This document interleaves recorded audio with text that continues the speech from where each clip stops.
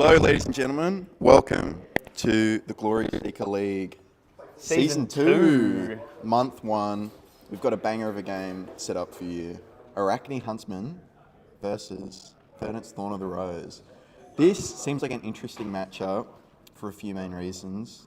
Arakni's newest card, famously not good into Arcane. Famously not good. But more to the point, is this going to be a healing potion matchup?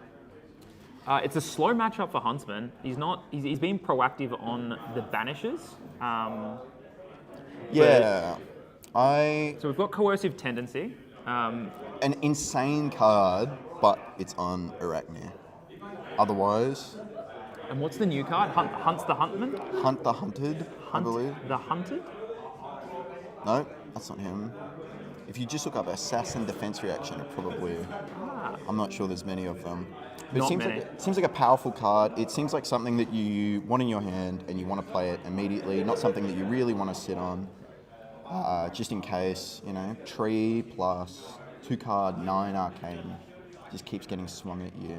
But without a way to realistically opt on the Verdance side, this can hit some pretty powerful cards. It can hit trees, it can hit felons, it can hit combo pieces if Verdance is on the combo plan, like potions, or, Lord forbid this hits a life growth. Yeah. That could end the game on the spot. For some of the newer players that haven't seen Arakni Huntsman out in full force before, this deck is far more defensive and wants to block a lot more than something like Slippy or Marionette, because it does block so well. Pretty much every card in the deck blocks for 3 aside from Codex. Looks like Jason is opting for the healing potion combo here. Yeah, with Surge and Aether Tide. Just lets it out. Have a squeeze on that. So full combo here, probably trying to build up those potions slowly but surely. He knows this game is probably going to go to second cycle, depending, because you got to remember that Verdance also blocks pretty well. So when you send in your blocks extraordinarily well, especially with that chess piece coming through. So you've got plenty of D-reacts. You've got your root-bound carapace to prevent against the... Lord, I'm forgetting all the card names. Just pumps in general, I think. Arakni... Leave no witness. Sorry. Leave no witness, of course. So the 4 coming across there, so you can safely store up an arsenal. I don't know if this Arakni runs many pumps. It's more a lot of block. Probably shred, I would say. Mental block getting huge value here, being able to prevent that nerve scalpel. Yeah. Just taking away some of the agency on this first turn, setting up a ponder, making sure that whatever comes next is okay. And a Plunder the Paw. Just standard contract things. We saw these when they first got released back in...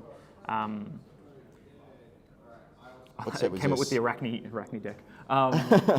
Was it Dynasty they came out, or Uprising? I think so. Might have been. Was Arakni an Outsiders hero? He was, but he came through in Dynasty with some spoils. I think the contracts came through with Azuri originally. Yeah. So just standard. We'll see a lot of these contract cards. Pretty standard stuff. Arakni Huntsman gets to see the top card of your deck, the old Fate Seal, and choose to whether it goes to top or bottom. And that gives a lot of agency. So the shreds come through already. This just looks like a cut to the chase. I can't really see. The glare is a little bit brutal here today. Australia, very sunny country. 29 degrees after... Hits a Autumn's Touch. Kind of perfect for Jason, really. That's one more card for Decompose. So now he only needs to 2-1, 2-1, and then 3 on the Decompose. So actually, I agree, really huge. But I don't think Jason's going to have a huge problem getting those Earths in his graveyard. Blocking pretty consistently. Arakni's going to try and send A, if not 2 contracts a turn. So block 2 or 3, send a contract. And it's all physical damage, so he's going to be able to block pretty readily. Yeah, exactly. And cards like Stonewall Gauntlet and Crown of Providence get a lot of value here.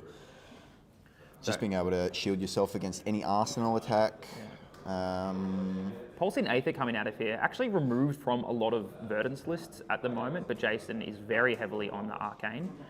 Pretty cleanly covered up, pitched a blue, discarded a shelter. I believe it's 38 plays 40 at the moment, noting the banish from earlier. Only 1 Earth card in the graveyard. That Ponder actually going to waste. 1 card, leave no witness. Deck is full.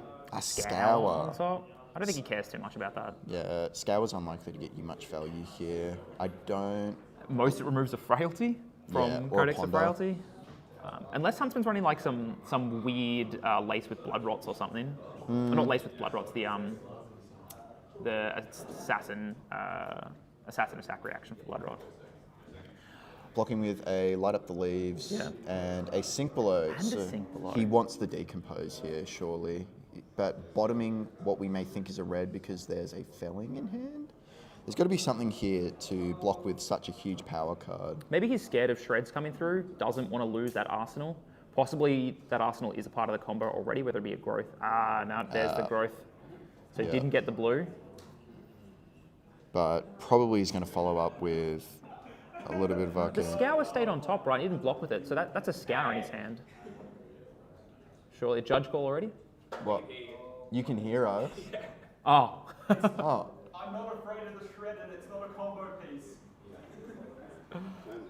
Just been notified by the players that they can hear us. Turns out my voice is very loud, I'll be much quieter. Turn that way. I see.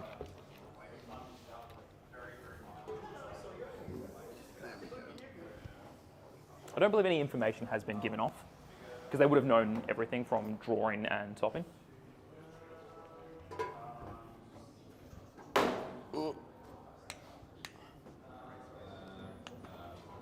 All right, we are back, talking significantly quieter.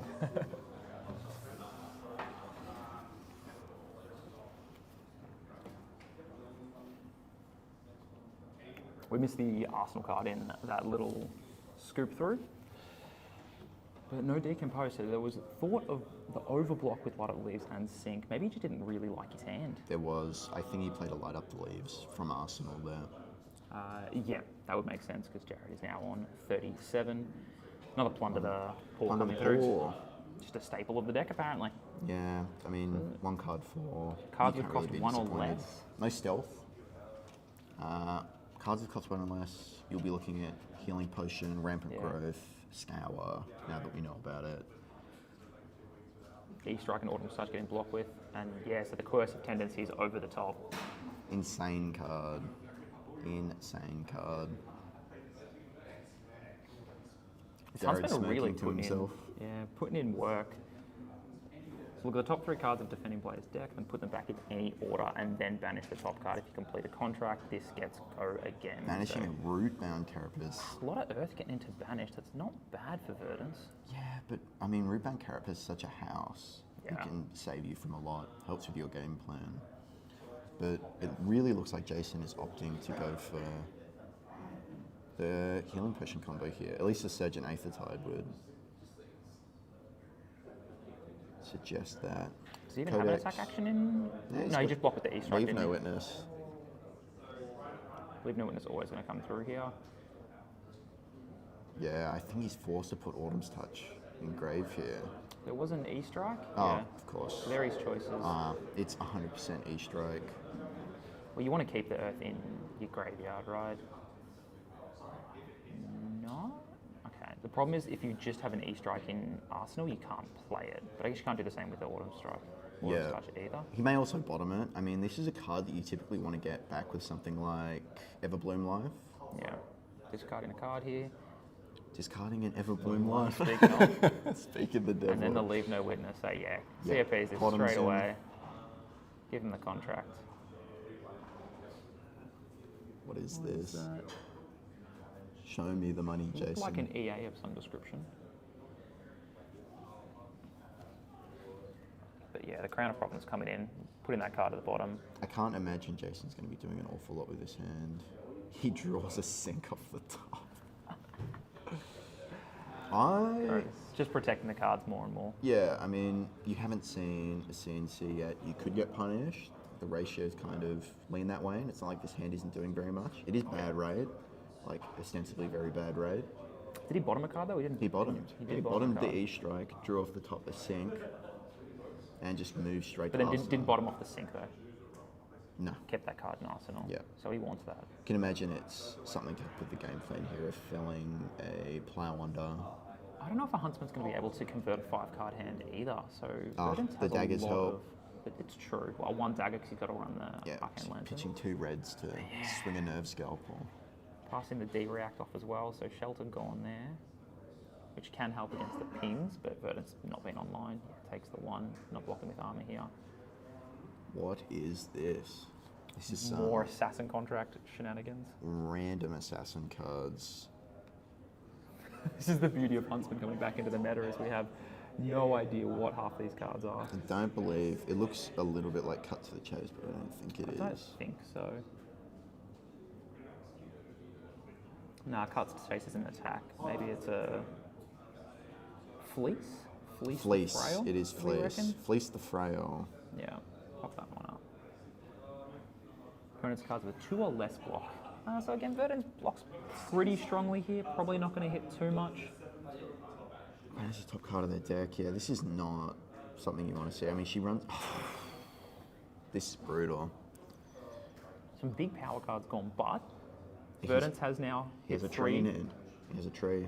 And if he decomposes here, he's almost online. Yeah, this is.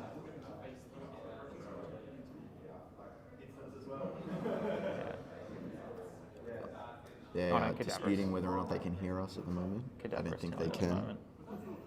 Yeah, Cadaverous, nice 2-card 8. It's good, great, good damage. What's he going to do? Triple Earth Decompose. That puts him on 6 now, so he's probably 2 cards off Verdance being online. Choosing what to decompose. Yeah, the light up the leaves. Yeah. Much better than Everbloom Life. I mean, you can just combo this late game into itself. Yeah. And it is quite oppressive. And if Huntsman doesn't have the ability to banish, we'll just eventually end up in that Everbloom stalemate. Oh, are we seeing the moment? Are we seeing Another it? We did rampant see it. growth. The Hunted Dear, has that come is up. such a bad thing. Oh, it feels bad. It's hard to watch. Well, there goes the combo. Now you're running strictly worse Waning Moon. He actually hit the growth. He hit rampant growth live. I keep forgetting, wasn't it Hunted? Hunt or Hunter? Hunt the Hunter? Many cards with Hunt in Hunted, Hunter or Hunted. Lordy, you're gonna have to memorize some Hunter or text Hunted? on this card. Da Question Vinci? mark? Yeah. What are you? So the now combo's Jason's out. in a significantly worse spot, running strictly worse. How Waning things that deck Moon. looking already? But I believe he has Millennium Tree in hand. Yeah, that is the way he has to get through this, is Millennium Trees into Surge and Aether Tide into Light Up the Leaves to represent, I do 2 believe sets. Jason is online now, though. 'Cause there's 3 Earth cards in that banner. Yeah, so- I think he's got about 9 in the Vanish now, he does. Fruits of the Forest on top, straight to the bottom. You are so happy to bottom that. Yeah. It is a 2 block though, to hit with It is. the few in there for the previous card, Fleece the Frail.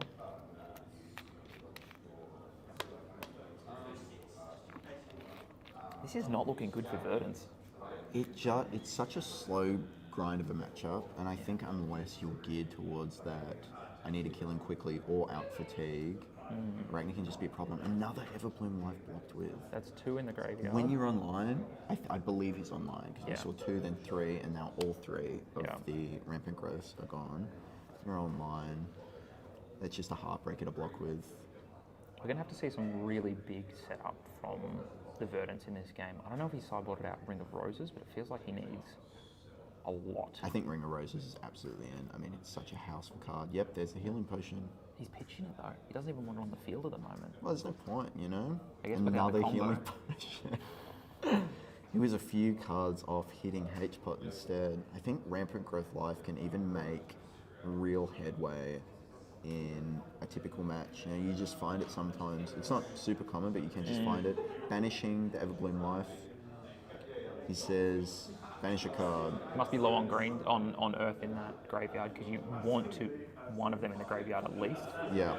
I'm thinking if I'm Jarrod here, I see the Surgeon Aether Tide come in while he has a 3-card hand, 1 in Arsenal, and I'm not obeying that. Yeah. I'm not respecting that because it's so unlikely that what he sends is going to be arcane here, you know? Yeah. Because you're thinking... He had the free resource for the healing, Yeah, the Oasis Respite. yeah. But that's a strong call. But you're right, what's he really sending there? He's lost already 2 Light Up the Leaves. Is this the second or third codex? I think this is the third codex of frailty this game as well. Last one, hopefully. Hope for Jason's sake it's the last. Yeah. I just don't have this is an uphill battle. I mean, Huntsman's still on 36 life and Verdance is on 35. Verdance doesn't have a weapon. So She has Surgeon Aethertide. That's a weapon. It's not like Waning Moon where you need something for it to be live. you're still only sending one a turn.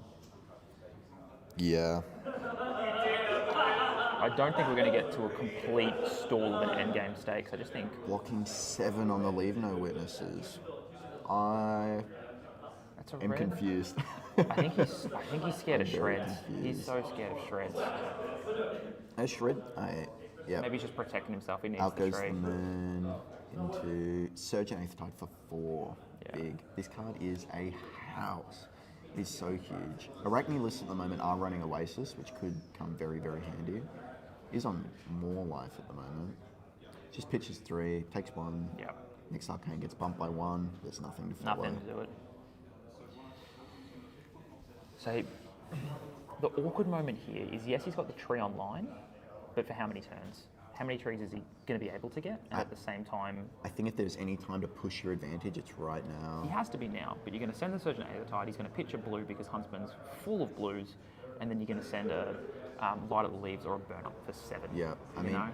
It's just not getting there. Yeah, exactly. Pitching with 2 float to swing Nerve Scalpel yet again takes 1, predictably. He's not interested in CNC blocking coming this. afterwards. Bonds of Ancestry. Oh no, Bonds of Body? Ancestry Body? Bonds of something. I believe this one banishes attack actions. Not the bonds that we all fear, so we Yes. don't stress about that. There he is. Bonds of Attraction, we reckon? Bonds of Attraction, that's it. Bonds of Ancestry, Ninja card, famously. And he's hit now. So what is this? He's banishing Top the card? tree. Banishes another card with the same colour. Game 1, another tree gone. I believe that's all 3 trees now out of the deck.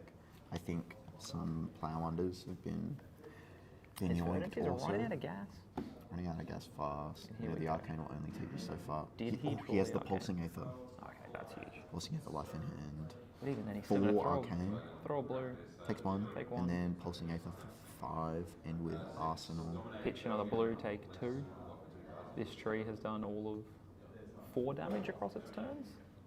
3 cost 4 damage, doesn't feel super on rate, and he's not. Discarding to Amp 1. Yeah. Yeah, big. Then pitching both here.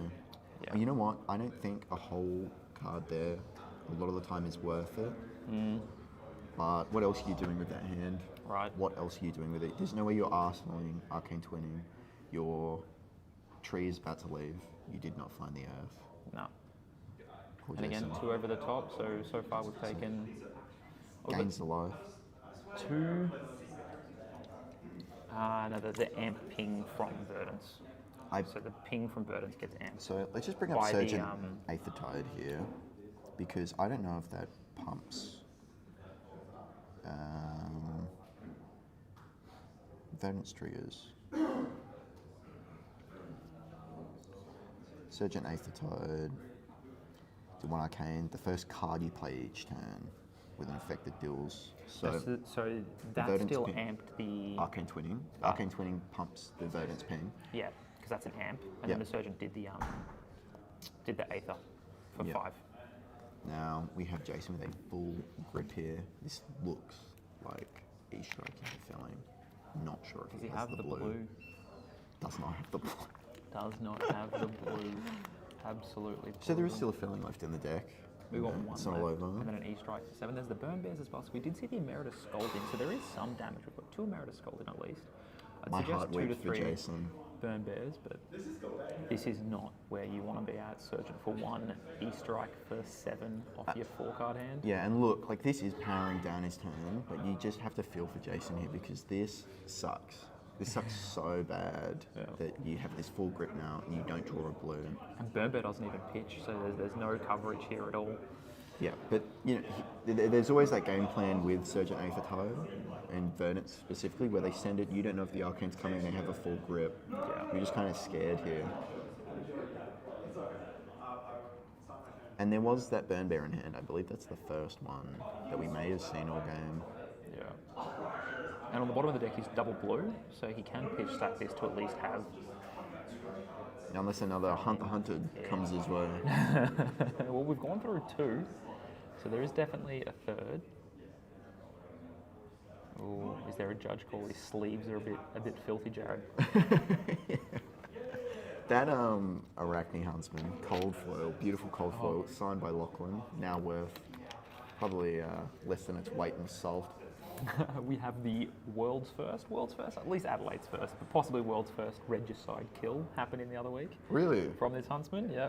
Hit No a way. very sad moment for one of our newer players, Michael, who was on stream as a Cilio getting slapped up by the life, I think, at the Australian Nats, was it? How does Regicide kill a Cilio? When you have a hand of no blocks, you have a hand of no blocks. Regicide only kills royals, right?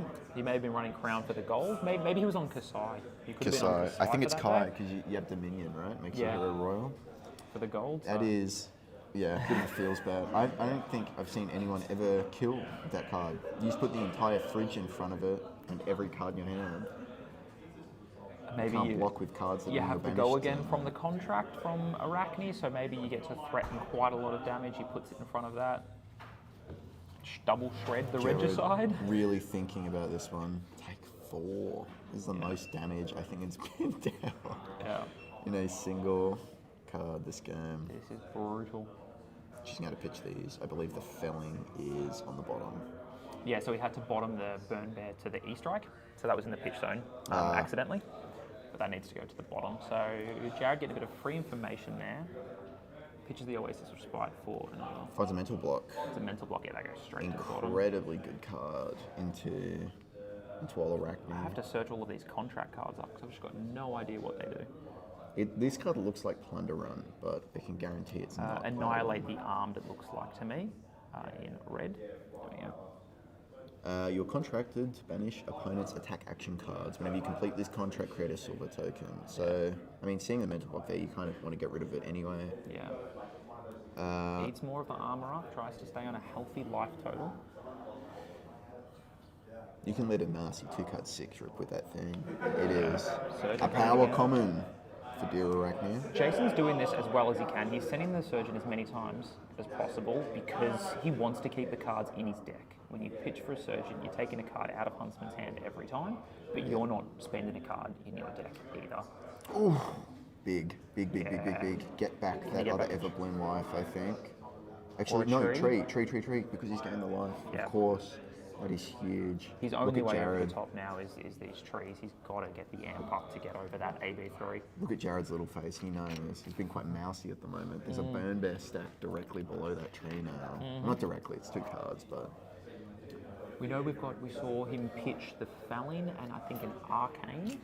So he's got 2 Felling, Earth on the bottom of that deck. it is and Burn there's an Bear, Autumn's Touch as well. Pulsing Aether Life, Pulsing Aether Felling Life. Other Crown, Channel the Millennium Tree. And now a blue Autumn's Touch as well. I do believe that's the last Everbloom life. It is. So, That is a big risk. I mean, you're kind of just like hoping now that this is what closes out the game and you have that extra little bit of Arcane at some point. There is something to be said about letting it rip, like Babe, let it rip. When he's, Ring of Ring Roses of Roses stays on leaves top. it on Yeah, top. he wants that gone. And I think that in itself tells Jason that he needs to defend against this because he needs to protect that top card. Jarrod, stone faced right now, not letting any. Look how sheepish he's been. Yeah.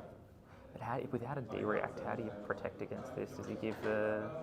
Ring of Roses really reminds me of Library of Solana in the sense that if you see it early, it can win you the game on the spot. If you see it too late, oh no, Nah.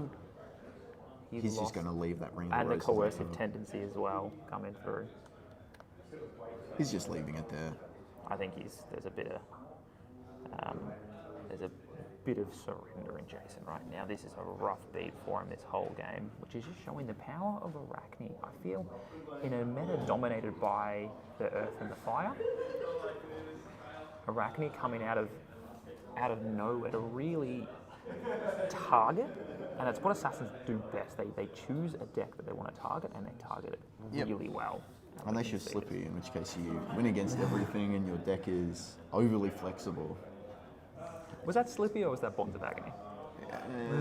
A bit of both. Slippy has a lot of agency in games that they would otherwise not. There's a Plowered Up. Maybe Hasn't Jarrod resolved the Plowered Up all game.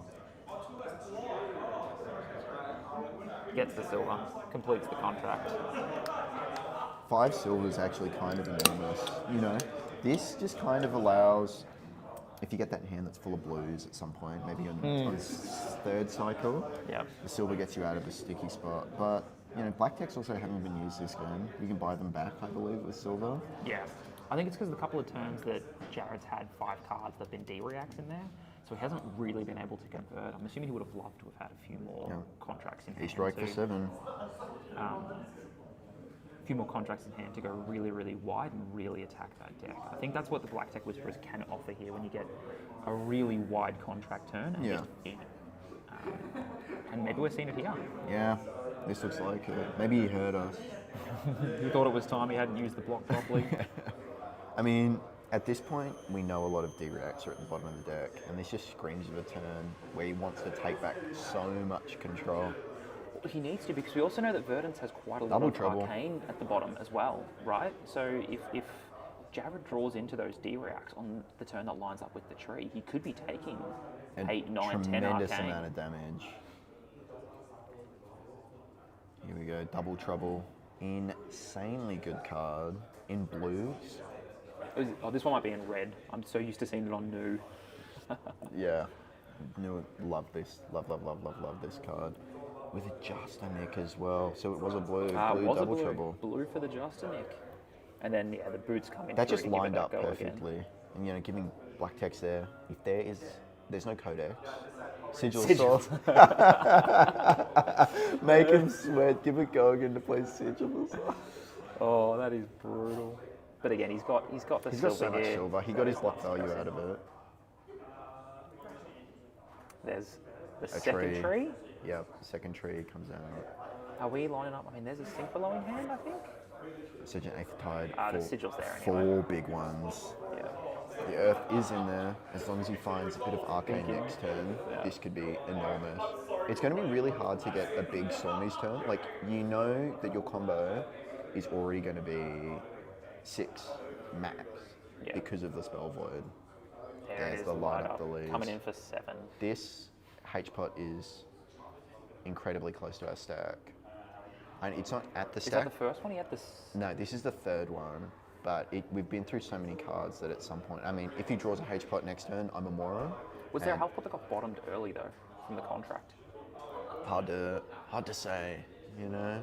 But I will say, 19 As the Kano plays player, 22. Getting your pitch stack all messed up by Arakni. Can't imagine that's fun for you. This, back when I was on Kano full-time, Arakni Huntsman lists were extraordinarily defensive. Oh my god, don't tell me he has it again. Second Double Trouble? No, that's a single. Don't tell me there's a Justinic. And is that a Codex in Arsenal? Is that the last Codex in Arsenal? Look at this, he's giving so much respect to this. Yeah. I mean, He's got no deck. I reckon... Played it very nicely there. Yeah. Got the chest piece as well. That chest piece could have been used so many times to protect the Ring of Roses against the Leave No Witness earlier, and instead just throws it away to a 1-attack blue. Yeah. Come on, let this be arcane. It's arcane. It's a burn bear. And 2 earths. 2 earths in the pitch zone. This tree's hanging sticking around for another turn. Jason putting up a fight. He's going to go out screaming. At the very least, he's doing 1 card for arcane next turn, should he find a blue, which, I mean, you need every little bit of little edge here. Every bit finds the oasis. Yeah, and he has a sigil in hand as well. So Jason saying, is it worth it anymore? Takes 2. Thinking life decisions. That is brutal. Absolutely brutal. That's the second burn bear that we've seen. Yeah, I do find these like kind of slower, grindier matchups really interesting to watch from like the commentary or... Dude, shuffle your deck. The brutality. You want to deal damage? I don't want to take any damage. Yeah. And I think you're right. I think one of the things I love so much about FaB, and I emphasise this compared to other TCGs, is that where you might see 30, 40% of your deck in a game, FaB you really do see upwards of 100, if not 120%. And you have to make decisions on every single one of those cards. Am I blocking with this? Am I playing it? Am I pitching it? Am I letting it go for its discard effect? Where do I want this in my pitch stack? Like, there's so much that goes in every card. One of the things that I find, I was watching a video. Ooh, he's just taken this. He's taken a lot of damage here. He's taking a tremendous amount of damage. I think Jarrod's turned on the gas and he wants to attack this deck. He says, I don't think you've got enough cards in that deck to kill me. Yeah. And he's going to make sure of it. Don't you be fooled at home. Those life totals don't mean much. There's only one life total that matters, and that is Jarrod's. 3 Verdance pings. What is getting pumped by this Verdance? What is pumping this Verdance ping? The Surgent? Was it the Surgent he tried to? Aether Tide doesn't pump it. No, it's the next card. Yeah. But they must have missed that one. Yeah. I'm no judge. I'm no senator. There was no discard for the 20 like last time, I don't think so. This is Bond's Light. Prognostic? Persuasive Prognosis. Yeah. And knew it was still petrifying. This card, with Adjusted Neck, absolutely brutal. Gains 2 life off of this. Is that a We've Emeritus? hit stack. Yeah, that's the stack. We've well and truly hit stack here. He's also lost 2 Emeritus there as well. That's some arcane. 2. Yeah, that was 2 Emeritus Golden he just blocked with and still got Nick. Yeah, that card is a house in these late games. Looks like he's going to hit yet another blue.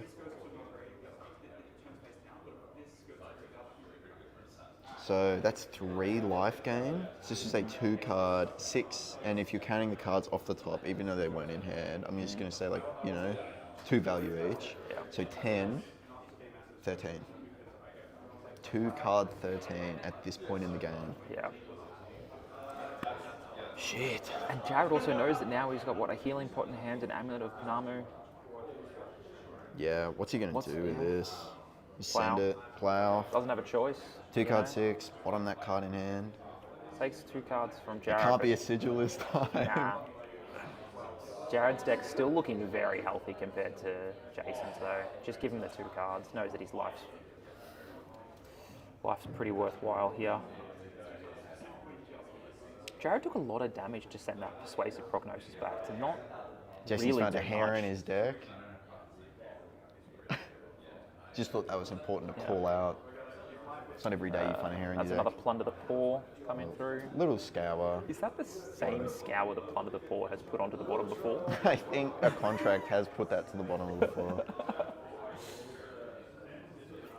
Yeah, you get this really circular game style in these slow matchups where everything matters. And I think one of the deciding factors in this, kind of has been these, I want to decompose quicker, so I'm going to block there's with the D-Rep. tree. There's the tree.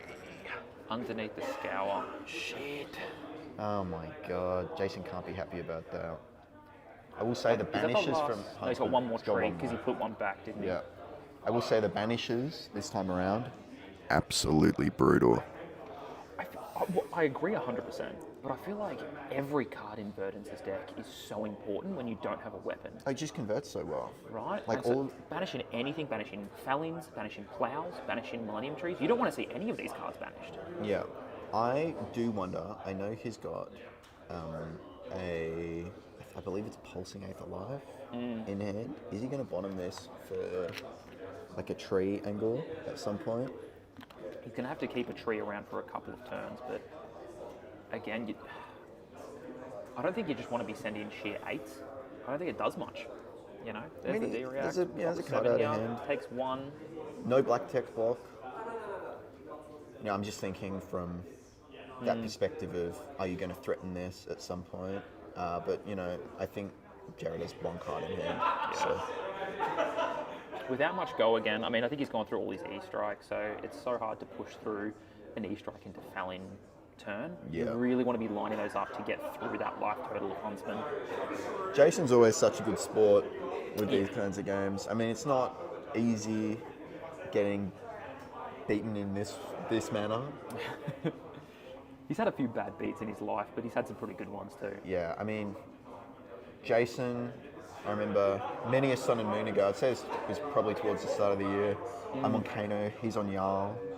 Turn 1, I go fishing for pots. He has the, what is it, something touched by the Crumble to elements. dust or whatever it is? No, it's exposed to the elements. Yeah. And he blew up my Storm Striders. And then when I try to combo off, I hit a Kindle, I rags it, and then I hit another Kindle. So, the joys. We do have a Kano here today. We do. Is that Royals? Quigs. Quigs on Kano. Quigs on Kano. Royals may Off his also Verdance be for a on little Kano. bit? Yeah. I do enjoy a Royals Kano. He just has He no sends strategy. it. He just sends it and prays. Figures out the strategy on what he's going to play as he's playing it. Oh, the amp. Here we go. Huge. Discard. What? Oh, the Burn Bear. Yeah. Amping the Autumn Stage. Burn Bear again, coming in for 7, 4 over the top. He would have loved to have had a tree with this. Yeah, I mean, If this he has could, a tree with this this, could he could almost almost close get out a there, game right? on the spot.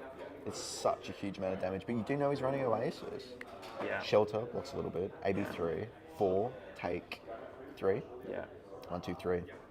15 plays 13, folks. Very close game, despite the fact that Jason is very nearly running out of deck. That tree is, I feel like that tree's all the difference here, and I'm so sad for Jason he's really battled through this so hard, and to have that tree gone at the end felt like they're just extinguishing the last little bit of light. But we'll see if he can pull stuff. There's still some Scalpel. things in the deck. There's Scalpel for 1. Doesn't matter much anymore when you don't have armor.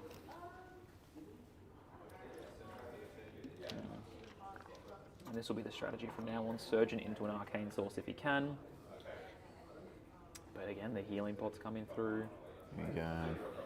This card has become such a brick. It will end up getting him killed, guaranteed, at some point in this game. Mm-hmm. Get them out of my deck. Give me. We give can't me take a death. turn. I mean, he probably could take a turn off to play them just to get them out of his deck. I mean, this is where Waning Moon is so good, right? Because your 2 card can be healing pot into Moon, and all of a sudden they have to respect that. I will say arcane decks generally, you know, a little harder to fatigue the opponent with, obviously pitching everything to the bottom, but I think Jason's done a really good job of manoeuvring here. Is that a Regicide in hand? Jarrod may be fat decking here just to guarantee. Oh, surely. I mean, Arakni has no problem fat decking. Arakni, despite being a very weak deck, fat decks like a monster. I mean, all your Everything cards say the same. You don't care. They just want to banish. The silver, I think, is a secondary objective here. Even maybe a tertiary objective. What is in his hand? Bonds of Ancestry and Regicide? Is he going to send a Regicide? Oh, No, he's going to no. Oh, and it's a fruit of the forest. Fruits off the top. He knows. Yeah, I think there's one left in deck. There is. Oh, that's it. That is a 9 card deck. 1, 2, 3, 4, 5, 6. It's got a hand and a half left. Yeah. Oh, that was the last hunter? Hunted or hunter? Hunted or hunter? Oh, at least Hunter? I'm learning card names. Hunter question mark? If I just put question mark into February, do you reckon it'll pop up? Is there any other card in the game that has a question mark in its title? No. Pitches the Regicide for the hunter or hunted, takes another 2 cards out of the deck. I think we saw about 6 cards left in Jason's deck at that Yeah, point. about half of Jason's deck is Healing Potion and Paunamu Amulet. He's done such a good job to keep these Earth cards still in the deck for the tree as well. You know, he's done this as well as he can. And it's just, yeah. There it is. There's the Healing Potion. No Rampant Growth Life. This one, I'm not going to say it because it's a personal pet peeve of mine when commentators say it, but the writing is on the wall. And that writing is, are you the hunter or are you the hunted? Exactly. I think in Another this game, Healing Potion to the bottom. I think you leave that on top, to be honest. I think you should have a bit of fun. Get to game actions here. Yeah, Plunder the Poor coming through. Fate Seal Not will Plunder the always Poor, be one sorry. of the most powerful things that are, or one of the most feeling of powerful things. Heartbeat of Handle Cold, staying on top. Demands cards out of Jason's hands. Exactly. No blocks declared, attack reaction, go again, and this is where we just see these last 4 cards in the deck absolutely disintegrate. It's all coming undone in these last few turns. Just ran out of steam. Jarrod sitting at a very, very, very comfortable 12. Deck surprisingly loaded on blues. I believe Yeah. Oasis saved him a tremendous amount here. Well, Being if able you to think stop a about big it, tree. he's played triple sigils, he's played 2 Oasis Respites, so that alone is 13, 17 health. Yep, the entire deck blocks for 3, really. There's the Heartbeat of Candlehold. Extinguished, like in Rosetta. And then lo and behold, what is it but Command and Conquer? At least he gave the D-React early, right? Yeah, absolutely. Iconic assassin card, Command He's and going Conquer. for it because he might as well. There's the Emeritus for 5. Emeritus Blue for 5, takes the 5. Emeritus 6. Blue, that was Burn Bear. That was Burn Bear at Arsenal. Yeah. Sorry, I thought it was Emeritus. Burn Bear for 6. Take 6, plays 6, with 3 cards left in the deck, I believe. And that's 1, 2, 3, 4. And one of them that's is a looking like bloody Palnamu amulet, or a healing potion. He cracks it, gains 2 life. If he was a reviled hero, this would be looking quite comfortable. A very fortuitous. But alas, well, can you? AB's 1 with the sink. Yeah. That sync not doing too much at the moment. And I think again we're just going to demand we got 1 card in it, 1 card in deck. Jason. Would you like to look at it? That can stay on. No, bottomed it? Okay, you bottomed it. Good And game. he says, good game. Yeah. Oh. Strong showing by Arakni Huntsman here. Yeah. It's not every day you get to see this deck shine, or even really do much, to be honest. It was interesting. I feel like Jarrad played that as well as he could, but Jason also played that as well as he could, given the beats that he was taking, given those really unfortunate banishes. At least he knew early when the growth went that he had to come up with a different game plan. Yeah, exactly. And it was very impressive to see him maneuver that as well as he did. He focused on his trees, he focused on the surgeons, he got as much damage as he could for turns. But It's just that sometimes Arakni looks at the top card of your deck and says, I think I'll have that, please. and the other 2 that match it. Hey, serve that up for me, make it snappy. And there's not much you can do about it. That new card, Hunter or Hunted? Da Vinci? Not very interactive. I'm Ron Burgundy. Yeah. I think as the Arakni player, you know that matchup's going to go long. You are totally happy, blocking 2 cards on a felling and using the other 2. Oh no, you'd block 1 because you have to bottom a card from hand. Yeah. Then just sending it on top. You're 3 cards down now. Yeah. Especially finding out early game into a hero like Verdance that really isn't hitting you with, dingers all that often. Can do a lot of work. How scary is it? You throw a Felon at them, you're thinking, oh, you're going to lose a card, maybe take their whole hand, set up the tempo for next turn. They bottom a card, pitch a blue, block, and then question you. Are you the hunted or the hunter? And then you just lost. Wow. Would you look at that? Yeah. Your combo piece. Yeah, you lose 3 cards from your deck just like that. So I'm attacking you with a Felon, I just lost my combo pieces. Yeah. All right, we will leave it here for this round. We'll see you in about 10:15. Thanks for stopping in for anyone watching, and we'll see you soon.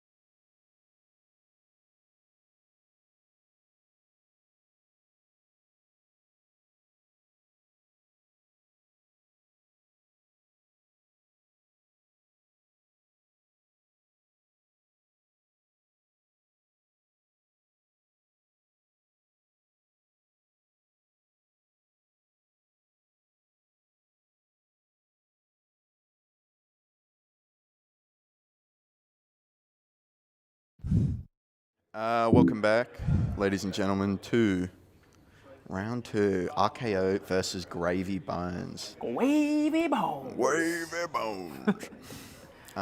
Ryan just came off of a bit of a heater from round 1. The Gravy Mirror went to time, but I think he definitely has that in the end, just based on card density. Exacxies. He genuinely had Exacxies, and if his opponent had Fearless Confrontation instead of Back Alley Breakline as one of his final blue attacks, he gets there over the line with the Prismatic.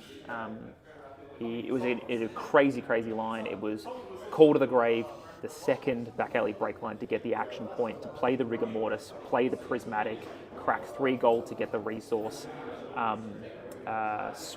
play Prismatic, swing the Rigor for 8 at face, demanding an awkward block of cards because Ryan was on 1, and then send in a Fearless afterwards for another 8. This is your brain on Gravy Bones, people. 8 into 8, baby. Just crazy. People get mad at the Boeings. That's all I'm saying. This, not typically a very favoured matchup for RKO. No. Ryan, Taylor, Lachlan, Maddaford. This is a player matchup as old as time itself. These two probably play more games against each other than anyone I've ever met or ever seen play FaB. It's definitely up for Adelaide. We always got to emphasise that Adelaide. We've been playing for quite a while in Adelaide, but you try and compare this to some of the pro players out there. Yeah, for sure. I mean, I'm sure Michael Hamilton has probably played a couple more games than mine, but these two have played this matchup to death. I remember playing with them back at the old Tabletop Warfare store in Prospect when it was Blitz, getting absolutely old him to death on my old -IE Blitz lists. Yep, old him. Glad it's gone. They're using the big Lachlan's big phone. It's a foldable phone. And he lets us know about it. Yeah. If you haven't heard about it, Lachlan will tell you. Very cool mat. The Judges of Wraith. It's got Fugger Grimes on it. Real name from a real character from the world of Wraith. Surely we can search it up. Is there a card for him, or was it just... Yes, it's the reviled Spew Obscenities, I believe. It's on Spew Obscenities. Yeah. I can't just search Fugger Grimes. Probably not. There we go, Spew Obscenities. Now we do have Lachlan's deck list here. Lachlan, famous deck list enjoyer. This card is not in the deck, as far as I'm aware. No, but we did... On account of him not being a Guardian, but... I had a quick squeeze at Ryan's deck list before. Fairly standard gravy list, pretty ally dense, but haven't had a chance to look at the RKO list from Lachlan, so he sent that to us, which was really nice of him. Yeah, and I mean, that's definitely something you want to play towards when you're coming up against RKO, because this hero doesn't really have a way to interface with allies in the same way. I mean, so much of his stuff comes in for so big. It really is quite Guardian-esque. I know Lachlan's going to hate that, but the deck blocks and is defensive and wants to be on higher life, and then it sends back these ultra-efficient conditional hands. Like, Mocking Blow, insane card, does a lot of work. Now, this feels very different to his list a little while ago as well. I know he went to Nats with the RKO list, which was much more defensive. Nats? Call in Sydney, sorry. Call in Sydney. A lot more defensive, a lot more defensive interaction, whereas I'm seeing here we got your standard stuff, your swing bigs, your show of strength, your mocking blows, E-strikes. It does look like Lockie's opted to go first here on account of rolling it. Rolling a 6. Will he roll a 6 on Scabs? Famous Scabs 6 Joy. Booze. Amazing card to find right off the rip. And I'm very concerned on this card when he gets to pull this out.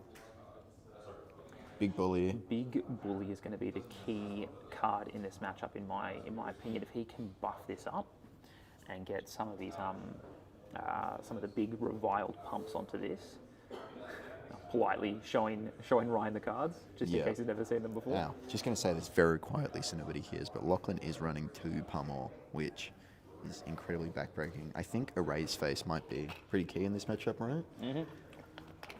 Erase Face takes out the colours. Yep. No. Is it colours? I think Erase Face removes class and talent types. Class and talents. So, would it...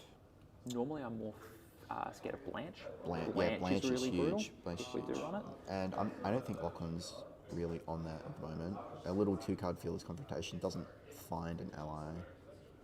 That first, we got Tip the Barkeep though in hand, which is pretty good. Yeah. Shocked he wouldn't have played that out finer from the get-go, but I guess he's got the second Sunken Treasure in hand. Definitely does not want to Arsenal that. Tuning 2, figure's gonna pop. Yeah. Let's see what Lockie's able to do with this one. He's just put so much time into this deck and he's incredibly committed to it, which is very cool. Like, it doesn't play, it plays a very normal, of pure numbers kind of style of FaB of, it does a lot of value, does a lot of rate, but it's so conditional. He is big bully. Yep. He is a big bully. Big He's bully bullied for me all the time. 4, I believe, right? No? Has he been booed?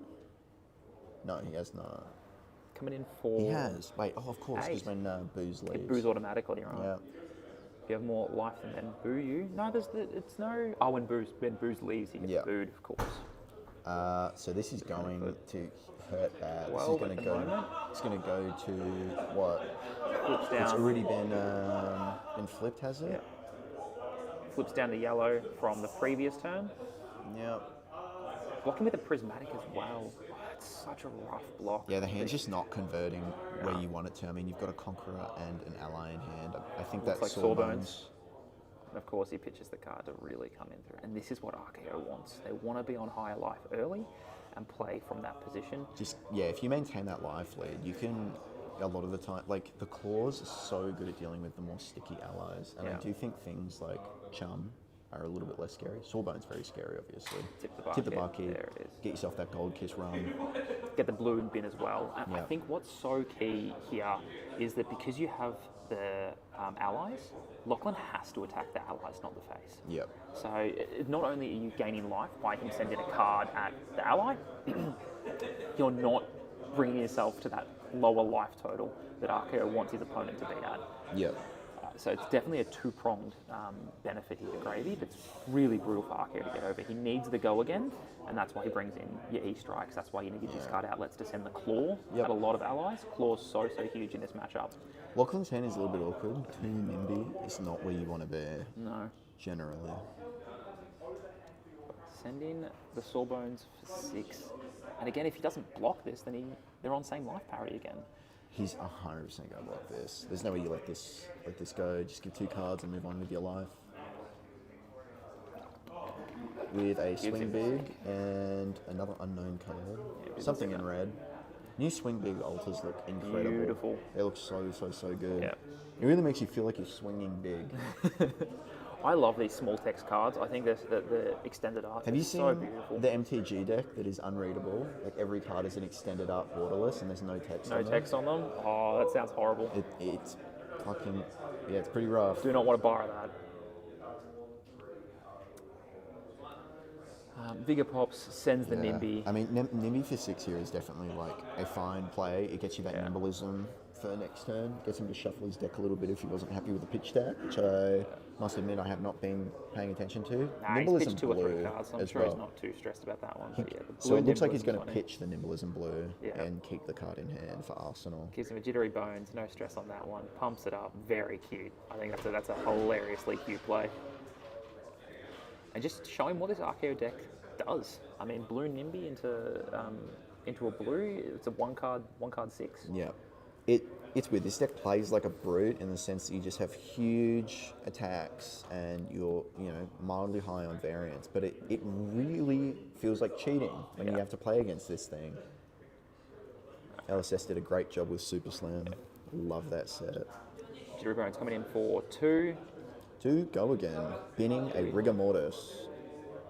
Oh, does the judge call straight away? No.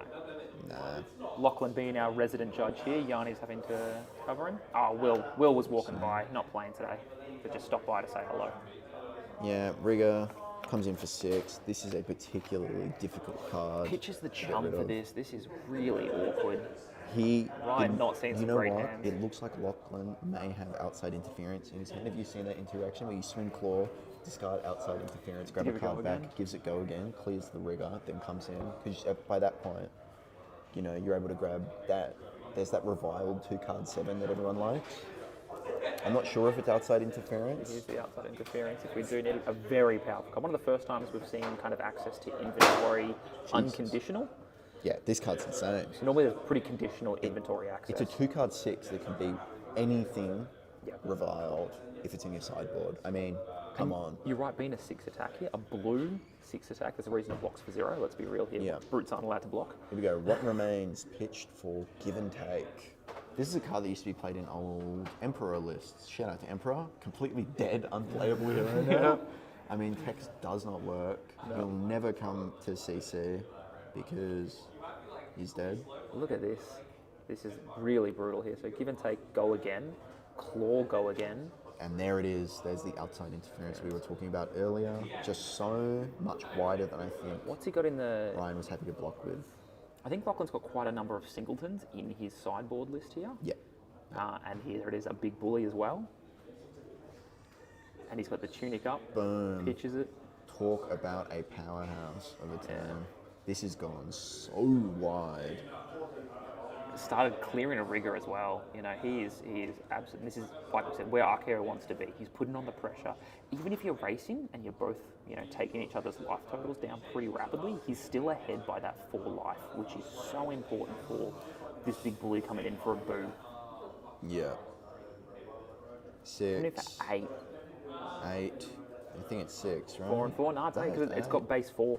Of course. And because he's been booed, it now doubles. So unfortunately, he doesn't have the resource to pump it, but I don't think he's stressing too hard about that right now. Yeah, I do believe Lachlan has a blue Nimby in Arsenal, which I mean is such a strong 2-card play if you have that vigor. So next turn, if he's...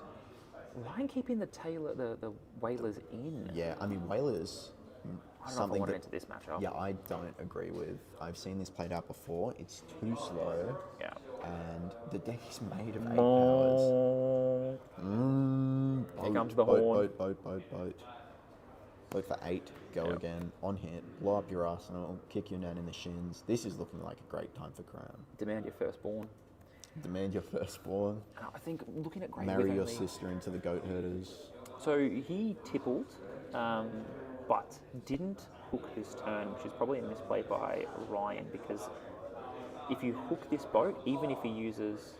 Oh, he doesn't have Crown of Providence, does he? He has Scaling Fleshbag. Nah, he demands all 3 cards. That's Crown, and they both have Crown. It is Crown of Providence. Yep.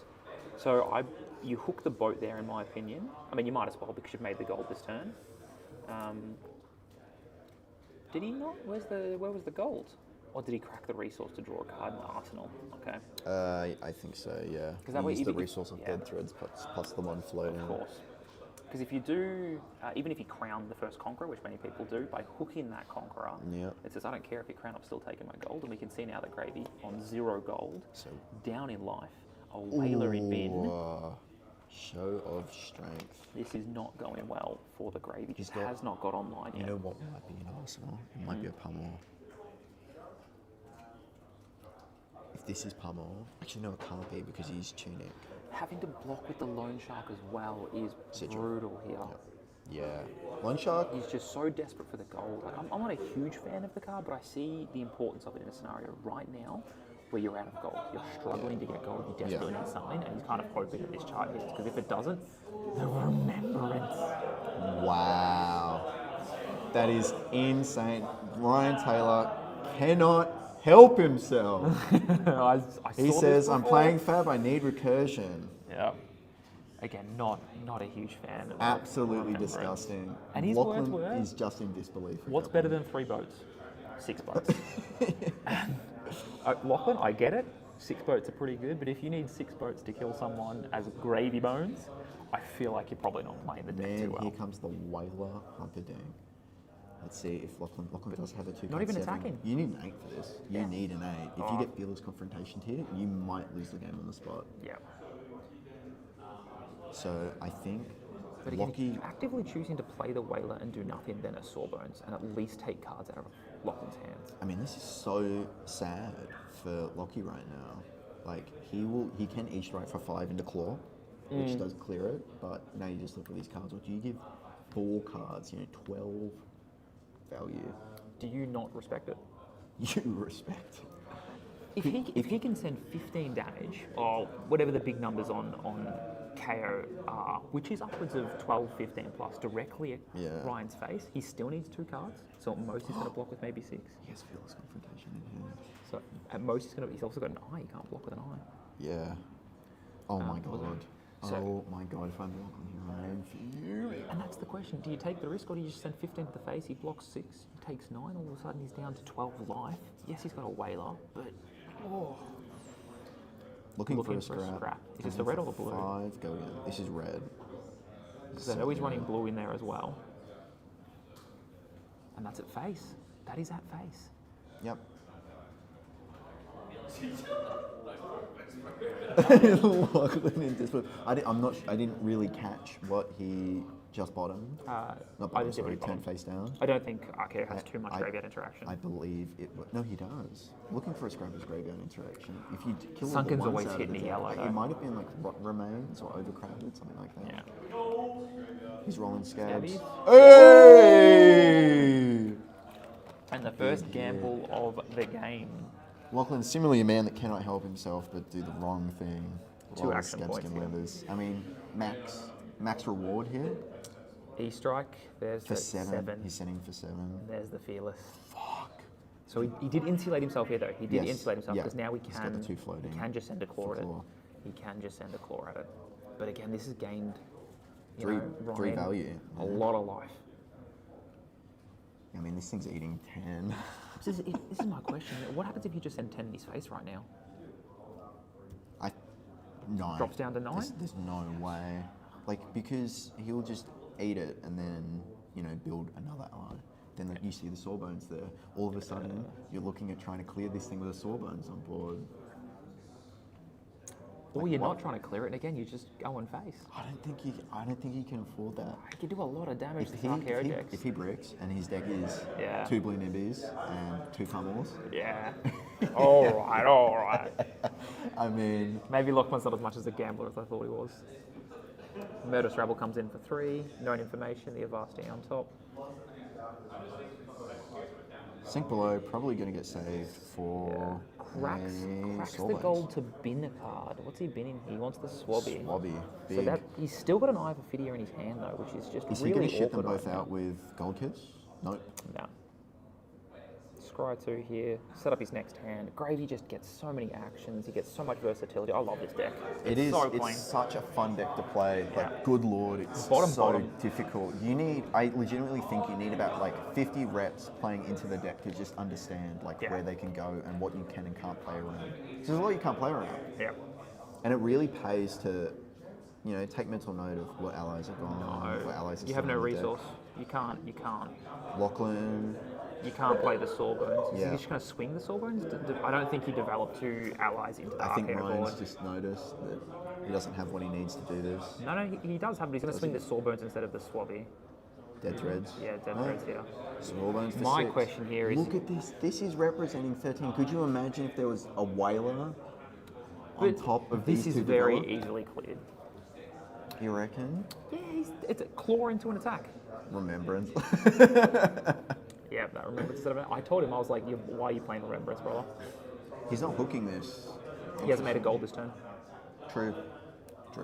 And he can't risk that. He'll blow up the hook immediately. That is an absolute snap. to God, so many two moving cards here. parts. I mean, in one turn, he has sent 3 go again into 2 allies, one of which is presenting 6 damage off of 6 resources, plus 1. He's developed a... So this is the query with Gravy, right? Yes, he's developed 2 allies, but realistically, what has his hand done? He's sent 9 damage total off a Murderous Rabble and a Sawbones. And But now if... It just and represents... he's taken the 3, blocked 6. If Lachlan just clears these, now Gravy has no gold, no allies in bin. Realistically, that entire turn was deal 3 damage. And it took his the boots as outed. well. He had the outed. And this deck has He's plenty going of to roll go again. scabbies. You are joking, Lachlan. Never punished. Never Never punished. punished. Absolutely Look never at that. punished. Look at that grin. Yeah. That big shit-eating And grin from this is the Lachlan. question, you used your boots. Yanni just rolled a dice and got the a one. 1. We got it out of the way for future. Yeah. And here it goes. He claws into the Sawbones for 3. Mr. Swabby is dead. Not my Swabby, yeah, Swabby. God, that is such a Into feels a back- Nimby. And he grabs the Nimby and he's sending 6 backhanded. This is, congratulations. You've used your boots, you've developed this, and you've done nothing. If Lockie rolls scabs again, I might lose my mind. He's gotten absurdly lucky, He's getting dealt double 3 action points damage this on that time. turn cycle, and he's left with no gold and nothing. This feels so bad for Ryan. He's in a all your stuff cleared. Yeah. really rough bind right now. He's in a bit of a predicament. No allies in bin, 0 gold. How do you find your way out of this? Can Ryan Taylor do it? Honestly, I think he had many ways to get out of this earlier, and I think unfortunately he hasn't been blocking with the greatest cards to set himself up in the future. He had to be taking more damage early to set himself up for now. Gravy has that ability where he can just turn on a dime, crack 2 or 3 gold, send it Conqueror, and look at this, he's now... Wow, he's hard casting. Yep. Hard casting Chung. Chung. He says, go next. He says, my Leona is useless. I'm going to sit in jungle. Go next. Big bully. He says, at you. Big bully at you. I am a bully. I will be big. I keep loving this card. It's got to be on screen. It's just amazing art. Such a good card. Yeah, I mean, he's sending pretty much lethal at his face right now. This Chum matters a whole lot less if all you're doing is sending one huge attack. I'm going to pump it to 6 and then throw a pummel onto it. He's got Tunic up as well. Ryan has just realised that it becomes 12. Very clean there, very clean there. Yeah. Blocking 9, taking 3. Yeah, ripping it off the top. I mean, that's kind of the perfect defensive scenario that you're looking for as Gravy when they're sending these enormous attacks at you. Why doesn't Blood in the Water make it gold? Everything else involving allies in Graveyard makes it gold. Let's just end that conversation now. I'm so glad Blood in the Water does not make it gold. That card is ridiculous. It's very good. I do You know like what? a 6 block. Yanni had the most insane play into me when he was on Gravy. He, Blood on the Water, rips the top part off of his deck, throws it into bin, taps Dead Threads for a resource, pays 1, uses the boots to stop a 7-card Herald. I was like, wow. 1 card did that. 1 card. I'm a big fan. Dude, the worst. Now, in saying that, he missed off chart. He missed a gold. Did he? Yep. He hit the blue. 2 Chums. He hit the blue, but did not hit a gold in there. So Look at- still look at goldless. Lockie. He's manoeuvred around this. He knows that I am not going anywhere other than face right now. Chum is only 4 3 damage. cards, though. These do pop. There is no response to the vigor because it's start of turn. I'm actually incredibly confused on what this hand could be. CNC at him for 7. Not great. He's definitely got pummel. Now, this is always great because to me, you know how many times Ryan has done Ryan this Taylor exactly is to me? the pummel guy. The CNC into pummel. If he can put a remembrance and a pummel in a deck, you better believe he's going to play a Guardian. So here we go. Last year What's the blocked. play here? Babana, babana, babana, babana. There it goes. Beautiful pummel as well from the God, point. this is not looking All good. of this, man. Takes 7. Wavy Discard a card. bones. He's shaking.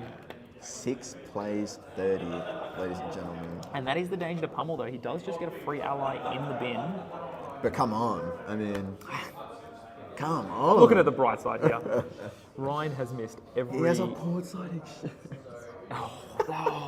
He just had 2 allies and 2 blues. This is brutal. Finally gets a gold. He's been a poor Gravy for this game. It is very fun to watch RKO just go to the moon.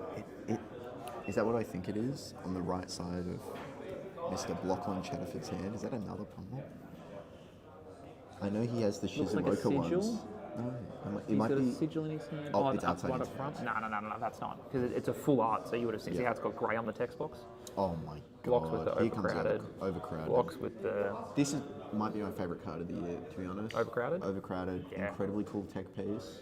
You know, generic, 0-cost blues are pretty much never bad. No. So it's ultra playable. I Comes in remember full art? It does. Called for a full art? Bill at PQ blocked with one of these for 6 from Arsenal. Because he was playing Bolton. Oh, Fang. So he had Fang. like a fealty, he had a courage from something, and then Yeah. I think it was against Possibly even a vigor. Reiner, who had a might and an agility. Yeah. And he's just like, cool, block 6. Now this is dangerous. This is because- very scary. I mean, this board's getting untenably huge. And Yeah. And if Lachlan has decided he's just going to go face, there's one advanced Yi and a blue away from going to the moon here and representing quite a lot. But There he's could be actually a pummel here. he's done really well on dropping gravy significantly low. So there's just you don't have the ability to just say no blocks, eat the damage, and then swing back with a Conqueror into double ally turn. Yeah. You know, and that's how you really get back into this type of game. Conqueror into double ally, you're talking upwards of 18 damage with disruption. He's blocking 9. And yeah, he knows that first pummel puts the fear of God into you.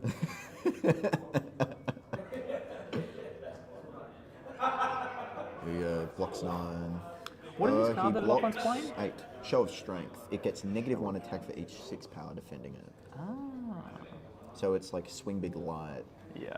I mean, it's such a good card. Some decks just can't really interface with that. Just gets -1 for each 6 or more defending it? Yeah, so Otherwise it's it's like just a 2 for 8? Anti-Prison. It's like the opposite of Prison. Really? Doesn't blow up. You block with your 6s. Yeah. Gets a little bit smaller, but you still have to block with 6s. Yeah. Really, I really like this card in general. I think it's quite neat. I'm amazed that it blocks 3. But I Because it's got the guess- negative condition attached to it. It Yeah. doesn't have a form of go again. It doesn't discard, so it doesn't really go down the Yeah. route. What is he path calling to like the that. grave here? Oyston. Makes sense. 0 cost ally. 0 cost ally. I'm a huge fan of Oyson. I was there from day one. I think I love it. just you're exactly right. It's a 0 cost ally that you can attack with. So a Call to the Grave is a 1 card 3 Yeah. that potentially generates you a gold as well. I personally really love Oyston. It reminds me of Merciful Retribution for Prism. It's probably Yeah. my favourite aura. I love the art. Oh, it's so good. This is Armory deck only, right? Yes. Oyston? Yeah. But you can get him in Marvel. In the actual set. In the actual set, he comes in Marvel. Is insane. All of the allies came in Marvel, so Marvel Sawbones, Anka, and Oyson. But yes, otherwise he is a Gravy Armory deck exclusive. I'm shocked he hasn't been in some kind of like gem pack. I know they did the gem pack EAs for quite a lot of Graveburn cards.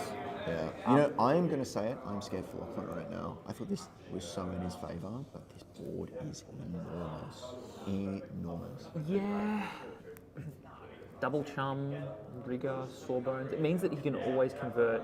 So if He's always going to send, like, good luck trying to clear the rigor and the sawbones in the same turn. It's going into Chung, and he's got 6 HP. if Lachlan ever has a go again, it allows Ryan to convert that Chum into 6 life, which is always Yeah. really good here. But no, he's just saying at your He's face. saying Mocking Blow for 9. He's Give me deep 3 into it. cards, and in return I'll have a 1 card 6. Is this a bit of a sunken cost fallacy? He's chosen so hard to go face this entire game. Is he now committed? Is he priced into it? This is really surprising, to be honest. That I mean, this is also just an 11 card. this what? This is an 11 damage card. It's 9, right? 6, No, 10. He can bump it up Oh, to 6 and then 10. gets +4. Yeah, So so 10. 10's pretty big. So he's got to respect it and give him at least 9 here. He's definitely going to flip this. He can pitch a blue and a tunic to pump it. Now this list does have Agile wind up in it, Yeah, which could be activate care. huge. Pitches the cards instead. Doesn't want to use the tunic resource. Yeah, Clears up his and then he's hands. just going to say, hey, cool, look, 1 card 6. Damn. 1 card 6, 1 card 6, 1 card 6. 18, 24. In 4 turns he's dead if Wants he to keeps keep the... doing this. So this is interesting. He wants to keep the card in his hand. He doesn't want to pitch it for the 6 damage, so instead just send him a Chum.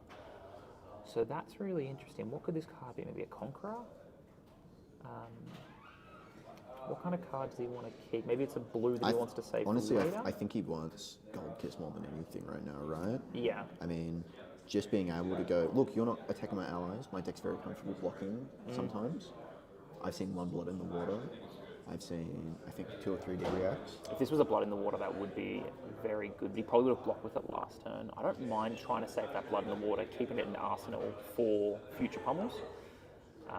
But I mean, Lachlan's 1 pummel CNC away from ending his game on the spot. Gives him a block, takes the damage. The hook's blown up here. So I didn't see the hook come through, but that would have been one of the tough ones. It's such an interesting time when you hook without making a gold is like a defining point on the game. I mean, this if I'm Ryan Taylor, I'm saying this reeks of pummel. Get it out That's of my nose. It conqueror in hand. stinks. That is a conqueror and a blood in the water. Yeah, so he's pretty what I'm insulated saying. here. He's fine. This is what And again, I'm if you can saying. hold 2 blues here, give him the 2 cards. Yeah, it gives him the Conqueror and the Yep. Jittery Bones. Boom. There's the pummel, and there is the blood in the water. Very well read by Ryan. Knows the chum's Rips it on off the top. Yeah, what do you even do? Takes 0. Okay. That's the last pummel in the deck. Lachlan is now in a position here. This is tough. We've got He's in the a card in blender, arsenal honestly. and a card in hand. He's definitely priced himself into just going face. Oh, he's gotten outed? That could be nice. No go again here. Sends a rigger for 6. Keeps the Sawbones up just in case. To tap it for a defensive point if there is Reckless Can the swing? Reckless swing? It's 2 No. damage though. Reckless swing It's doesn't do Reckless anything. swing sucks in RKO. It's not doing anything. Most of your deck isn't 6s. Yeah. Well, I would say most, because it's all 6s really, if you think about it. Yeah. But What is his Arsenal card? There's still no go again. He's definitely going to be desperate for an Avastier, which I think he's blocked with an Avastier, and I believe he's pitched one as well. So the Avastiers aren't going to be coming smooth. It's going to be tip the barkeep. It's going to be the key thing here. yeah, Ryan is in such a strong position here now. Outed? Yeah, Where was he Lachlan sending could- it? This is Send the it at question. rigger. Is there an ally in hand? For the chum activation? Yeah. If there is, it's pretty bad. Yeah. I'm going to be totally real. And then on the follow-up, Doesn't you're look seeing like another it. chum. Doesn't look like this. Maybe Ryan made a mistake actually. Did he need to bin the chum on the top? Yeah, for sure. Right? Protect against the pummel? Yeah. Was he not overblocking? Because he was 9. Was he not 9 on that? No. And then sends another 4 on top for 13? I think it was, Swing big came in for 12 off the pummel. yeah. So I don't know if he needed to do that. He just didn't want to draw the chum next I mean, turn. yeah, it's so good to just But get him this is in that there. scenario. If you have that go again, the only way he's clearing these allies is with a go again, and the only way he's doing enough damage. He sent it at him. That's what I'm saying. He sent it out at him. my so God. This is where you I get to turn around and say, completely activate missed that. chum. Activate chum. Whatever card is coming in is going to gain me 6 Yeah. life. And instead, he didn't want to draw the chum. Maybe that's just been an experience from Ryan here. I love having a good Look at ally. Ryan's hand. Do you see what I'm saying? Tip the barkeep. But he might be forced to block with all of this. He's definitely you know? just going to There draw it off this is. gold. Discards the conch, activates the chum. There he is. Very well done. All right, he knew the top card there. It's a tough decision to make. You need to tap that chum, buddy. There he is. So he Tip had the to use a barkeep gold is for going that. to be back-breaking. I mean, look at this board state. Lockie is, I think, very practiced in this matchup over the time he's been playing RKO. It's just hard, if your hand doesn't have this go again, or what it needs to be able to clear allies, what do? You send big stuff in, they have the sawbones, they have the blood in the water, they have the ally on top. This is tense. This is stressing me out. I felt like Lachlan really was in the driver's seat this whole game, and now he's slipping. The tempo's definitely. That's wrong, slipping hero, now. man. Sorry, Lachlan's definitely slipping. He's losing the tempo. He's definitely losing this tempo. And what's he supposed to do here? Does he have a way to kill the chum? Because he has to be thinking as well, if I send a 6 into this and there's a fearless confrontation... That card has struck fear into the hearts of flesh and blood players. Prior, you would just send it in and you're golden. Now, you don't know what the hell to do. Looks like a tip the barkeep with a loot the hold on Ryan's side. The good news for Lachlan is Gravy is tapped. So there is going to be no go again here. Alright, outside interference. Here we go. Bask in your own greatness. This is a card from Supan Slammen. You can pay 3 to make that many mites, I believe. Into chum. Comes in for 6. No, 4. But But you can pump it. activates RKO, comes in for 6, says, do you have the fearless? And his response is, activate Sawbones. But he's got 2 mites for next turn. That is... This is sad. I wonder if should he have rolled Scabbies though? Try and get the attack in with the claw? I think you might lose on the spot if that's the case. I mean, this is always the thing with I think Gravy. he's losing on the spot right now. Yeah, this is the thing with Gravy. Yeah, keep that. Plays a loot the hold, pitches a loot the hold. comes in for rigor for 6, demands 2 cards. Says, I don't care what your decisions are, but you're going to give me... Lockie's damn near taking 6 lethal block. this turn. No, the gravy's tapped. The gravy's tapped. So we can't activate it. Yeah, no, that gold was his saving grace. He had to activate the gold to activate the chum. I just don't understand how you're possibly pushing 12, 13 into this with a board like this, you know? Like, a 1-card 6 is almost never bad. At you once again. Here we go. This is coming Again, in for he's a so priced whopping in. 12. Which one's this? I've seen it 3 times. But Mocking Blow. Is the EA Mocking Blow? Yes. That is If beautiful. you have more HP, you get booed. If you've been booed this time, this has +4, and it comes in for 1. So he really is saying, I need to kill you real bad. But he's still got the Sawbones defensive pressure, which is good. Activates RKO. Brings this up to 10. This is the thing, you know, once you know the Oh, tricks... not Mocking Blow, is it? It is Why is Mocking Blow. Why has he got a Sawbones in front of it? Oh, of course he tapped the Sawbones. Yeah. Sorry. So he's on 1. He's Ryan on 1. looking to win the game on the spot here. Tip the barkeep, comes in. I mean, he has to, but Tip I don't from know if he's going to Arsenal. do it. He doesn't have enough damage to... Oh my god. Is that a reckless swing? No. No, it's Agile Wind Up. Yeah, In hand. Eye of a video. It's not, just doesn't do anything into this board. So no, okay, if you Tropple Darnie here, if he Tropple Darnies and sends a rigger, okay, no, plays 3rd chum in hopes to get a gold. Yeah, Yes. all those allies are in play. We got Yeah. Yanni, the creator of the GSL, sitting behind us right now. So he's got 1 resource left. He gets to scry 2. He's got himself a gold. I just don't, you know, you're kind of just, if you're Lockie right now, I think you're praying brick, just brick, have a few too many allies in a hand. What do you think he's scared? Lockie, Yeah. just getting 1 card This card's 6 Agile Wind for Up. the rest of the game. But he's running on 1. Yeah, Yeah, and that he went was to pretty 1 brutal, last yeah. turn to, you know, have a turn. He's just got to hope that he can't jump. Yeah, so this is the scenario here. Every time that we run into any form of go again, he can only send 1 card and hope that he has a pump, like a pummel, that Ryan doesn't have the D-react here. Yeah. Important to mention that RKO is now live for the rest of the game by proxy. Yeah. Unless they both get to 1. True. CNC. CNC. Is there a pummel? We know Does he there's, have the we know pummel? there's not a pummel. We've seen the list, Max. We've seen the list. Ryan doesn't know that. True. He may just overblock Is he it going to like have crazy. to... Well, he can give 3 cards here, and then Sawbones the last one. He just knows. He just knows. He's going to activate Chum. Agile Wind Up, giving CNC go again. Chum saying, I do not care. I'll eat that one. Yes, no problem. He's playing both pummels.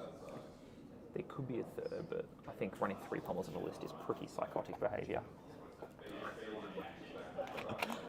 We've just been told that Huntsman has won his round 2. Into Verdance again, no less. We talk about winning by bracket. Targeting the deck. I wonder how many trees and rampant growths he hunt or hunted? Hunter. Have you seen that bloke on Instagram? He's like some old bald guy, and he's just like Carolina Reaper and some Mamacitas chili. He's great. No, he's looking for a scrap. This is looking for a scrap. Going to 6 +1, killing the Chum. Because he gets a claw afterwards. No, No. he doesn't have the resources. Does not have the resource. Sorry, back to the game. We This just send hand it a is Chum. arse. This hand is so Is bad. that a sink below though? He can sink, he can clean it up a little bit. That deck's looking awfully thin. It is. It is. I mean, he is sending dingers at him, but this Sawbones has well and truly saved the game for Is Ryan another Taylor. mock-in blow. But of course, I think you've just got to give him the hand, no? How do you do this? the one of... What's that? He comes in for 10. The D-react that costs 0 pumps something by a little bit?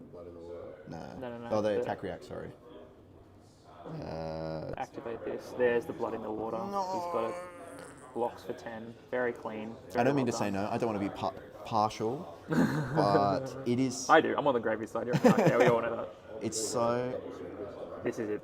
Now we have the Avastia. This is the turn that we've been waiting for from Ryan. Yeah, he goes Yeah. 6 into 6. They go to 1 each. I mean, he can block with a fridge. Yeah. can. But do you want to block with this tunic right now? Is it likely to get more value next turn than it is blocking for one and having not having boo anymore? Blue in the tunic for RKO is just crazy value. It's a 1 card 5 potentially. You know, you talk about Mocking Blow coming in for 1. It is a 1 card 5. Yeah. I mean, I think we've gone through all 3 Mocking Blows. yes, but this card is legitimately incredibly powerful. And Blocking a tunic on 2 always feels so bad as well. yeah. Has he got a Swabby out? Nah. It's Swabby's Rigger, Sawbones, Oyston, Chung.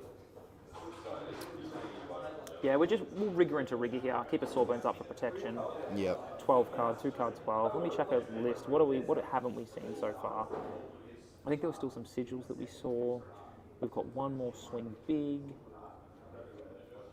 Other than that, we've got the blues. We saw the Rotten Remains being pitched earlier, so that's still in the deck, which is not a card you want in the deck right now, I don't think.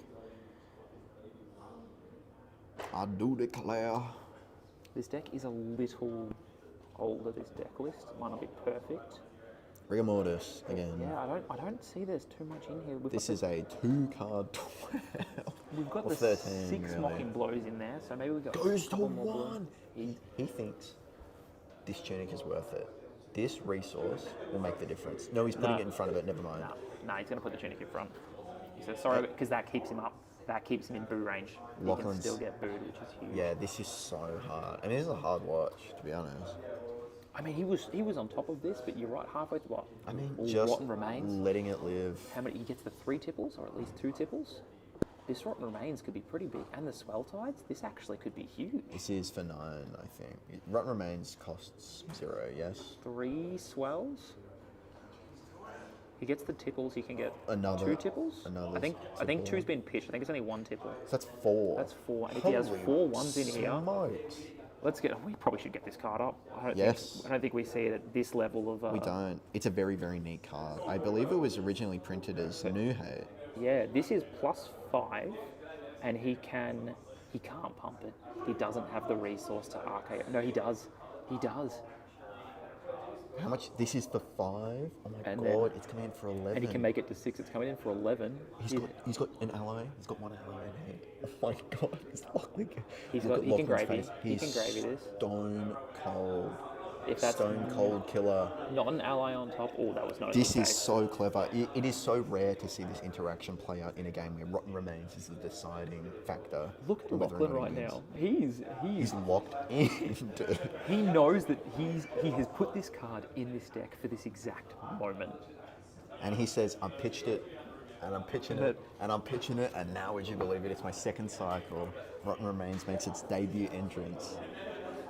I love this deck from Coming Lachlan. in for 11, I think he might have Ryan either dead to rights or ripped the entire hand. And I think ripping the entire hand here is pretty crazy. Of course, there's always gravy, activates ability, cracks the gold, finds an ally, chucks it in the bin, and then 0 card, 6. But he's got a tipple, so that's a 2 block as well. So this goes to 11, so he needs 3, 3, 3, and the 2. He's got a Sawbones. He does have a Sawbones here. Talk about incredible play by Lachlan. I've never seen this before. This is incredibly exciting. I'm nerding out over this play. I think it's so cool. I agree. And I think Lachlan is a little bit too. I know he's looking a bit stressed at the moment because the decision is out of his hands now. But when you build a deck and you have this silver bullet piece that does exactly what you intend, that's a great feeling. This is the deciding turn. We hear the laboured breathing as well? all the way from over here. Puts everything in front of it. Yeah, pump it up. 6, to 11. 11. So what have we got here? We've got a 3 block, a 3 block, a 2 block, and... Does he live? Yeah, he must live. So 3, 6. Yeah, he must have 3 blocks and a 2 block in there. That looks like We're running pretty low on deck. it might be Both sides here. Scuba on top. Scuba. Swings with a Sawbones. Incredibly lucky. Yeah. I mean, talk about Ryan Taylor has hit off the top for gravy almost every time he's needed. He spent the first half of this game missing everything. He has had no more than 1 goal for maybe this entire game. And that is not a position you want to be in this gravy, but I reckon that's a deck count, and I reckon there's about 4 to 5 cards left in that deck. And on Lachlan's side, there's probably not much more, to be honest.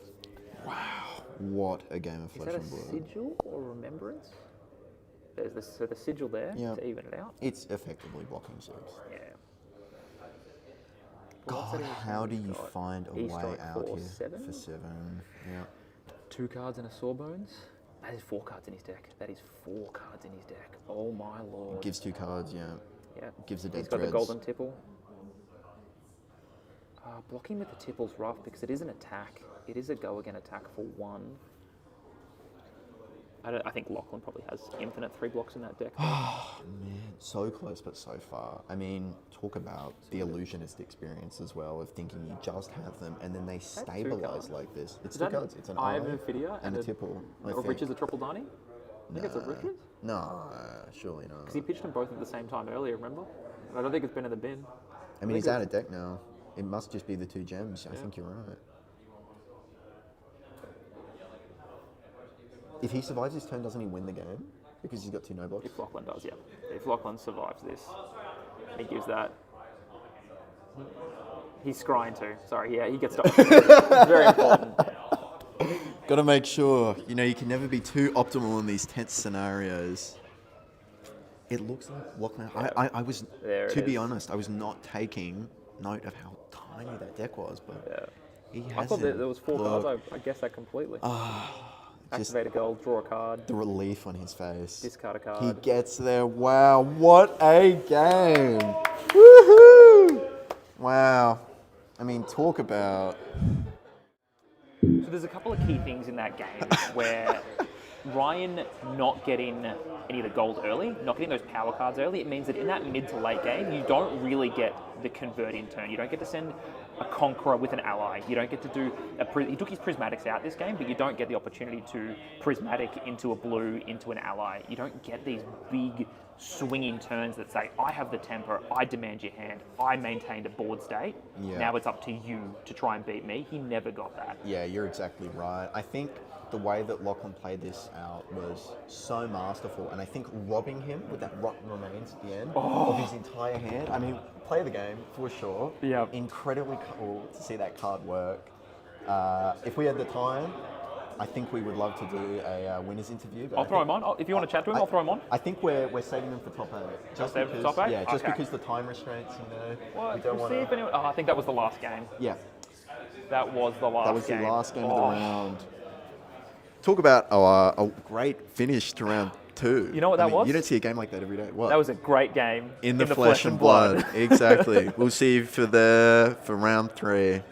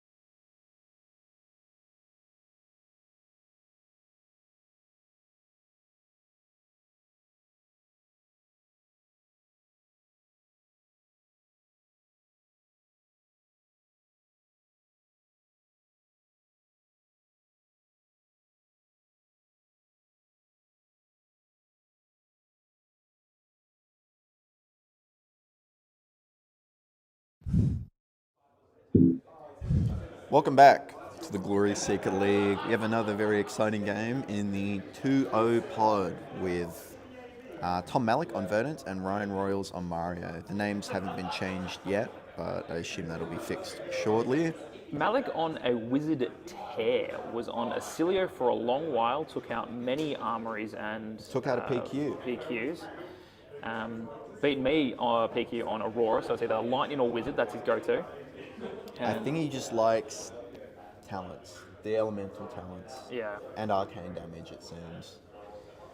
And Lexi. Thank God.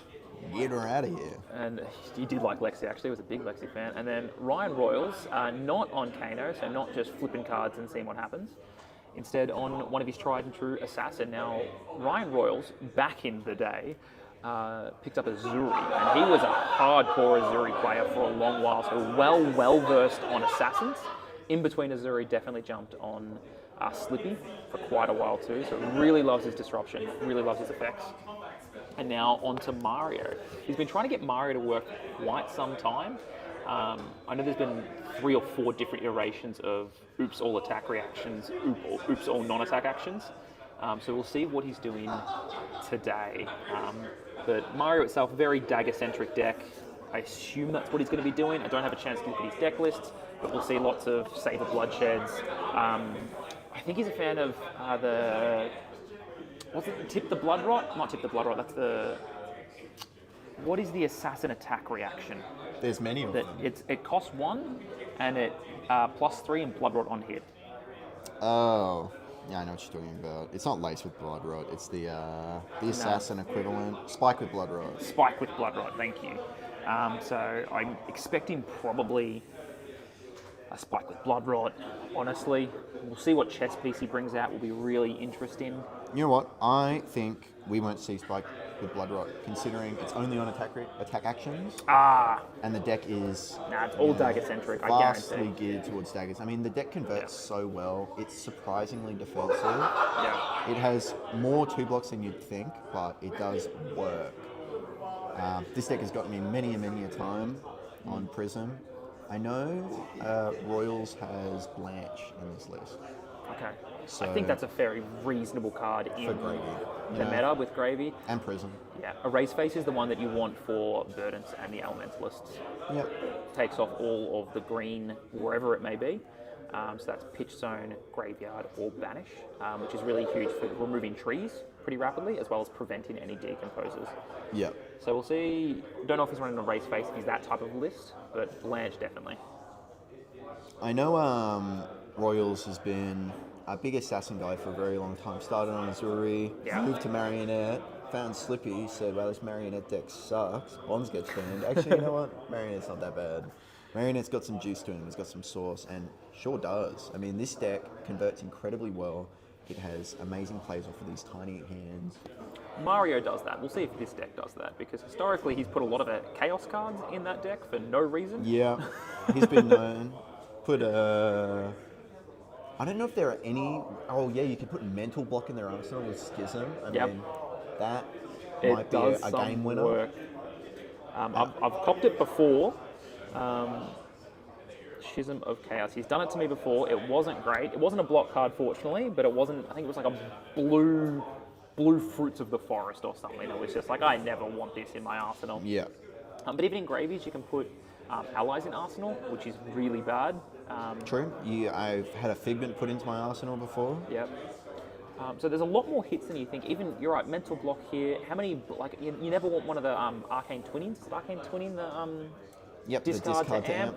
You never want that in your arsenal. So there's quite a number of hits here. With Moon, you can kind of, you can get away with it a little bit. You play out a tree, you send it, and then send Moon afterwards. Yeah. I definitely think this is going to be quite a quick game. I'd be surprised if this one goes to time, just on the backbone of Marionette closing out games pretty quickly, and Verdance just going into a full aggro package. AB2. It is. Not the 3. He's AB2, Spell Void 2. 2 daggers. I guess the Spell Void's pretty huge. Spell Void's amazing. He wants the daggers over the Arcane Lantern. So we saw previously Huntsman, obviously a much more defensive deck, a much more blue-orientated deck, wanting to play the 3 Arcanes. Maybe there's just less blues in the deck, and he's not as inclined to prevent 3. Yeah. Be really interesting to see how Malek then gets to take this on. Discarding, looks like a Merit of Scolding for 3, you're going to come out here. Yeah, So able gets to the pitch gets through. the amp 1. Nope, just Arsenal. Just Move clears the down, hand. get an action in Arsenal. Obviously not perfect, but you don't want to give them a chance to fix their hand. No. Especially when there could be a Codex lying in there. Gets to put a non-attack action in bin, so that's something for the decompose. Here we go. This is... I think we all just stopped to read this card. yes, this is cut to the chase. This Yep. says, opponent reveals their hand if they have an attack reaction in there. I believe... You mark them, it would be, right? Yeah, I think it's Mark. But it gets a 0-4 pump. So, Yep. I mean... So definitely just a 0-4 pump here, but the knowledge in Mario also lets you play around, because you've got so many attack reactions or pumps on your daggers, you know what they're going to do now, right? Yeah. So you know he's got that root-bound carapace, but he doesn't have the decompose, so you can play around that. You know that's going to be a really low-value root-bound carapace. Yeah. This is, in fact, not cut to the chase. I will find the card eventually, but it's, you know, just a little bit of... I remember this in a sealed. Yes, In draft. It was a draft king. Yep, cut from the same cloth, that's Cut from it. the same cloth. Yep, I played this card religiously Yeah. in Limited. Just a 0 for 4. 0 for 4 and gives you really good information and occasionally a mark. Yeah. So The here we mark go. is super, super important. So there's the mark from what's the pain in the backside? An Yep. absolute pain in this Verdance's backside, marked here, which is huge. Means that we get to flip and get that Scalera out almost immediately. No Arsenal this time around. Just No, pitching just on. gets it back. But this is up 6 and run. This is 9, I believe, right? Does the not your next Yeah, deck no, attack this I think Malek plus went up from cut from the same cloth, coming in for 9. Yeah. So again, probably just says, give me your whole hand. Yep. Big damage. The chain was broken, which is somewhat important to put that Earth in bin. But again, he wants 2 cards in bin. He needs another card. This is a tough one. What's in the arsenal is the question, because do you want to just give the 3 cards here? That was a sink below in arsenal. So Yeah. no reactions, sink. I mean, Hold this up, is going to keep you thinking. marked. This flip is going to Takes decide 5. a lot. I No, mean, because he's no longer marked now, because he got hit. no, He loses the mark. You can get hit. It marks Oh, you it was the again. dagger, it's Yeah. the remark. Of course. Mark, remark. You're 2. very fun to do in Limited. I mess around on this train, you can still see stuff. Yeah. Yep. Yeah, what's his face? That Tom's name isn't showing. Oh, what the hell? Yeah. Which one's number 2? Can we Number search 2. up? How do we search up? It's not there. This is Funnel Web. I believe this is the Arsenal. D-react? Or No. hit on Arsenal. This is Arakni Funnel Web. Here we go. I've Banish got a it card up in here. their arsenal. Yeah. Quite a good hit. It's rough against Verdance. You know they're going to run D-reacts. You know, And you know that the Malek crown- knows that it's there as well. So he can just put that root-bound carapace in Arsenal. Yep. Not care about it. I know that this is probably the time the crown is going to get used, and considering what the clapback may be after it, no AB obviously. Deck very, very light on blues for the most part. You occasionally want to use your headpiece. I think the stream's a little bit small at the moment, but I think you want to flip into the Graphene Calicera one as much as possible, just because it makes them free. Yeah, normally you want them early. I've seen a lot of people, you know, when you look at Worlds and what they're trying to do, but almost pop the mask early when they're marked to guarantee getting that Calicera out. So we saw here that instead of that, Ryan actually chose to retrieve and get his dagger back. So I don't think he's as stressed about getting that Calicera out just yet. But as we jump back, it looks like he's already flicked one and attacked with one as well. And here we go. Yeah, naturally getting it out with the Orb Weaver. So Here it good. is, Now, the bomb of the deck. Of course, he has to get the cold foil out. I mean, what's the point otherwise? If he you're not actually going to doesn't have the mask. He's running does that not. AB on the mask, so it doesn't get to flip it. So a pretty big risk here to not guarantee himself the Scalera, but now it looks like gets it naturally anyway. Just too good sometimes. Yep, this is 5-7, go again. Just standard stuff when it comes to... Assassin attack gets +3 if it has stealth when it hits banish card in their arsenal. So this is potentially representing 10, 13. Yeah. 14 if you consider the arsenal card for value, which I do. But we assume this is a root-bound carapace in Arsenal. 11 value, lays in weight. there's definitely the reaction here. But this is just, it's such an awkward number to block. Ryan also knows that though. So the question is here, you can give him 6, and then if he wants to pump it, you can de-react it. If you don't, then you just take the 1 over the top. You lose the mark, and nothing really happens, right? There it is. So there it is. You know, there is something to be said about leaving the prognosis, but Yeah. I think this is just so much damage. think He's it- got to push. Yeah. Vanishes it. What? What did he hit? Arcane 20 Yeah. in Arsenal. Isn't that one of the No, cards? he had a root bound in Arsenal. Did he? That was Oh. yeah. He knew that from last turn. So when Of Royal course. saw the hand, he knew that had to be a root bound in Arsenal. I'm hearing you. So that's the problem. Like this is just damage at that point. He knew the D-react was there. Yep. Nothing else to it. Also, really important to mention that flipping isn't always the best option for Marionette because their base hero ability is ridiculous. Yeah. Having that +1. and the if they're conditional go marked, again. And if it hits, go again. I mean, it's hard to beat. Marionette. Here we go. And this, when I first played against this, when it first came out, it blew my mind a little bit. I was playing Lockie and I was like, what am I doing here? Oh no, it gets +1 because you marked, I get to flick it. There's so much of those little nitty gritties. What's the actual correct block? Yeah. And a good player's always going to know. They're going to read the cards. They're going to see what they're going to do. They're going to think about their actions. Good players Right. read cards. Crazy, Since right? when? But there's so many ways that it just gets that +1 or with the potential go again or he Yeah. suddenly marks. You know, I think that's what gives Marionette that spectacular kind of almost spider trap mentality, right? Yeah. Yeah. What's it going to be in his hand? It's going to be the attack reaction, the non-attack. Is he going to flick? Yeah, reading. The deck's near impossible to read a lot of the time. You just know you're taking damage, and occasionally it's going to be disruption. And Yeah. Verdance is a hero that doesn't really mind disruption too much because their hands are so efficient. She can always go, you know. She also Something cleanly into prevents and blocks so well, Yeah. right? From the infinite D-reacts that she gets to the mental block for prevention and getting a ponder, like, I flick, cool, I'm going to draw a card and prevent that and the next dagger that you send it my way. Yeah. Let's move on with our lives and you're now a dagger less. Yeah.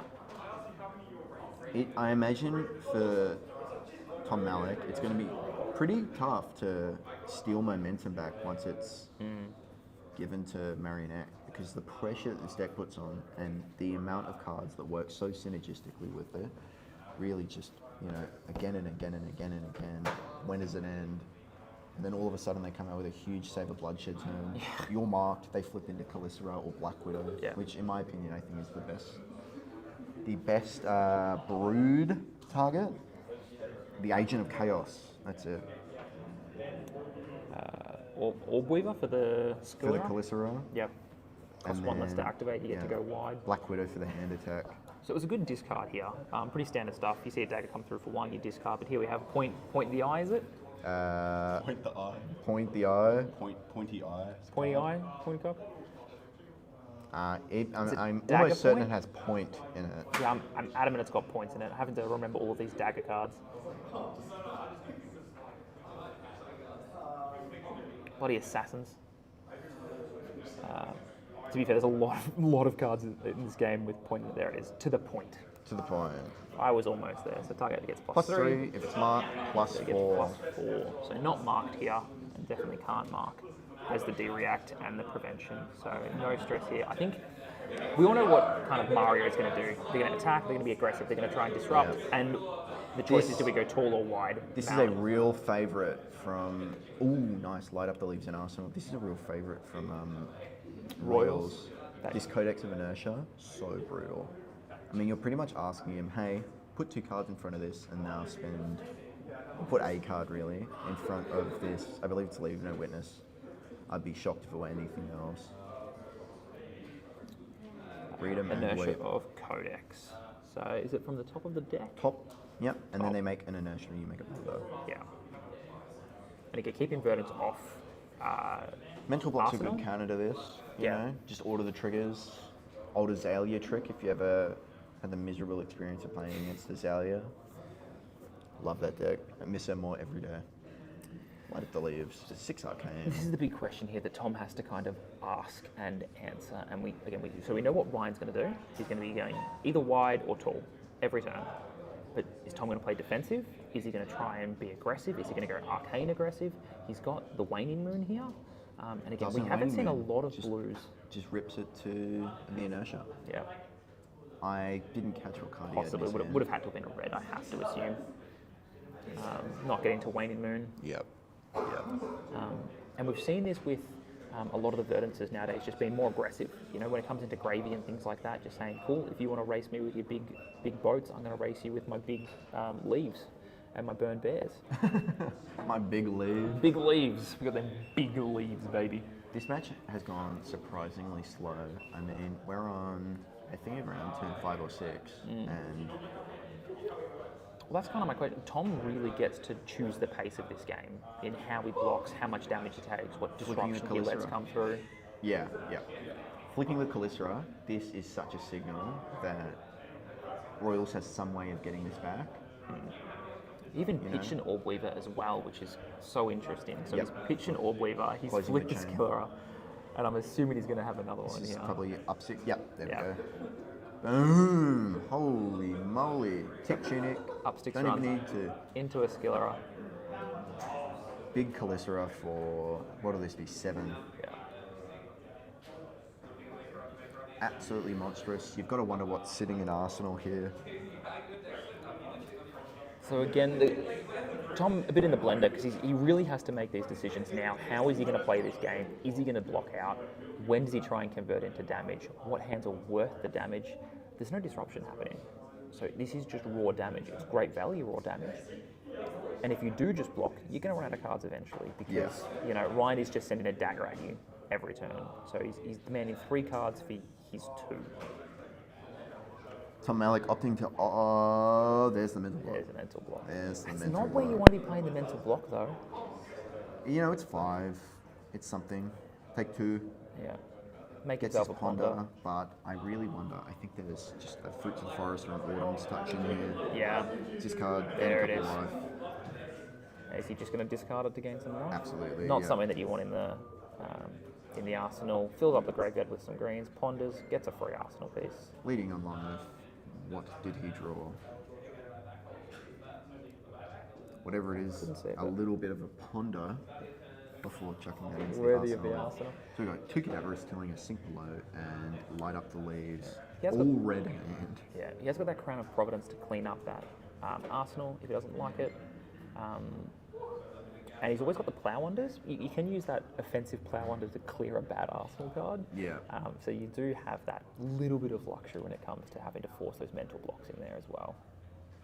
But yeah, no, not where you want to see an all red hand. Looks like, as they call it in the biz, bit of a blocking hand. That does have piercing.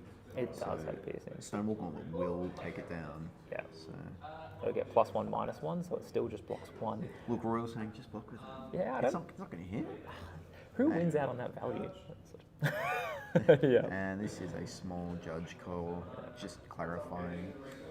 I think if I was in that position, I'd want to ask the judge, what's the value of this? You know, if we're talking numerics here, like the +1, -1, do we equal that value? Is the Stonewall losing the value here? I think this is pretty poor Stonewall value. If you're chucking in front of this when the deck is full of dagger pumps, you're pretty much just asking to get blown out a little bit. get blown out. I mean, and what a blowout it will be. The Stonewall Gauntlet's so important late game if you make it to that point. Once the reacts are a little bit lower, you know, playing around this, they chuck a Stonewall in front of, you know, a Calycera, let's say. No Yeah. piercing on a Calycera. Yeah, no pierce on the Calycera. It's got to go again. But you can tell that, you know, Royals really needs the mark right now. Really missed the mark.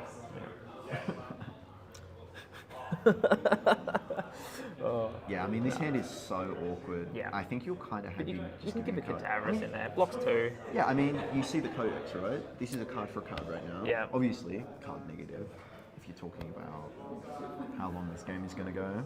But And you're a bit of the wizard player, so you know, without having a weapon, how much does that change the math of games? And yours is a bit different because you try and combo them out, so your weapons are relevant, being, you know, the local Kano player. But if you don't have a weapon, you know, you're always at risk. you are. But and there's also the fact that they're not losing cards for it. But most wizard games don't go to fatigue. Like the vast majority of wizard games don't, because it's dominated damage. Every bit of arcane, in a way, is dominated damage and predicated on if they have that blue, if they have that prevention, if they have the oasis. And I think for a game like this, Ryan Royals knows exactly where he wants. Yep, gives a go again. Yep, huge. Flicks the dagger, marks. Absolutely huge. This is 5 go again now on hit draw card. Yep. Like, wow. 6 go again now. And that's those +1s that you get consistently here and there that's just so hard to... As I was saying, the Spell Void, calculate. very important. Tarantula Toxin. Up to 9 as well. Sheesh. Thank God he didn't Block, yep. And now comes the D-React. Very intelligent by Malek here. Yeah. Is he going to risk it, do you think, by bottoming? Yeah. Yeah. Looks, he just needs the decompose right now. That was a lot of the leads he sunk, right? Yes. Yeah. Looking So for he's blue, still got a Cadaverous Cadaverous in hand. Hopes for a blue. No, Finds that's a an blue. Aether, isn't it? No, I think that's ever. Oh. No, it's not an Everbloom, that looks purple. I think that's an Aether. I think he just pulled another red. I'd be pretty sad seeing that. Yeah. And then He just Lion took a still gets bunch of draw damage card. on a dream. He's also getting go again. That's 5 reds in a row. Yeah. And he's probably just going to have to... And they only block 2 apiece as And well, look, so you probably just block Royal it, yeah. still has 3 cards left. Yeah. It's great. Like, how wide can this turn? Save a bludge. And look, Malek intelligently held his hand. Sigil? But Okay. if he blocked that Tarantula, that was a 0 for 6 Tarantula Toxin as well. So that's like a free card in that sense too. Chain is closed. Moving to end. His IP. Just IP 1. No, it was a IP2. sigil. No, he played the sigil and he still had another card in hand, card in arsenal. So IP2. IP 2. I would call that an IP 1 because you're still winning Yeah. Arsenal, right? But you know, you just want to get all the value out of your card, especially hitting him when it hurts. In a situation where you... It was Everbloom. It was Everbloom. Okay, no, my apologies. There was purple involved, it's just not the purple that I thought. Yeah. So this is Yeah. big. This is a big return. And that's, you know, that really frustrating not being able to convert meant that Tom was probably going to keep that hand regardless, so you had so much more opportunity for damage that he just didn't get to realise from whatever that extra draw was. I mean, you get to gain 3 life, but it's still got something, but you're right, the IP2, really, really rough here. Honestly, has given Tom a little bit of an in on this game. Yeah, so it was a sink below an arsenal. Yeah. That makes sense. Which again, always a risk I find into Verdance because they're going to send physical at you eventually, but when is that eventually? How many light up the leaves are you going to receive first? Yep. And if they put a tree out in front of you and you got a sink below in your arsenal, that's Yeah, a little bit of absolutely. egg on your face. Looking at the hand of Ryan Royals, what is the return? He's got 5, so you'd hope. Oh, he's got 4 because he did sink. He's got to clean up a hand. Yep, card. this is up sticks and run. So you'd think he's going to put a lot of pressure on here because it's even life totals, but Ryan definitely has the tempo, which is really important in this scenario. Into a pain in the backside. Big. Give Verdance a little bit of gap and she will roach out. Yep. I think Royals might be looking just to find an angle here where he can go to Arsenal. You know, sending this 3, mark on hit. Next thing, he's got 2 floating. Could be another dagger for 5, mark on hit. He loses the dagger if he does let this hit though. If he wants to send the mark, which is important, but it means that he's out of marks for most of the game. For what? If Pain in the backside? Pain in the backside. I think pain in the backside lets you keep it. Is that card even crazier than I thought it was? Yeah. It only blocks 2, but... Oh no. Yeah, I know, right? Pain in the backside, the dagger has hit. No destroy. Jesus. Alright, well there it is. No, he lets it hit. Yeah. I think Tom is looking to steal back. And it's a bloody codex of inertia. Again. Good lord, man. The power of Pain in the Backside in the Syndra deck versus the Mario deck is always astounding. How a card can have identical text, identical everything, and mean such difference in a matchup. Yep. Is just such a testament to the power of FaB, and I think the game design of FaB, of the hero specifically, and how that power is so centralized on your hero. Here we go.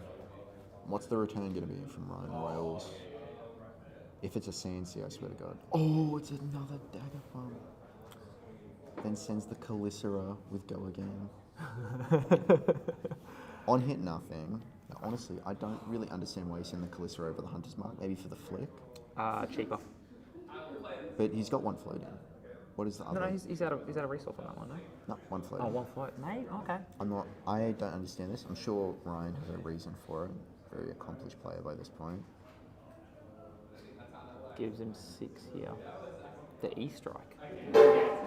Takes 1. Removes Loses the the mark. mark. Yeah. Maybe he doesn't want to flip. Possibly. Moves to end. That's a crazy play by Ryan if he actively doesn't want to flip and wants to try and remove that mark. Important to mention, it does make the next turn quite a bit harder if you can't find that mark. All of your big pumps go down by That's really roughly interesting. around 1 value. Is there a line in there? Now, this has to be some 5-head from Tom, but if he recognises that he has the resource, doesn't send the Hunter's Clave, that he doesn't want Tom marked in that moment, so he fully blocks out to still be marked, to then flip Mario. You know. Take 6, 7. Gain a life. Gain a Still life. not online, I don't think. The inertia bottoms that card. One more That is decompose so from being sad. online for Tom, I think. Everbloom, Sync, another FFS, and that looks like a mental block. Can't quite see. Let's see what Royals has. He's fumbling his cards. He's so nervous. This is what the Glory Seeker League means to people. It is such a big deal to be here Out here seeking glory. on a beautiful Sunday in sunny Adelaide. Oh, still 29 outside. Thankfully, Tabletop Warfare does have some really nice aircon. It does have actually. excellent air conditioning. Really cool in here. The game stores in here have Casual homemade malert. It's a medium length shirt done on a partner. malert. Yeah. Is that real? I ruined the elbows for all of my shirts. Oh. So my partners stitched them up to make them just above the elbow. Yeah, so my nice. medium length shirts, they're my malerts. That's just what Adelaide does to you. You've got to do something to pass the time. You know, I'm not from Adelaide. Neither. I'm I a moved here. Melburnian. Yeah, but people say this city is so boring. There's nothing to do. There is literally so much to do. It's just not in your face. You know. We've got Live Golf happening right now, which was voted one of the best golfing tournaments of the year. Something crazy like that, just because of how they put it on. I was working in a pub the last time Live Golf was happening, and let me tell you, golfers, not nice people. From Gather Round to Gather Round was a big thing. We had WOMAD as well. We have the Fringe Festival. We're the festival city of Australia. We honestly. are the festival city. We also have the God Botherers around. I don't know why they always approach me. They're just like, hey man, do you want to come to our meetup? I'm A lot like, of J-dubs. "Not particularly. Yeah, and the guy was... Not the J The Dub. last time a guy spoke to me, I was on my way to Hot Pot, and he said, do you know what Adelaide's known for? I say, oh, Adelaide is what people call it, right? He went, no, it's the city of churches. It is the city of churches. And I said, oh, that's nice. I have to go eat Hot Pot. My favourite See ya. chatting point is it was once the city of churches, but how many of those churches have turned into bars and pubs? Quite a few, quite a few. Because there's nothing better in Australia than giving up your worship to drink. Amen. Another cut from the same cloth, giving perfect hand information here. You know the sink is coming. You know you're eating a Findel's Fighting Spirit on the return. Can you disrupt that somehow, though? Does he have a hand disruption? Does he have Black Widow? Are you Later able to Black see Widow and a mark. what life total Tom Malek is at? That cannot be 1. 21. 21. I think that's 21. 21 plays 22. Here we go. Kiss of Death. Monstrous here. No toxicity, no real on hits. It's just a tarantula toxin target, so you don't really want to block it. You know, I think even if you did have the Toxplicity combo, it is a little bit sketchy into a deck that has 6 cards of prevention. Yeah, that's very Mental fair. Block and Shelter from the Storm to completely kill that combo. Yeah, sink below. But it's, I think, Block and fight on this. It may look like Tom's doing a whole lot of nothing right now, but he is, I think, winning this game. His fridge is completely up.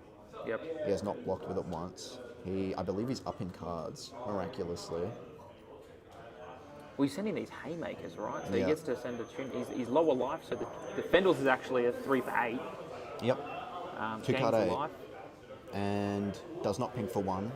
No, he's not online. This is the one thing He's he on needs at the 17 moment. He needs to now. decompose.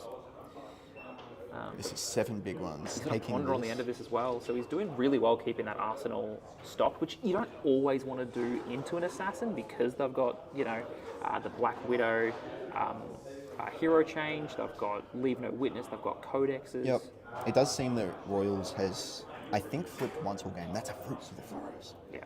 That is a fruits of the Not forest, something you folks. necessarily want in Arsenal, but again, it's still just if you ever get to keep a hand, you just send a 5 at them, you know? Yeah. Or you... I don't think we've seen a plough under at the moment. we We see got another one. And he knows the Another tree's cut from the coming. same cloth. This tree is so important right now. This can be the game I actually changer. think you know, say you're able to take a card out of that hand. I don't know what the right call is. It's definitely not Ring of the Roses. The game has gone on too long for that to get value. Ring is getting put in front of this card right here. Yep. And I think maybe even putting the chest in front of it. I think the arcane is where you're going with this. Yep, 2 cards and the chest, and you are laughing. You're off to the races because Barking triggers on only 4 Earth cards and banished. Yeah. So So it's just turned wait all to of these 3 balance your blocks cards into for 4 blitz. I think 4 is fine on the chest for what's it called? Earth of the Mountain. What? What's the chest piece called? Bark skin Bark of the Skin of the Millennium Millennium Tree. Tree. Earth Skin of the Mountain. Jesus, you are so right. You know I play this. You know I played this card daily on Florian. Yeah.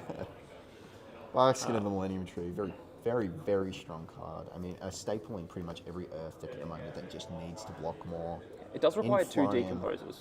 It does. So that's- But when you can decompose on defense, Oh, I said that brutal. from the start. As an old Magic player, there is nothing more powerful than playing on your opponent's turn. You get to have your turn, I get to have your turn, and then I also get my turn, right? So you're Yeah. playing 2 free turns. So having something like Rootbound advance your board state whilst blocking, that's Ryan Royals has 3 cards left, and he's presenting 9 go again. Draw a card on hit if this flick works or if this flick goes off. I think you're putting as much in front of this as you can. yeah. But you've got the tree, so if you can live this turn to then return a tree back to him, you Has he got really a do tree? get to. He's got the Felling in hand. Oh, felling. Yeah. Felling. Felling of the crown. The crown is the tree. Smelling of the brown, as Yanni calls it. Yep. He's Quite called that a- from day one. He hated Yes. that card from I literally also the hate start. that card. I love that It's card. a 2-card 11. Oh, it's so good. It feels good. I've sent that for 4 and still felt good. Though my favourite is a 3-card Bramble Spark. Yeah. Bramble Scar, show the Felling. Tell him what do you think's happening next. Yeah.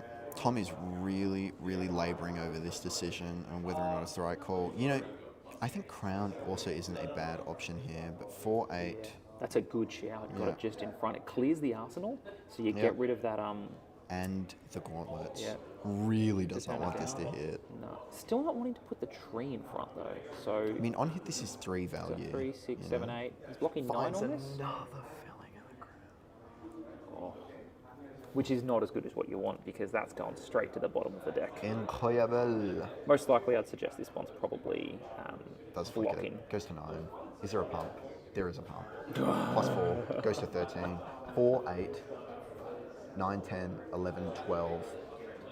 It's going over by 1, potentially, if I've done my maths correctly. I'm going to leave that up to the players here. Yeah. Oh my god, it's over by 1. Oh my god, it's over. Okay, well, it's over by a lot more than 1 now. I don't It's think the over by math matters as 5. much. This is... Jesus. Holy smokes. And I think this just shows that if you don't respect what Mario can do, this was lethal. This is 17 go again, on hit, draw a card. This was lethal if you And didn't y'all respect complain it. about prison. Yeah, it was true. Now, I'm assuming Chung's going to respect something like this, but at the same time, I don't think you're respecting, you know, a 17 plus damage off, I guess, 4 cards? Yeah, 4 cards, 17? That's pretty good. Tom Malek is, understandably, And this has go again and draws a card on hit. it is. How much are we blocking? 6, 7, 8, 9, 10 on 17 takes 7, go to 9. Yep. And then see Yeah. what he draws off the top. Pray to God that he got the D-React, but he didn't. He did get Yeah. the I mean, Felling, removes the mark, this draws a is what I'm card. talking about with Mario. They just have these like incredibly explosive blowout turns where you're like, in these late game scenarios, you just die. He can brick though, but you know, he did get Leave No Witness. So good. This leaf note's quite weak here, I think. Yeah, it is, but it's still 4. It still demands a card. It doesn't matter because we know that there's the yeah, Felling in hand. you just definitely give a felling here. and Still then a you get damage 2 over the cards top, on. and every little bit of damage I think is just so worthwhile on the Mario side right now Yep. because Verdance is going to struggle roaching. She's not online. I think instead of the Stonewall Gauntlets, you give the chess piece here because you know there's something following it. Like, why do all the go again? Why go through all that rigmarole? And there was two non-blocks two non-attack actions there, so they could have been coming in for 4 apiece. Yeah, so that was 10 off the box getting 8, 2 of those. 10.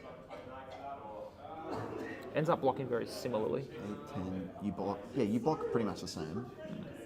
It's a little bit better, but you don't eat an extra damage from that leave no witness and lose another card. No, the tree only blocks for 3. It's non-attack actions for the embodiment. Of course, you're right. Yeah. He's live now. He is finally live. Unlike he can Maddaford, start to be honest, but this roaching out. This disruption is really important. But he ended with an arsenal. How insane is it that you can do that much evasive, disruptive damage in the reaction step, and then still end on arsenal after pushing disruption? Like, imagine if he has an arsenal there. How sad are you? How cut are you?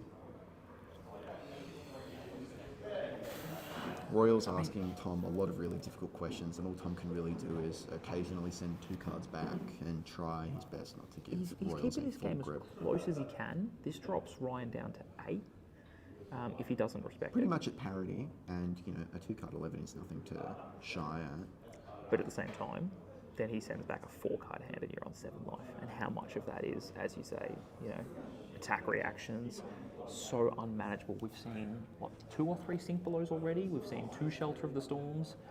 We've seen 2 Rootbound Carapace. So he's D-Reacts, he's got about 3 or 4 D-Reacts left in the deck. That's not a lot for the attack reaction. It's not a lot, but you have the bark skin. Like, let's just say he eats all of this in the unlikely event that he does. What Ryan Royal should be doing, I think, is just playing for these really big attacks, because the more wide you get, the more value they get off a bark skin. If you just send something huge, they have to put everything in front of it plus the bark skin. You go, sure, suck it, I'm not going to react. It's the old lightning press trick where you go, I have lightning press. I have lightning press. I'm going to overblock it, no lightning press. Awesome. Yeah. My favourite version of that was the Arctic Incarceration. Oh my god, You that know I've card's got it here. so good. I'm Lexi. I've given you a Frostbite already. It's sitting in Arsenal. Are you going to block? Cool. Well, then it's going to stay there for a bit more. Oh, you don't block? All right, well, I'll still take 2 cards from you, thanks. Yep. Wow, this is a very interesting play. I mean, better to get value out of it right now when he just might throw Arcane back at you for the rest of the game. Like, And I think it's a good shout, because we've seen 2 for Light sure. of Leaves and 1 Burn Bear, maybe? sure, yep. So that's a very real Take threat 7, that's go to coming 8. here. And I don't think this game is going 3 more turns. One way or another. One way or another. And it allows Ryan to keep that card in hand, keeps him out of the full lethal range. Because you remember, we can just We go boots here. pick up the point, retrieving a dagger from the graveyard. Yeah. Mark is now a real threat. Ryan keeping himself out of Stormy's Moon threat range here with the 2 Arcane Barrier, and there's also the Spell 6. Void. It's the kill range is 7 because it's usually 9, but it's 7 now. Yeah. I mean, this just got very close by eating all that damage.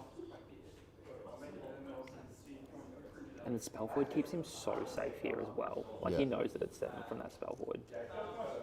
But this runs into the problem. If we can survive here, send a light up the Oh, leaves. save a bloodshed. Here it is. I wonder if Ryan should have taken all of that. This is a very measured play, because the most this combo can do realistically without like a perfect draw is 7. It's 1 off lethal. Presents 5. No go again. He can The flip Flick for the Knives mark. is live. He could have, what was that point card that we had? Not pick up the point. The 0 for 3 D-React that he had, but I think he sent all 3 of them. Attack Attack reaction. To the point. He's used 3 to the points. Yeah. Unless he Very runs strong blues card. or yellows like a psychopath, it wouldn't put it past him. Here comes the bark skin.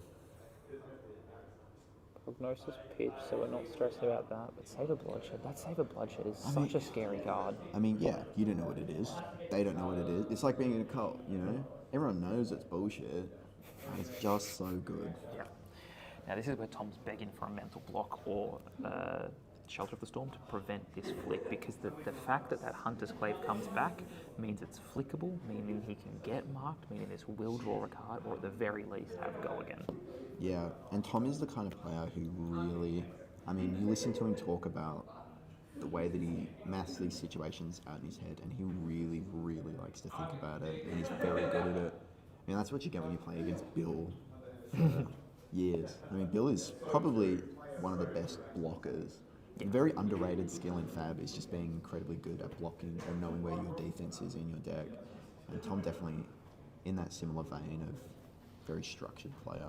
And Royals on Arakni Marionette, so comfortable on this deck, like really, really fallen into it over the past few weeks. Yeah. It's capable of doing some pretty disgusting stuff. So I think this is the last game. There's a lot of it people is. surrounding this. How funny. We said this one won't go for long. No. Turns out we've got two big thinkers. Unless Rose is on Kano, in which case it's, oh, there's a brick on the top of my deck. This isn't a non-attack action at all. This looks No, like no. But Plow Under. it's still two. It is, yeah. There's It's still a Plow two. Under. He's only blocking 5. How much can you afford to give? You know, how much can you afford to give to Royals? Does he have the pump? He's going to flick. Flick for the go in. Yeah. Has he got a D-react is the question. If I don't know he, if we've seen Malek's hand. if he has, oh, it pumps it. Oh, and there's a scar tissue. Scar tissue, no way. It's a really, really good card. It's actually insane. It's uninteractive mark. Like, they just get marked. The card's crazy. Oh, when this hits, hero mark them, sorry. So it'll remark But them. it's still a 0 for 3 pump. It hits, draws a card. Hits, draw. He takes 6, there was no D-react in sight. What's his hand? It is Autumn's Touch and Arsenal pass. Sirens of Safe Harbor. Yeah. He's definitely sending the Sirens here, right? Gain a life and ping. Oh, he got Funnel Web again. Funnel Web. It's actually fine because he won't have an Arsenal. We know that. But just having that pump at any point, there's a bit of tech that Marionette players ran for a bit to combat Prism. With Wage Gold, card is universal, which means it's any class you want it to do, which is also an attack action for Assassins. No, it doesn't send the Sirens, just sends the Autumn's Touch, says here's 5. But again, you know, you're always risking that a Burn Bear's on top and Is you're this dead. not worse value? Because it's 5, or if you send the Sirens, it's 4 +1/+1. Like 1 ping of Arcane, 1 life gain. Into a hero that is about to run It's you still down. 2 cards, right? It's the blue Sirens. Yeah, it just gives you some life, you know. Look, the life gain's definitely very relevant here, so I agree with that. Yeah. It's still just requesting 2 cards. He's on 7. He's on 7. He gave him the D-react. Kiss of Death. That's a gnarly tree. card to get flicked. Won't come though. Nothing. He's got a Fruit of the Forest. He can keep himself alive. Yep. I don't know if he's sending much back this turn. Is that a Cadaverous maybe at most? Cadaverous would be huge if he can send it. But I don't know if he's living with only blocking 2 cards right now. Having played against Arakni Marionette a lot and just being familiar with the list, this deck sends very, very gross numbers. Like, they're hard to block, they're hard to predict. It's just, you know, watermelons of damage. Throwing watermelons down the line. So what's in there? Yeah, Malek just it's definitely really a tree. in that funnel web, making sure he's well aware of what his attack reaction can be. And the threat here is simply, it's ignore all text, target attack, assassin attack, gets +3. Yeah. This doesn't have go again, so you can be really confident that this is going to be the attack for the turn. So I reckon you put 2 non-attacks and the chest in front of it, send back a 2 card. You got to get yourself to at least 8, if not 9 block. This There is- could just be some other attack reactions there, you know? This is a really awkward point to be in from sitting across from Mario, where you're marked, you're on the HP, you are effectively marked for the rest of the game. Yeah. You can't afford to just like, oh cool, I'll take this like, this Calicera because it's not marking me. Yeah. I'll take this because it's not marking me. It's all marked, you're just marked. You're He's on also 2. just got flick knives up here. He does. You know? I mean, So Malek's technically on 1 life. yep. I think he's just going for the scour tree line, block 8. Yeah. Tree's not doing anything for you, so it's really safe. Yeah. Get rid of that red card. This doesn't have go again. He doesn't have boots to give a go again. But there could just be a scar tissue over the top. I'm sure Tom has figured out at this point where the D-reacts are. What could this arsenal possibly be if he just pumps it once or doesn't pump it at all? but either way, you're forcing him to IP or pump the Kiss of Death. Oh, is that 2 trees that he's... No, it's still the same tree. I thought he had 2 trees in his hand for a moment. Yeah. I was like, that's a rough beat. Does he have a blocking blue? 4. No, you have to block 6 here. The question, I guess, is do you put the chest in there? For sure. Yep, Scour. Scour. So that's 1. Blocking 6. He's blocking 4. He's blocking 5. 5, yep. Here we go. Pump for 4 to the So he point. discards. Stay to the red back. He gives a go again because his marker costs nothing. Plus Has 3 got the and go D-roll. again. He knows that he's safe because he's got Fruits of the Forest. Oh my goodness. But he can still flick. There's still a flick that's live here. That's the problem. I wonder if Tom's put into consideration the flick. Stains of the red back costs 0 because he is marked. This is 6 and go again now. So now he's going to... Gaining 2 life. So he goes to 4. So the problem takes here- 2, sorry. The problem here, if he flicks the knife and unmarks Tom, does it lose the go again? Yes. Yes. No, it won't because this just gives a go again, like target stealth. You can just It pay just for it has go regularly. again naturally, right? Yeah. Okay. Just from the pump Oh, alone. right, the mark only reduces And it, my the apologies. scar tissue. And there Pumps it it is, for an scar extra 3. That's gonna Called seal that it. out. Seals his fate. There it is. GG. There is nothing more to be nothing. done. Nothing Everything at was reaction on this. speed. And if you gave a second card here, Every FaB player is guilty of this. Just looking at it, and that will do it. Ryan Royals takes round 3. 3-0 on a tear with Marionette. The deck definitely has legs. It's not all Bonds of Agony. Wow.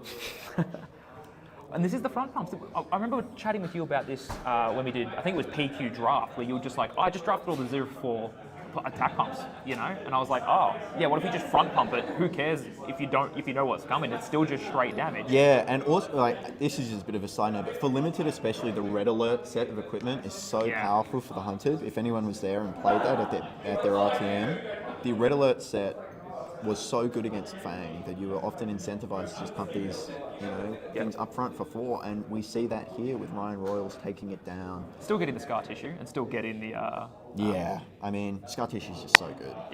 Just being able to trick your opponent into thinking, okay, this is just a Calicera for a bunch of damage. This is fine. Get marked. Take 3 more and get marked. Kick your net in the shins. What a great game. I am so sad to say this, but To The Point was almost the MVP of that game.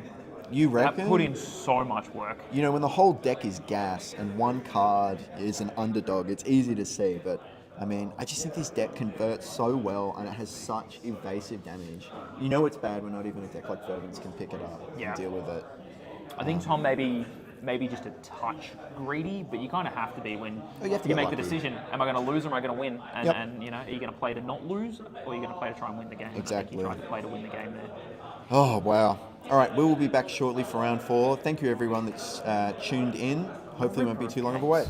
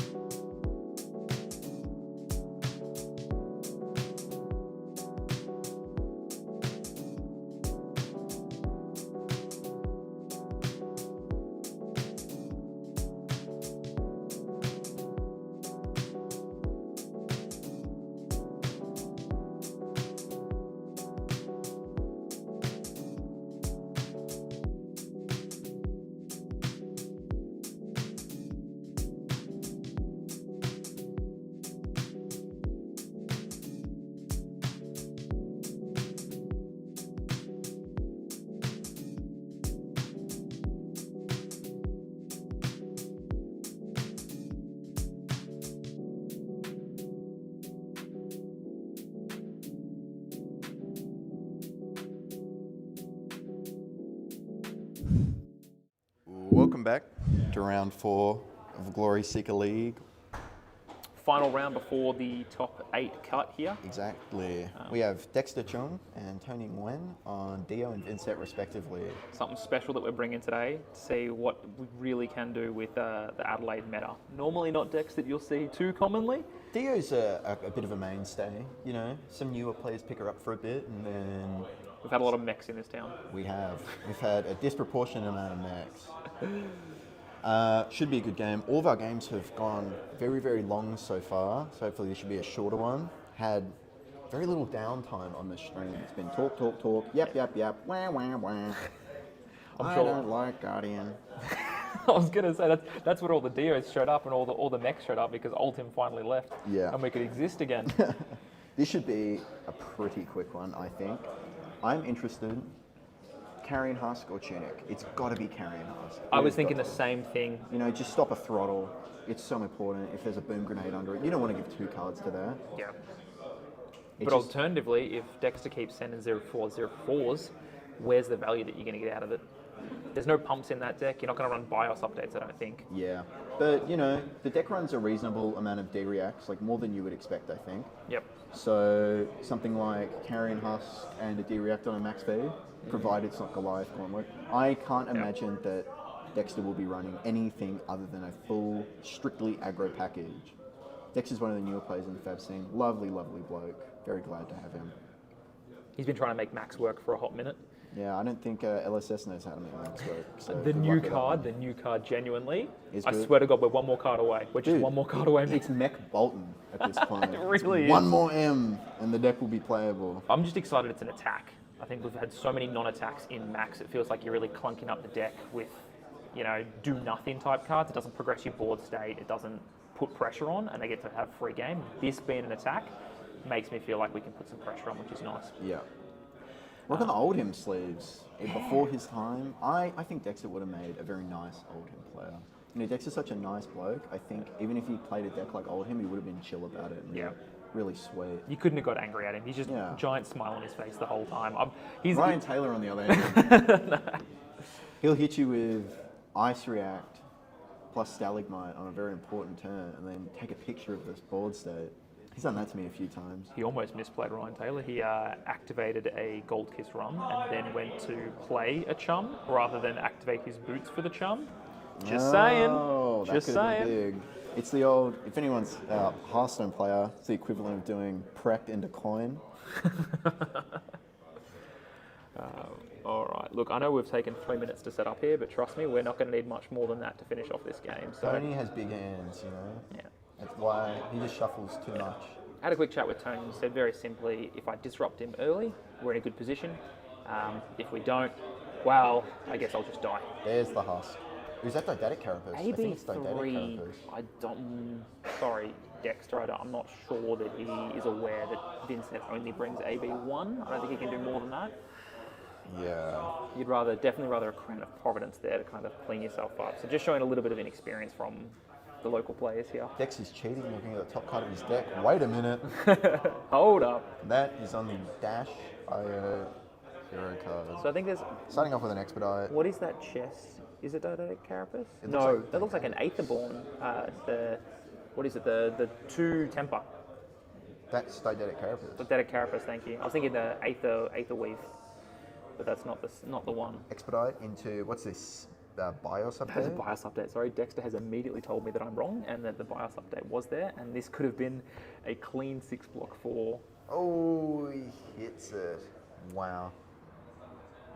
He banishes Seabelly off the BIOS update. Sorry, having a bit of a read on that one. Yeah, he just Dexter can't laughing believe what already. he's seeing. Wow, wow, he says.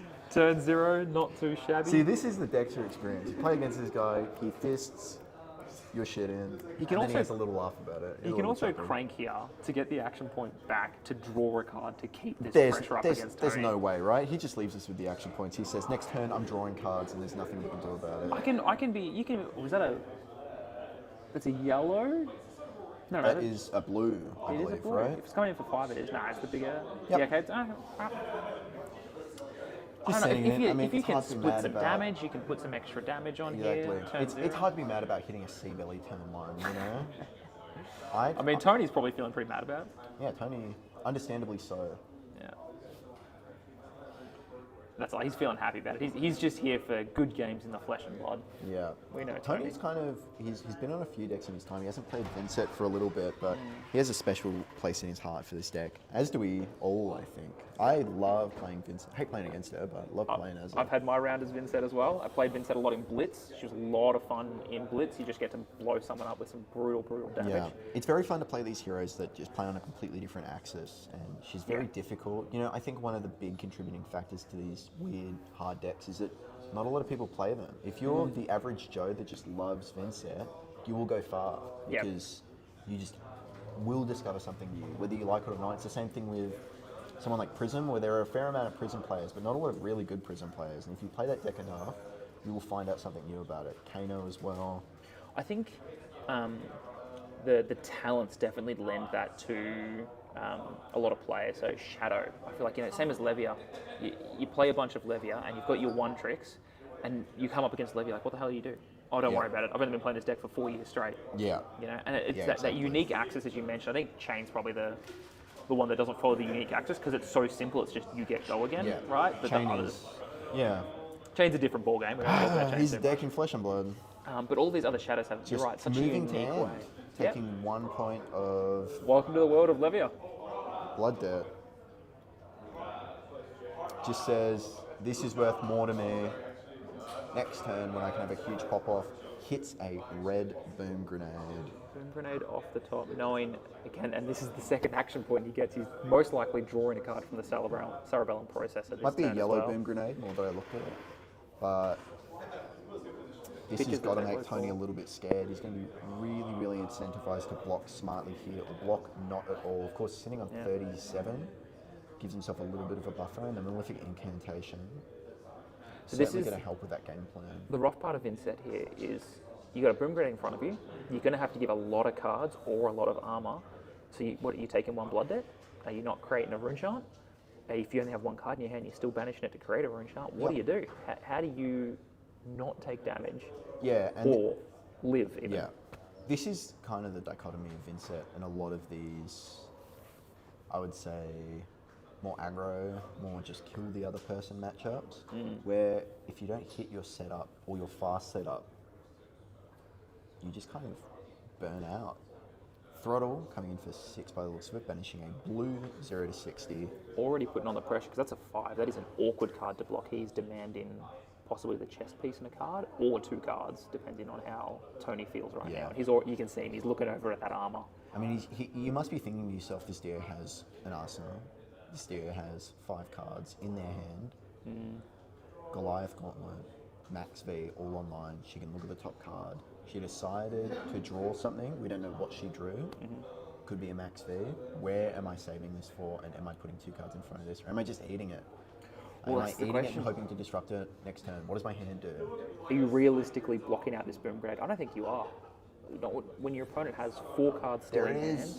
It's the husk. Oh, it's Didactic Carapace. It is Didactic So he gives him the 5 here, respects it. So Eloquent Eulogy, to me, also a very says, powerful card. Bit slow though. Well, it's your one card play. It means that you can always play that. What is that? Rotary Ram? You know what? Every day a new mech card is made. I'm pretty sure. No way is that Rotary Ram. Let's have a look. That is Rotary Ram. As a mech connoisseur. +3 if you've boosted, put it on the bottom of your deck. This is an anti-fatigue card. Yeah. And now we have Fast and Furious. Fast and Furious. Boosting what? Boosting what? Boosting what? Boosting what? He's boosting a zipper hit.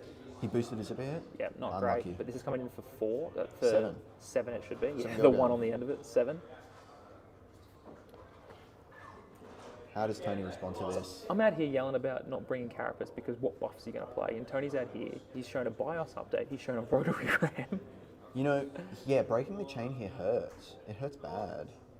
Because he gets that block again. Yeah. So he gets to come in for 7, but he's still got 2 cards. He's still got a resource in play. 0 to 60 blue, boosting. Zip hit. Is that a blue or a red? Am I colorblind?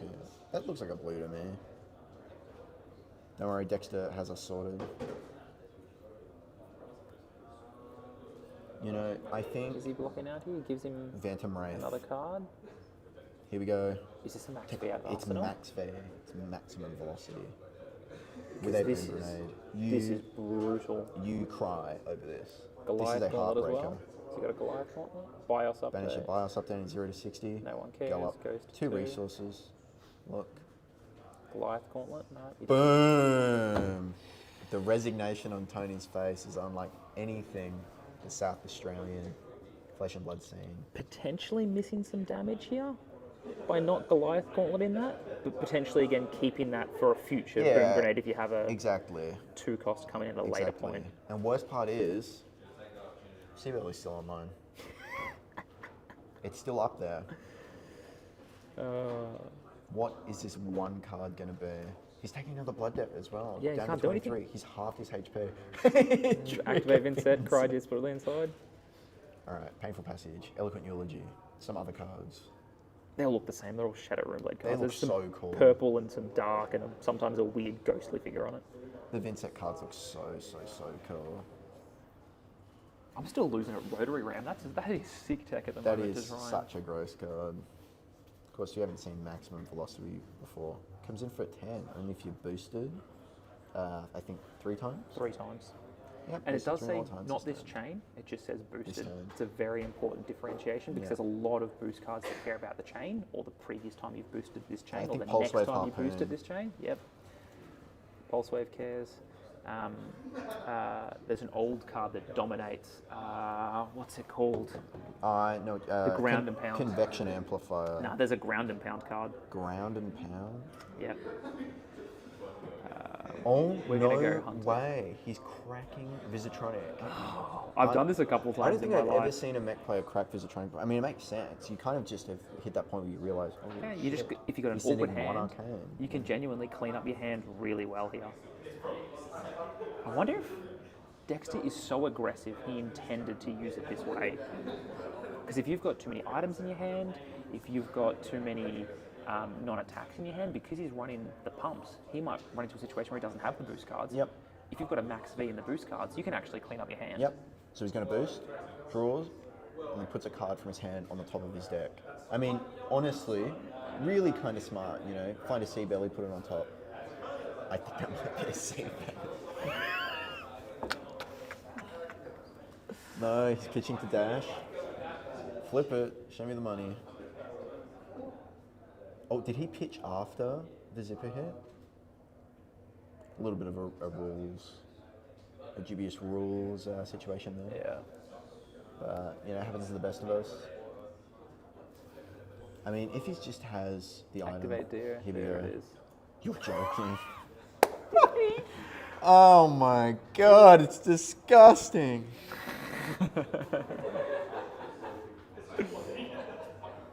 I'm actually such a huge fan of this Visitronics play. I think How awesome is it? it's like ragamuffins. I would It's not have- ragamuffins on steroids. Well, it's, yeah, rags and everything. I mean, I would not have thought of this. It's just a matter, dude, you know what? This Achilles Accelerator is going to go to the moon this turn. It lets you draw another time. It does too. Gives you the reaction point. Is Tony just dead? Tony might just be screwed. I mean, unless Dexter, like, really bricks. I mean, this is... Yep, You can't hit break it. in a mech. You just hit so Drawing many it. cards. You can boost away. You can look at what's happening. Down to 1 action point. His pistol should be on 2 technically, but there he goes. Here we are.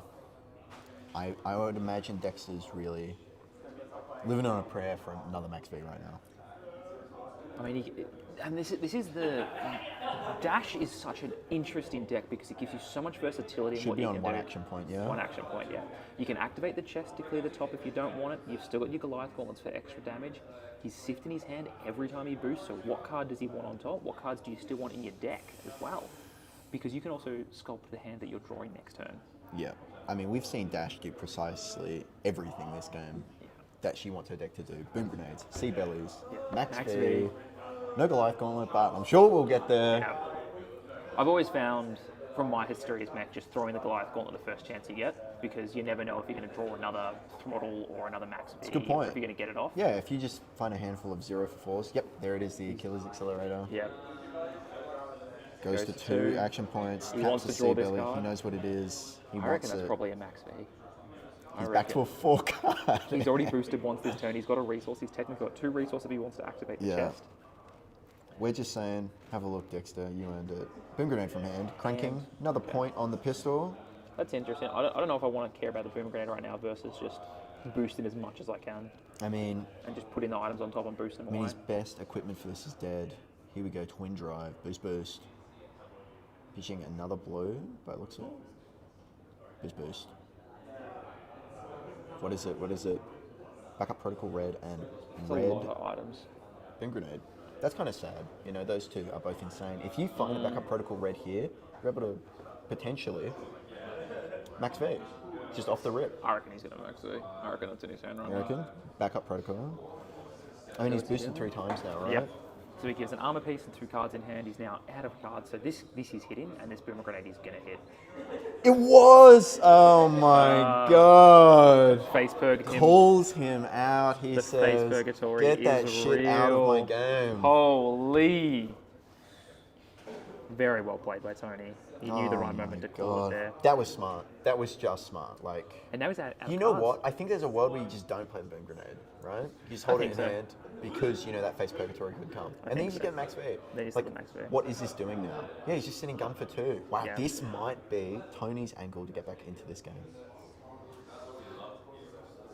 Plays Haunting Rendition, To prevent prevent two. a little bit of damage, make a Makes ring a room chain. shout. You're right. The greed on the boom grenade. If Dexter keeps that boom grenade, imagine that. Imagine Dexter discarding the boom grenade and still hitting. Still hitting max V because you've got Because he has to Country take the 12, right? And if you send the Goliath Gauntlet, then you drop him down to what, 11. And he's in rough. Particularly because you've taken all these cards, he's still taking And you know blood what? And you know what Tony might do if he sees you have 2 cards in hand. He's probably not going. He may not face purgatory. Yeah. You. He may say, "This isn't worth it. This isn't worth my time." Does nothing again. Activate Vynnset, cry. Activate insert. See nothing. That is terrible. That's a weird hand. Yeah, a bit of a misplay from Dexter, unfortunately. Yeah. Now look, Tony could have played out the. Nah, the it's widespread some- annihilation costs 3. Yeah, widespread. Yeah, but you can correct the Vexing Quill hand and play it out I just don't for a know if little bit you're of doing something. But yeah. I don't know if you're doing. There's no I mean, arsenal. It cares about arsenal. At the moment, disruption. this card has done 3 damage to you. Like, it's -3 value. Get it the fuck out of there, man. But again, Dex doesn't care. He just takes 6 and moves on with his life. Also, you've got the arsenal, so it actually banishes your arsenal as well. Yeah. Oh no, you wouldn't have lost life that turn. So no, it wouldn't. This is a card that I cannot remember the name of for the life of me. Overload.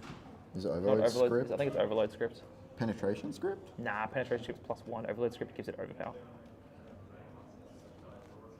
So many mech cards, folks. Oh, don't worry, I'm a mech and aficionado.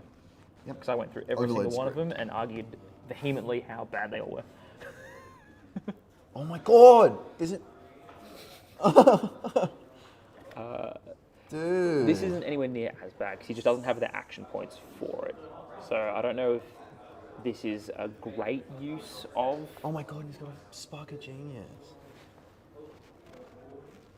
Dude, you Spark of Genius. Are you able? Get yes, the action you point are. back. No, you grab blue, Spark of Genius, grab your backup protocol red. Boost, boost, boost. I don't know if Max it's V. max main. He doesn't have the resources for it. It's That's what they definitely have to- rough. But that's what the thing goes for. Like the C ability, draw an extra card, and Oh, then draw the blue? and then your Spark of Genius to Spark of Genius draws you a card as draws well. your card. You're in, oh man, has he got the math? Do you have the resources? No, I have to do the math on here. It's a lot of resources. I don't know if he's Depends getting what it you draw quite off the top. Like if you see a blue, you're probably pretty happy with that. Bloodied Obol. Yep. Famous Glory Seeker League card. But this is also all overpower as well. I forgot the overload script's giving everything here overpower. Does it actually? At the start of your turn, destroy this, and this remove steam cannon, your mechanologist attack actions gain over. Yeah. I think there is a max V angle here, you know? How do we get to it? Is the question. So if you play the Spark, you get the backup protocol red. You draw a card, it's a blue. You draw another card off the sea belly, it's a blue. You pitch that, you've got 1 resource, you can go to 2. And both the cards in your hand are 0-cost boosts. Here you go. There is an angle here. There Here is we an go. angle. This is a red zipper hit to my knowledge. Yeah. If Dexter could have got there, there is an angle, but I don't know if he's going to get there. Oh. You see what it was on top of the Max V deck? on top? I think so. I'm he just get so to Max it? V card. I'm just like every card's Max V. You Max V build? It's fun. It's really fun. Yeah. I mean, I've played Dio a little bit before, and this deck is such a fun time. If you need to clean the top of your deck up Here we with go. that spot. If he has the backup protocol, Tony he might getting? just scoop on the spot. I would be pretty disappointed if this was a burn grenade, because I actually don't think it's a very good burn grenade. Well, it's overpower, so it's guaranteed to hit. So you're just searching for full power out of your deck. Wait, Spellbound Creep is block 1. You have DREX in the deck. You send a second attack. There it is. He's going for it. We're living.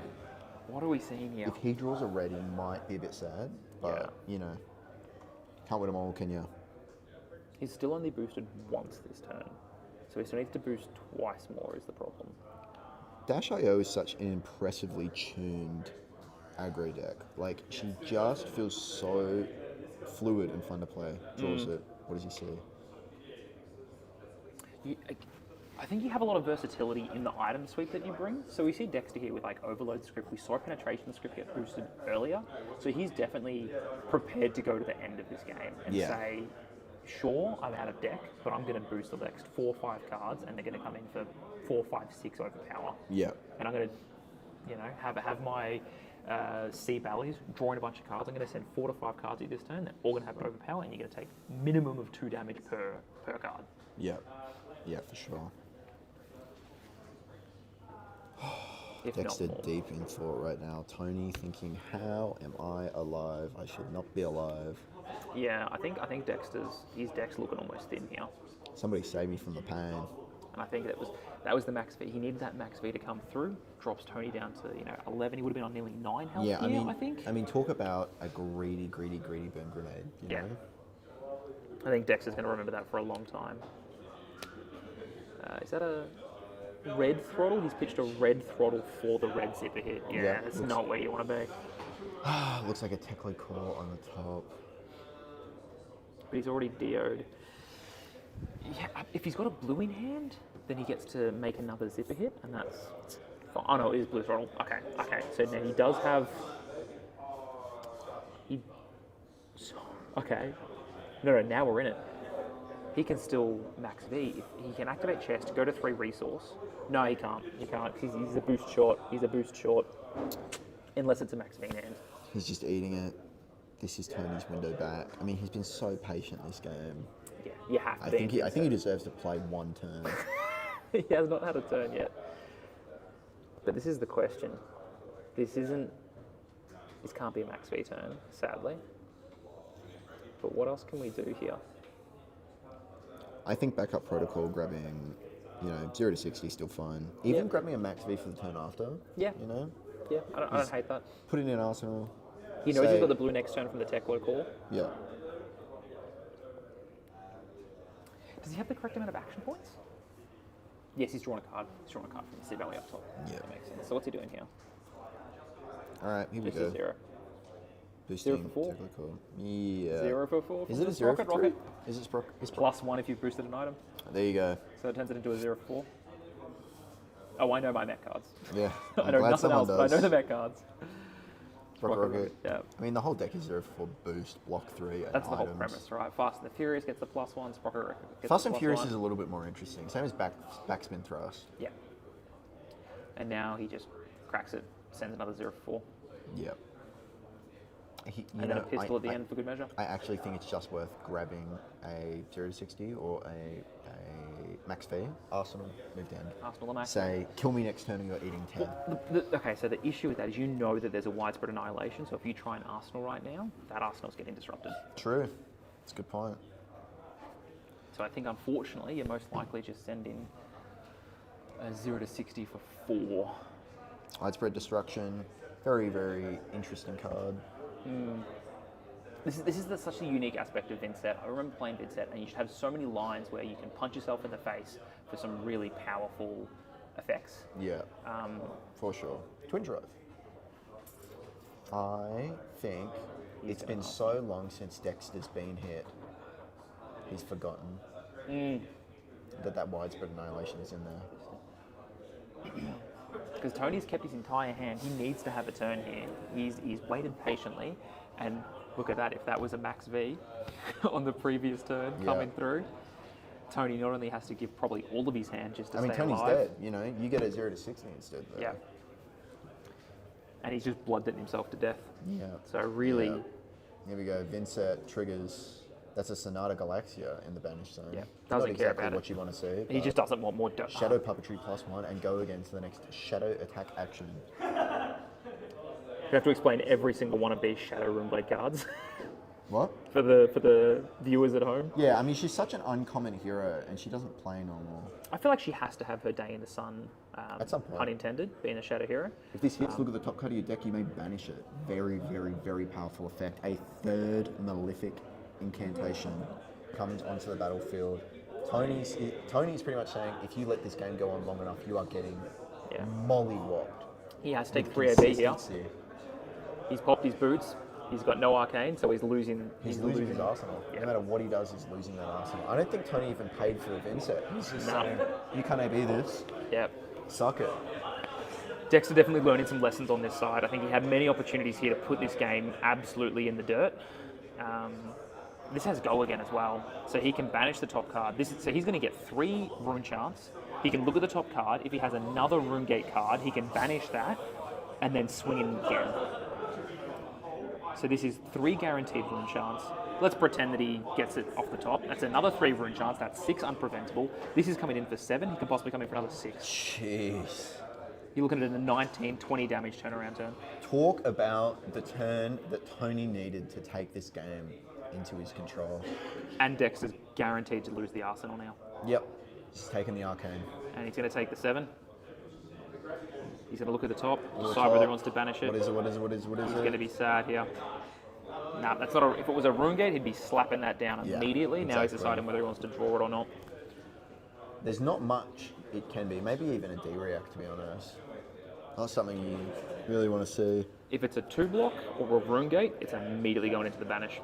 Yep. So close the combat chain. There goes the twin drive that we knew about. Yep, and then is he Tony's going to saying- swing the flail? Hell no. You are punting if you swing the flail. Yeah. Yeah, I mean, you lose all your rune chance. You lose a life. What was that on It was a top? haunted rendition. It was a 4-block. Wow, feels bad. Hey? That is a card that you definitely want on top right now. Clean blocking out. I think 11 life's a lot of life against a mechanologist. I'm not going to lie here. Yep, especially with the haunting rendition now. Your 0 for 4 is getting blown out. Tony's just going to banish 1 card, send in something, trigger 3 Malefic incantations. Or can put the quill hand in front. No T-bone. blade break. Totally fine. No walkers. If he gets a second T-bone, Tony in his says, hand, don't even think about it. I think Dex would be very happy with a second T-bone here to get rid of spellbound creepers. But I don't think his life he cares too much about it right now.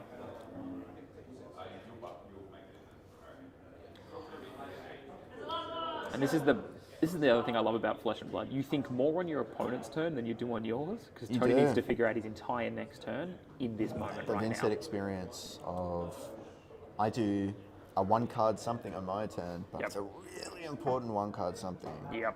But these, I cannot overstate, how important these Malefic incantations are to keeping this game alive for Tony. It lets him dump pretty much his entire hand and say, 1 card 11, 1 card 12, with a relevant on-hit, such as widespread destruction that we saw earlier. We said this was going to be a quick game. We may have been... We may have been a little bit overzealous Yeah. as we have been all day today. I mean, there's something that happens when players get on camera. Not only do the games get better, but they take a lot longer. No one wants to lose on camera. No. This looks like widespread annihilation, I think. Yep. Not annihilation, widespread ruin. That may be it. God, it's these Boom grenade off the top here. So that's not hitting. smart, good block. You know, that may just like end the game for you on the spot, really. Just getting clipped by this boom grenade. But now Dexter's saying again, I need your entire hand or you're going to die. Yep. So just taking away Tony's agency here, and that's a 0-4 now. We know. 0-4. Luckily, he has So play core the boost 4 in. block. Throttle on top So of the deck. just slam down a Throttle. Haunting Rendition. This throttle was a no-brainer, right? Yeah. Because you've got the Tekla Foundry Heart. Throttle.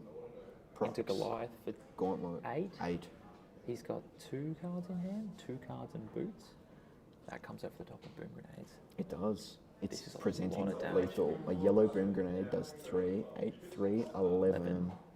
So he's going to have He to says, keep give the 2 me cards. the entire hand. He's only got 2 cards. Yeah. This is just the card that Dexter was needing to close this game out. He's going to take 2, block 6, still takes 5 over the top, goes down to 6. I bet Tony's real glad that he got rid of that Blood Deck card. Yeah, you have to give props to Tony here at really staying alive. Worst player definitely would have lost their call a bit, but Tony is one of the more measured players. Here it is. No, the throttle's on top. The throttle on top. Yes. It's a blue throttle, I guess. And But you just want something for you that know why? Goliath Gauntlet. Because you can shoot your pistol twice. Spark of here. Genius on there. There's Spark of Genius. On top. I believe so. With my eyes do not deceive me.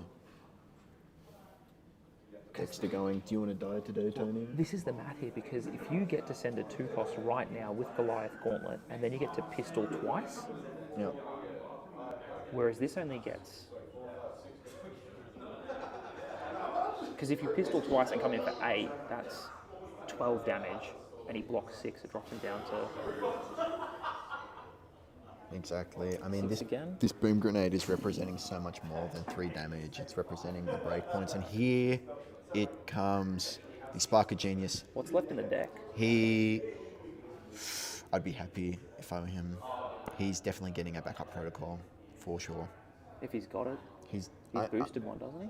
oh no. I think he's only got a Teklo call left. No. Which means that he way. doesn't have an action point, Shit. because he can't crank. He needs a crankable item. Oh no. That's still so My bad. heart was in my throat just then. That's still pretty sad though, you know. I think this Draw is the card. fine, because if you're coming in with a... You need the Goliath Gauntlet to proc right now. You need something to get over the top Yeah. and force that entire hand. So 'cause what's he's the only got 2 cards? What's the card in his hand? Because if that's a 2-cost, I think he found Throttle. he needs a throttle desperately. Because if he gets a throttle Goliath Gauntlet here, that's game. Because he still gets to shoot a pistol at the end of it. Yeah, I mean he's just taking Tony's entire hand now. Yeah. Tony a gets little to bit do nothing. confused. Reading Spark of Genius. Do you really get to draw a card after that? There it is. Go and think about it for us, Dexter. They were both stationary for a moment. I thought the stream froze because they both went into deep think mode. Yeah. What have we got here? There it goes. Blue Throttle For 8. for 8. Oh, blue throttle? Looks Does he run blue. blue throttle? Looks So that blue means to he's me. in for 7. That's in for 7, which means he takes the boots. He does, 2 but this cards and means Tony boots. lives. Tony lives. What's He that is last boosting. card He's in got go Dexter? again. He's just going to shoot the pistol, I think. Unless that card in his hand's a 0-cost. Go again. 3, 6, Throttle in blue. For 3, 6. 6, 7. Nah, just pistol. Gun. Pistol, Moved in. arsenal. Oh. And I think that, It doesn't get ladies closer and than gentlemen, this. that is as close as it gets. I don't think Dexter can It come back is from this. amazing He's how out of close deck. you can be to death against Dio. Yeah. And your life total doesn't change. I mean, he took, I think, 2 damage that whole turn just from the gun. Triggers Vynnset. That's exactly it, you know. And at some point, Dio's going to run out of deck. Tony's just gone onto the defense. He doesn't have to do anything now, but just not die. Red Throttle on top. Says to Tony, How does he manage? all of my items are dead. About time. It's can about He time. can still max V here. He's got 1 more in the deck, I think. He just mean- to figure out how to get that across. Deal with a full grip may just be the scariest drill in the game. I tend to agree, particularly if you. But we know what's in his deck. I think his Teklo calls his last item, from what I saw. He's almost out. He's almost fatigued himself. Like There is a it's- rotary ram in there, though. Yeah, true. Thank God. Imagine if that's the. 0 for 3, go again. That's what does it. So we got zipper hit. Looks like a T-bone. another zipper hit, and then a throttle at the end of it. Here we go. There's a throttle in blue coming in for 4. Don't even have to change the stream overlay.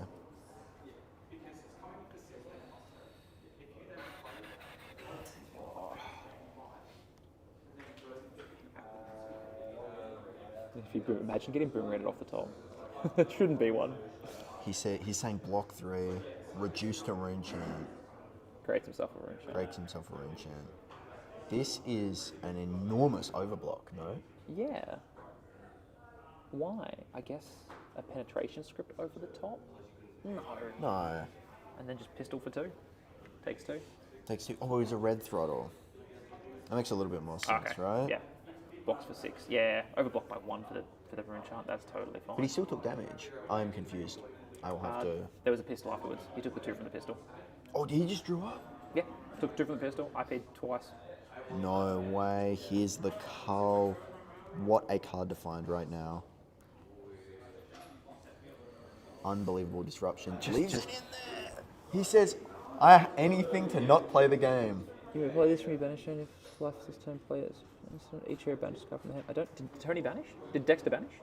Tony banished. Dexter's got 4 cards in his hand. Yeah, he didn't banish. He hasn't played the Cull. Oh, he banished it to Yep. Vynnset, of course. I was so confused for a second. But that's 1 more blood debt. I think Tony's taken 4 blood debt this game. He's taken 10% of his life in blood debt. Tony's thinking, how do I possibly get out of And this? he loses the spell creepers now. But he knows that Dexter's hand is a bit of a brick. When did he IP'd quill him. hand? When did Tony quill hand? It's T-boned, so it's blocking on the chain. Where's the... Oh, because he blocked with the boots before. Yeah. Of course. Dexter's about to run out of cards. Tony has successfully weathered the storm on the back of the face purgatory. That was a huge face was purgatory as well. huge. From the greed of Dexter as well. Yeah. It's... Look, I get the mech. You're just like, man, the number's so More big. damage, I swear to more God, the damage. number's so big. There's the road. There's the anti-fatigue deck. Oh, no, we didn't have a choice. I reckon Tony's just giving hands right now. Tony knows what he has to do. He's got another register and shit in hand. Like, come on, man. Tony's very comfortable blocking. He's a big fan of it. Our local Jarl connoisseur. Yes, famously nicknamed Tony anything to not play the game Nguyen. I played against him Wednesday as Gravy. I don't think he took a game action until it was to neg 1 my compass and then minus my Humperdinck to then break the compass. They were the only actions he took the whole game. You know what? When the time comes that Tony finds a deck that operates in a way that satisfies his offensive needs, he's going to be a monster. Yeah. I think that was kind of OTK Florian, but OTK Florian literally attacked once. all game. It still did nothing. It sent Scepters. He That truly comes did in nothing. attack. And then he played Fatigue Jarl, and now he's playing Vynnset, which is a very, very active hero. We go, boost the top this- 2, Spark of Genius. Is this the last Max V? Is Dexter gonna get Get there? the fuck out of here! There's No way! Could he have culled as well? He plays from No, he was in lost his last arsenal. turn, No, he could have culled from He back, could have though. culled. He could have If a hero has culled. lost it. Oh no, it was in his arsenal. It wasn't. He had to No, cull no, earlier. but culling earlier stops the 3rd boost. Yeah. So you can't play it. No, use it or lose it. A misplay either way, when the life totals are this low, it simply does not Could have matter. responded to the second to guarantee himself. Look at Tony Tony's in face. disbelief, he knows. He knows. I'm going to say it again. The writing is on the wall. Cull him. found himself Manage into a the card, card. and that's Hey! it. Dexter takes it. Oh, they both knew. Yeah. Wow. Dexter If you getting there. could hear the relief. I was on side. my seat for most of that game. Every decision mattered. Every decision mattered. Tony's blocking prowess and weathering the storm really showed off, and it came down to that cull where Tony must have thought, no more max Vs. I'm just going to let him rip it and then do something. Yep. On my turn, a cull saves the game. A face purgatory loses it. Misplay by Tony, misplayed by Dexter. But still, I feel like there was so much strategy and skill involved in that. The intelligence of Dexter to say, no, I'm going to IP 2. I'm actually going to IP myself 2, keep this in arsenal, give myself the blue, give myself the red to really push through this kill shot. Exactly. And even down to Tony having to keep his hand and take the 2 damage from the pistol every turn. He Yep. took 6 damage from the pistol in the end of that game. He did, and he took 10% of 16%. Wait, No, 10%, he took 4. He took 22.5% of his life that game from pistols and blood debt. Yeah. Incredible. Thank you for tuning in. We'll be back for top 8 very, very shortly.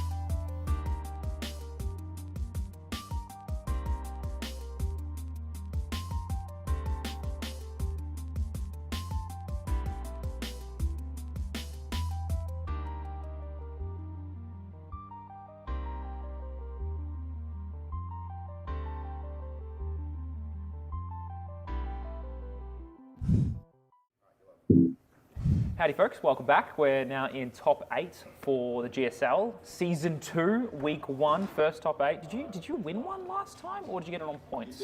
Yeah, I won one and got in on points. What were you on last time?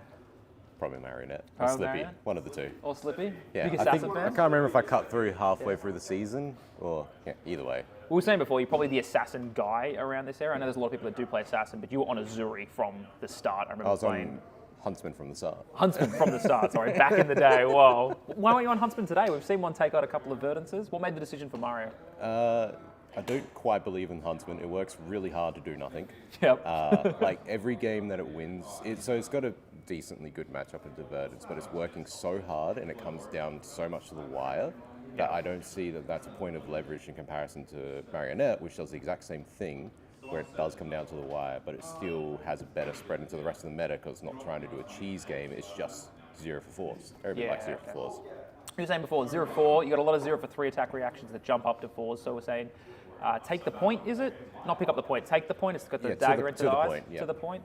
That's just a 0 for 3, that is a vanilla 0 for 3 with potential. Yeah, it's better when it's a 0 for 4. Like, the obvious mantra of the deck is if it doesn't say 0 for 4, it really has to justify its existence. Yeah. Okay. The one that's tricky is Scar Tissue. Yep. The 0 for 3 reaction that, like on a dagger and on hit mark. That one is so close to being cut, but it does lead to like good play styles because you can do it on the graphene and end with a mark. We saw there was a lot of marking. You were consistently marking, whether it was from the dagger, whether it was from cards. There was even a really interesting moment on stream where you wanted to remove the mark desperately to not transform from Mario. It was like the second last turn, and Tom ended up taking one, losing the mark. How do you feel over choosing Mario versus having to transform? I don't think I was actually trying to unmark him there or anything. Like, I'm happy to let it roll out. So the deck's built around the graphene. Like, it's a daggers deck, right? Yeah. The cool part about that is all the flips bar trapdoor just say 0 for 3.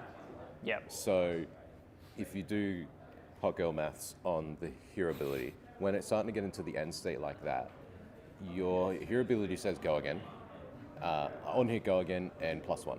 So when you know you're going to be blocking a lot and you're getting to the state where you're probably only keeping 2 or 3 cards, and like that go again is either not going to happen because they're on 1 life and getting the go again doesn't matter or whatever. The 0 for 3 in any form is more consistent. It's just damage at that point. So it just puts them in the blender of like, they want to go, I don't want you to flip because like that 0 for 3 is more than the 0 for like 1 of the base form effectively. But like, if I take the damage, I'm going down. Like it just does the blender well. But this is where like this dagger build of Marionette does a lot better than the stealth older version. Is that it's really consistently using those hero abilities. Yeah, okay. That's really nice, actually. So you don't actually care so much what you transform into, because we're saying, you know, historically we want to run the mask, you want to get your Celery out pretty early. Yep. I mean, you had to run AB into Verdance, but you actually chose the headpiece, so you didn't even have the mask, and you just hoped to draw an Orb Weaver early? I've got 9, so I've got time to make it happen. I don't think I even AB'd. I don't know if I like should be running AB into Verdance. Like I flip between 1 and 2 just depending on the exact deck composition. But like, yeah, the game plan is get our Graphene out. The Spell Void looked pretty important because it meant that you could stay on 7 life and spend all cards in hand and still be alive. Yeah, the rough part is like, no matter how much I play the Verdance matchup, I think it's a little bit Arakni favored, but it's not so much in a way that you don't end up in that exact end state, where I just have to hope he doesn't have it. Like, I haven't found a way to be like, oh, I'm on 20. Like, it doesn't ever break that way. It's always to the wire, please don't draw, please don't draw, please don't Your draw. Assassins have always been like that, though, right? Yeah. You always, I think a long time ago, you used to say, I'm going to drag you down to my level. I'm going to make sure you're only playing off 2 or 3 cards at most. So it feels like there's less disruption in this deck and more, like, cause you talk about Saber Bloodshed, it's more you presenting. Yeah, this is definitely the most aggressive version of any Assassin we've had, really. Like, even Slippy is probably more about consistent disruption than what this Marionette deck is, which is just like punch. It just says 0 for 4. Like, it is Aurora in a funny hat. Yeah. Like, that's all it's trying to be. Like, it's not as like as native 0 for 4 because you got to translate it through the dagger. but you're doing your best to make sure that that's seamless and you don't feel it. Cool. All right, you got gravy first up. Yep. How you feeling? Easy loss. Easy loss? Yeah. All right. It's just not. 3 turns in, we'll go get coffee.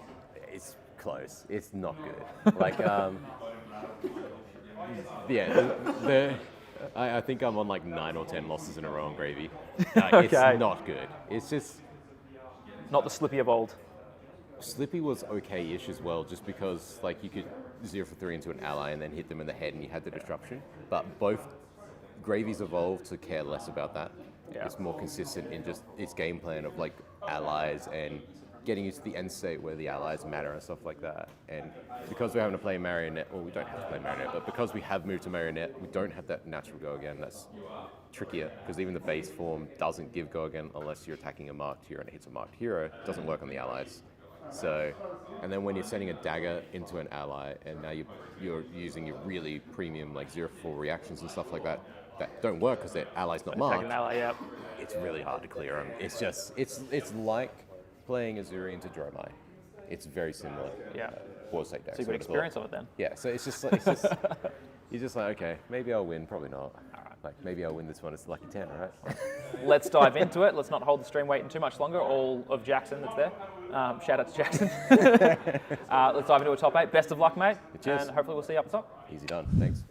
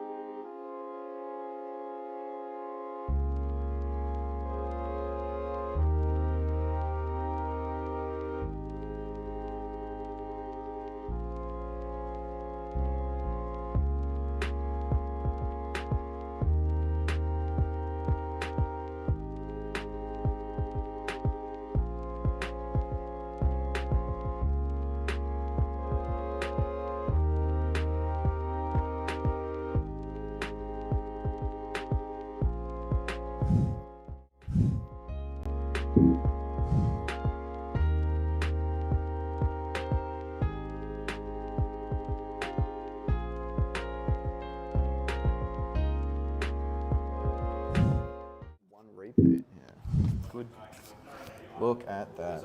Is that a completely fresh one repeat? Yeah, I was just getting you to say it again. One repeat? Yeah. That is a completely unique. No. Are we live? All We're right. live? Welcome back, folks, to the top 8 of Glory am- Seeker League, Season 2, Month 1. The saddest right now. We actually have a double up in gravy. Otherwise, we would have had a completely unique top 8. Yeah, I think 4 people brought Reiner, 3 or 4. Yep. Not a single one in top 8. Can't say I'm surprised. It is an interesting top 8. I mean, was that Dexter on Dio as well? This was pizza. We've got the Kayo. So we've seen the Kayo, we've seen the Huntsman, we've seen the Verdance, we've seen the Gravy on stream as well. We've seen Mario on stream. I think we've seen almost everyone here on stream, no? Yeah, I think so. We haven't seen Kano, so I'm hoping the Kano gets through so we can see someone play with themselves for 15, 20 minutes. Haven't seen that for a little bit. Listen, Lockie's been known to be bad beaten a couple of times in the top 8 of Glory Seeker League. Yep. But we've got, who's this? Lachlan v Quigs. No, it is Kano on stream. It is Kano on stream. How wonderful. Quigs. Kayo runs a lot of blues. And he gets the skull horn. He could run 3 AB. It's AB. I've received word that it is AB3, no spell void, and potentially Shelter from the Storm in the deck, just for that extra bit of prevention. I am aware that this matchup was played very recently, and Quigs got there against Lockie, killed him from 41. So it's anyone's game. Because he is AB3 with a lot of blues. There's a lot of blues in this deck. Yeah. And a lot of the attacks are very low costing as well. So you can end up sending like one attack, see what the reaction is from Quigs. If he just wants to take it, you just chill. Get those mites going. I guess you're really disincentivized here to activate KO's ability just because you want to keep the blues in hand. So you always get the luxury of seeing how he blocks. Look, I also have been informed by Lachlan that there are no, what's it called? Preventions, No. null runes. There's one thing that I was no Intimidate in this game, not a single bit of Intimidate, no bully tactics. So that could be a pretty big deal. I know sending bully tactics for a lot and just like intimidating them, they can't block it. Well, you only need to intimidate one card out of Kano, realistically, maybe 2, depending, to ensure they can't combo you off if you're on high health. Depends if they have potions and how many cards. Like realistically, like a wildfire combo that comes in for 4, like if you just let it go for 4, Wildfire Lessons Blazing, I think it's 38, 36. My math is off. I haven't played Kano for a while. This hero burnt me one too many times and is not what he used to be. I see what you did there. Yeah. Burnt you. Well, When do we get Draconic Kano? When's that the next? you know what? I think that will arrive with the next Icelander, and there'll be a new talent like Flyner. Wizard only? Oops, all wizards, and you get Draconic Ice. Well, in the lore of FaB at the moment, Icelander is chilling in Volcor, so Is she the next Draconic? Are we seeing a swap? seeing a Yankee spot. Well, because originally, they sent her away because she was going to be too powerful as a Draconic wizard, so instead she became Something an Ice like wizard. that, yeah. So they sent her to the Bleak Expanse, and she gained a great affinity Dad, for watch Ice me. Magic. Outed for 3, go again. I know Lockie did mention that he wants to go first in this matchup because he does have more life, just by proxy Yeah. being in the game. Block for 3. And you get to walk around and say, hey, do you have 0 blocks? There are 0 blocks in that deck. You've got items. Yeah. Can I just get through some damage? Open the Floodgates. Red, it looks like. Extremely powerful card. The blue version is widely considered to be the best one. Bully Tactics. Boom. For Amiga 4, I believe. AB3. He's getting booed. He's getting booed. Definitely AB3 here. I mean, you get the free boo, right? How wonderful is that? Yeah. So this is just going to demand a few more cards. Yeah. Quigs does have Wildfire in his hand, though. Aether Wildfire. Insane card. Does a lot for this hero. I am now keeping an eye on chat for @Jackson if you're floating around, so don't stress about that one. We'll see if you do have anything interesting to say. I'll give you a bit of a yell out there. With a blazing. Oh no, it's an Eye of Ophidia. Pitches to Eye. Let's see what he can find. a Kindle, and a yellow Classic open Kano the player. floodgates. Always has to make sure that he's got 2 Kanos, if not 3 heroes, to just showcase his Kano activations. Yes, there are 6 Kanos in my deck box. What's the most Kano activations you've had on the stack? On the stack, I think it might have been 7 when I was used to pitch stack, because you just like queue them all up in a row. Because you don't need to like really resolve too much all at once, and then just like crack your potions. I mean, that pitch stacking was so fun. Rest in peace. Listens in Lava, huge spell to find right here. If he has a way of amping, we know he has the Kindle in hand, so I reckon you go Kano, flip, see what you get, doesn't really matter, and then you pitch Crucible for Lessons in Lava, and then Kindle for the amp, because that's how you get over the AB3, grab your Wildfire. Leaves on the Solitarian for Quigley. Yeah. You're going to solitaire his whole deck for him on stream. This deck, man, I'm telling you, Lessons in Lava, this is not going to grab a Wildfire. Very crucially, no Wildfire will be got here. This is still a crazy card. I'm gobsmacked. I get why this was kind of printed once upon a time, but it feels like, I'm not sure if we had Kano reprinted now, or if he was first designed now, I feel like it'd be a very, very different hero. Yeah, Lessons in Lava, I think, is a pretty balanced card for the most part. It's super, super important to his game plan. Like, the hero almost, like, he's held together by bits of string and sinew. And the book's resolved and helped a lot of that. Oh my god. Is that Gaze the Aether? Gaze the Ages. Ages, it is Gaze the Ages. Yes, one of the more expensive components of a Kano deck, surprisingly enough. I think it's a Crucible Majestic, Crucible or Dynasty. If you played another Wizard non-attack action, put it into your hand as it resolves. So you opt, it's like an eye, but you just get to see extra. Activate Kano, look at it. Yep. He is just digging here. See what he finds. Opt to. And that goes back into his hand as well, is what we're saying? Yes, it does. So played it looks Lessons like in Lava. It looks like he found a potion of Deja Vu.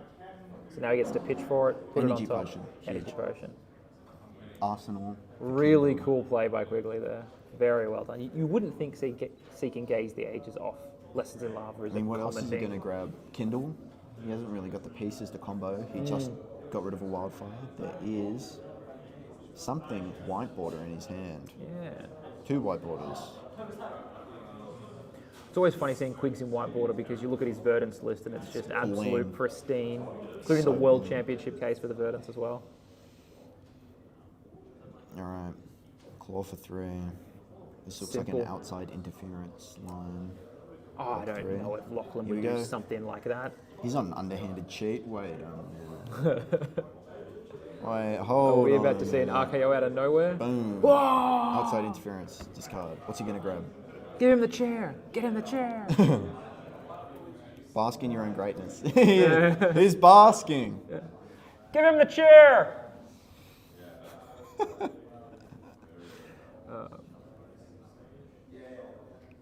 Is he not going to play it? Okay, there we go. Pitch 2, make 2 more might tokens. Basking greatness. Is it red or blue or yellow is he playing? This is red. red. Red or This is blue, red. sorry. So this will only come in for 4. It will demand a little bit of a block. Looks like that is a Sonic Boom. It So is, pitch yeah. 2 Crucibles. Sonic Floodgates. Boom for 4. You get AB1 if you reveal a Wizard non-attack. Bob's your uncle. We're off to the races. He's thinking about it. You He's can play thinking it at about instant it. speed. Boom. Sonic Boom! Is Sonic Boom an instant? Nah. He's doing it in his turn. Ah, Sonic Boom. I give that Classic 4 big card. booms. Boom, boom, boom. It pretty much just lets you chain things together. Lockie not opting to AB this finds a destructive Aether Tide with nothing pumping it. If this was pumped, would blow up your arsenal on the surge effect. He doesn't have a way of pumping on board. Nah, if anything, you'd have to He crack. does technically, but he'd have to crack the E-pot for Metacarpus stones, Yeah. which is so not worth it. No. He finds his eye again. Yeah. This is big. Aether Spindle, not a card you typically see in the lists at the moment. The Unga Bunga Kano list, popularized by Blazing for Lethal on Discord. Spindle's out, but Quigs is making a pretty solid argument for it staying in. The question here is Lachlan did not AB. He wants his hand. He wants all cards in his hand now. He's got the Tunic resource. He's got 2 mites. He's going real wide, and I feel like he's going real big here. He's going to say, I'm going to try and put 18 plus damage on you, 20 plus damage on you, and I'm either going to take your entire hand so you don't get to do anything on your turn. Yep. Hold on a minute. It looks like give and take may be a main. Let's have a look. You may put an action card. He doesn't want an action card. He wants to lose. He doesn't want any of that shit. On top, outed. Is that an E-strike and then an That is E-strike an for 7? E-strike for 7. No cards in hand. But he's already blocked with, you know, a card. He knows he's relatively safe. He just says, I want to threaten your life total. And here he goes down to 15. That's half of Quig's life total done already. Yeah, Kano, famously not known as the most solid hero in the game. Judge call? Looks like they've made a judge call. Yanni's doing something or other. He saw something. Judge calling a judge call on the judge. Dude. That's fucked. Lachlan being our premier judge in Adelaide now. That title has rotated around to quite a number of different people over the years, but I think Lachlan's definitely the guy. Yeah, absolutely. Unless you're asking about the proxy layer, in which case, keep your opinions to yourself. Pitching eye yet again, opting to Jesus. finds what looks to be another Aether Spindle and potentially an Aether Flare. Here we go, leaves one on top, may be an energy potion. If he pitches to Kano, you know where it's at. Aether Spindle, there it is. He's actually going to ditch the Kindle. Yeah, it was Kindle in Arsenal. He had it on like turn 1. Draws the card, so he knows what he draws. So, he said, I want that in my Amping arsenal. one. This is a Spindle for 6. This is a huge dig. Lachlan slams down that AB3. I think Quigs may have found exactly what he wanted, an Aether Wildfire on top of the deck. And now he says, how do I set up And now he my says, next turn? I want to draw the Wildfire, I want to park it in my arsenal. It's a flare. It was a flare. Gaze the Aegis. And instead, Gaze the Aegis, puts it back, gets it back into his hand, activates another Kano, There we go. That's the potion of Deja Vu. gets this potion down. He's opting to not put Yeah. not dig further for the wildfire. I think getting the depot is amazing, especially because you know you're not going to have it. Well, it's not. You're not going to have it. It's just you don't know you'll have it. So there it is. He's getting rid of a lot of cards It is. Do you see from it? his hands. At the wildfire in the hand. He's got no arsenal. Rolling scabs. So, yeah. Hits a 6. Whoa, the stream. This guy can't get enough on stream. This man could have just screwed his whole game. Instead, he says, Claw, I've got a few action points. Don't worry about it. I'm thinking I'm going to do up a few action points, Whitehead. I'm thinking you're dead, buddy. So, I believe... What does he do if he hits a 1 there? Does he just like... Lachlan has informed us that he passes the turn. This is incredibly risky. 1 action point. I mean, he's still got 2 resources in play, so he's insulated to a degree. Is AB2 going to save you from 32? No. He's opting to let it go. He says, I want more potions. RKO is quite a powerhouse, and he rips some enormous hands at the cost of dumping your entire hand. He's not like a guardian who will, send a spinal crush and still have a card in hand and a bunch of pitch. Yeah. He's happy to convert, but he often has resources spare. I think that's the difference that I'm seeing with RKO now. Yeah. Okay. Because that resource, he's designed to... This is the go-to. He's designed to take that spare resource because he wants to say, I'm going to RKO anyway, and if you don't want me to do that, then I'll just happily AB the 2 or the 3. Yeah. He's not popping off though. He's waiting for something He's got better. a Kindle in hand. What does he want? Just He plays another energy potion. Okay. That makes sense. Why not, Why not? Why kill you from 32 when I can kill you from 54? Yeah. Just guarantee it. I mean, you can always brick, but at this point he's got 1 Kindle in hand. He's played 1 Kindle. He... Just sees what he got. Activate a Kano.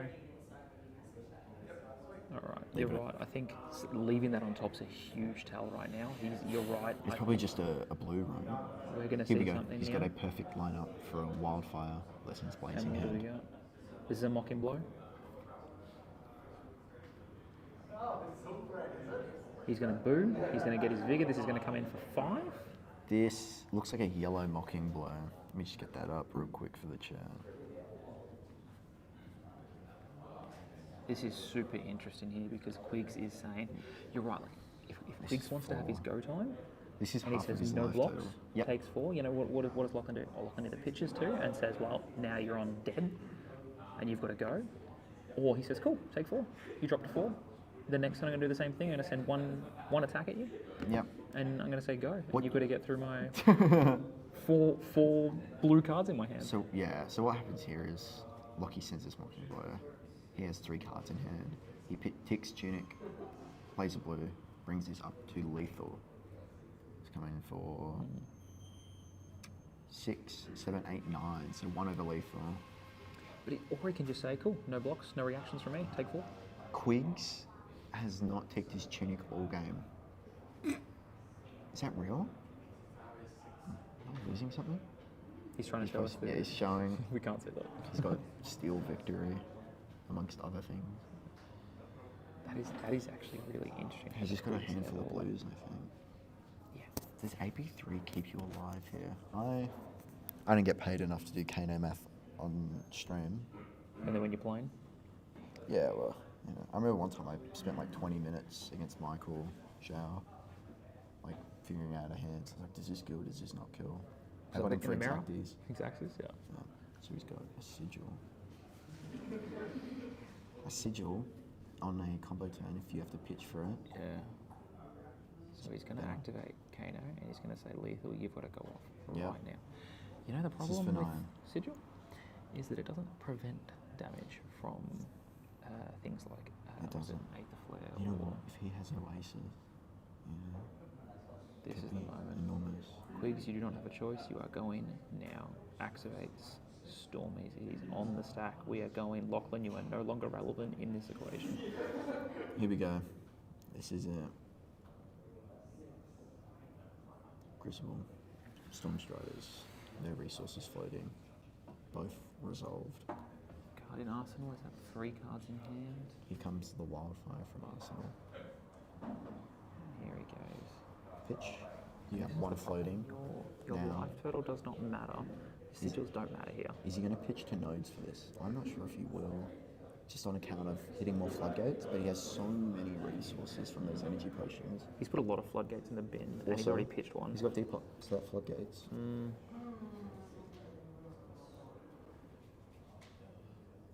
Oh, what's that? He Is had a it? boost. So AB3, take 3 on 6. Next, he's going to Kano in response. Depot. They say a quick game's a good game. This is going to be a long term, but it's going to be a quick Here's game. the thing, right? If Lockie doesn't have a blue in his hand, he doesn't need as a sigil. Oh my god, he's getting floodgates. Yep. He's getting absolutely smoked by the floodgates here. Yeah. This is that danger of having a sigil gain life. Yep, I really It's like. really good on the non-combo turns, but on Yeah. the combo turns, it's Yep, punishing. look. Quigs, using rags, put the lessons on top.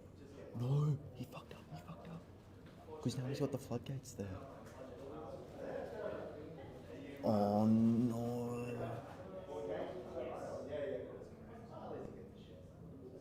This is not the point where you rags, because now how are you? Yeah, see, look. Is Lachlan going to let him take it back? I think so. Pretty casual. Being a good sport. He didn't see the. Does he know the top card of his deck or not? Yeah. Right, 'cause he deja vu. So, crack 4, they have 4 resources. Yeah, he absolutely knows what it is. Yeah. It's the floodgates followed by 2 blues. I think it's an Aether Dart and a. So why didn't he want to ragamuffins then? Because if he rags, he puts the lessons on top in his hand. And then draws it. And now he has the floodgates in hand. Yeah, What of does he course. do with that? Yeah. So yeah, you plays send the floodgates first. This gives you positive resources. So you go from 5, you get 6 back. Unless you use Metacarpus nodes. Yeah, I think he did. Does this set him off by 1? No, he should still be fine. So now he... How much damage has he done total? So 6, He's got. 9. I think that's the thing. He's got. Oh Yeah. no, we didn't count. Yeah. Oh, no, he's got no more So he's done 9. He's not so heavy this in this. blazing will come in for 9. Or the lesson, sorry, will come in for 6. Did he need to? Oh no, he can't AB. He's only got the sigil, of course. So this is interesting. Come It's on. a cute way to kind of throw off the math from Okay. Quigley as well. Yeah. So Kano pops. Lessons in Lava is revealed. He has 1 card in hand. 1 Kano on the stack. He's got a. Even if he has a red, he casts the lessons. Goes search blazing, flips blazing. He's dead. I think it's over.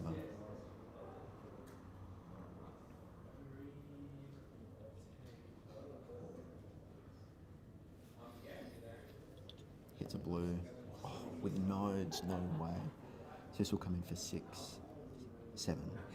If he puts nodes, he can put nodes on this. Like, for sure, because it'll be 2 floating. Yeah. Then Turns out nodes. he didn't need the tunic. That'll be 1 floating then. And he's still got the Kano on the stack. Quigley with Lachlan's life in his hands right now. What does he search for? He does it. There it is. So this is coming in now for For 7. 7. 7. So we've got 7, 6, 7. Yeah, he's dead. For those playing at home. 10, 16. Oh, he's got to do 19. It's blazing for 16. Yeah, but he's got to 16. It's blazing for 19. It's Okay. literally blazing for 19. That's crazy. Blazing for 19. 7, 6, so 13 plus 3 is 16. 16 plus another 3 from the wildfire, because wildfire buffs twice, because it's the damage that it deals plus the buff. 19. He's got him for exacties. Oh my god. No, he's got him for 1 over because he can nodes it. He can nodes it. Yeah. So then we nodes. Yeah. And Lachlan is possibly doing the math here as well. Yeah. It's for 20. Coming across for I'm being 20. so quiet right now. And that's why, yeah, he's now doing, are you sure? Because his math was like, surely he can't hit me for 36 plus the sigil. Yeah. And Quigs has said, well, actually. He's got him for still Kano. 1 over exacties. He's got him for 20. Yeah, He's got 2 sigil. Oh my god. No way. No. What? Oh my god. The double sigil technology. Ah. What a heartbreaker. I'm getting him on. I'm getting him on. Get him on. Wow. Straight to the booth. No time to debrief.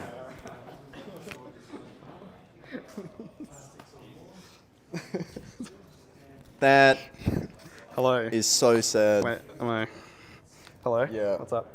All right, I think I've got Lachlan Maddaford on now, Hello. who just stole a game from That's what my sunnies on for that matchup. your sunnies. Yeah. Is it bright over It's there? bright over there. Yeah. Too much Kano. Wizards. I was thinking when I tallied up that last hand, I'm like, wow, he's got you dead just over 1 over exacties with the sigil, which will be it's 20. Double sigil. You're presenting lethal on board. Incredible. Thank you. Thank That you. has got to be one Bit of of underhanded behaviour. underhanded and cheating. Underhanded cheating. Yeah. I was very tempted to play the sigil out. The one of them, not both of them. I was tempted to give some of the information out for the start of the turn with the wildfire. Yeah. But then I thought, having played, knowing what Kano wants to do, I want as little information for him as possible. Because if I just gain 3 health, then he just ups his numbers and finds a random way to do it. Yeah, I mean, he had no other way to do it. Like, No. he buffed as much as he could there. Yeah, it was very well played by Quigs. Yeah, there was a lot of tension behind that match because we played that earlier this week in the Armory. Yeah. Unbelievable. I was going to switch to this screen, but Max got you out of your seat so fast. Oh, that's Max. It's Max, not Lachlan M. Not Lachlan M. Unbelievable. Yeah, Unbelievable. I'm glad you enjoyed watching that one. I didn't know if it was going to get there. You with know- the sigil, and I was trying to make double check on the Blazing Aether maths, just to make sure. But Quigs did very well. As a Kano player, that hurts. That Yeah, hurts to yeah, watch. that's He not what you want. mathed It's not what you want to see. He mathed it all out and he double sigiled him. Yeah. Just randomly gained 6 life out of nowhere. I mean, it's an excellent Arsenal target, and if I'm the Kano there, I'm definitely not thinking about that. I'm thinking, oh my god, thank God it wasn't Oasis. Yeah. And then I get on with my life. Yeah, like you see, Lo and behold. you see that it's not played onto the Wildfire and you go, oh yeah, cool, Yeah. it's not Oasis, that's fine. Yeah. I have had Oasis in the list previously, but That was quite a big combo as well. yeah, as Like- you've also seen in this game, it goes so quick. Like the chance of me not, I might just not find my Oases. Yeah, true. And Did you we see were- won that game at all? I'm not running at the moment. Yeah. But like I've had 2 in the list before, Yeah. and like even against Verdance, which is a slower wizard, I've struggled to see it at the right time, so I ended up taking it out. Well, congratulations. Thank you, appreciate That it. is a hilarious bad beat to Yeah, Kano. it's the hero of bad beats, some may say. Yeah. It's nice to see you do something really ratty in top 8. That's what I'm saying. Instead of getting ratted, you're getting ratted. You're getting underhanded. I'm back with a vengeance after the Triple ALS moment, Yeah, which I'm sure you are familiar with. The You were super there- skillful you, gameplay. You were there for that one. Yeah, I was there. Yeah. But Anyway, congratulations. Thank you, appreciate it. We will see how the rest of this top 8 round 1 pans out and be back very shortly. fantastic.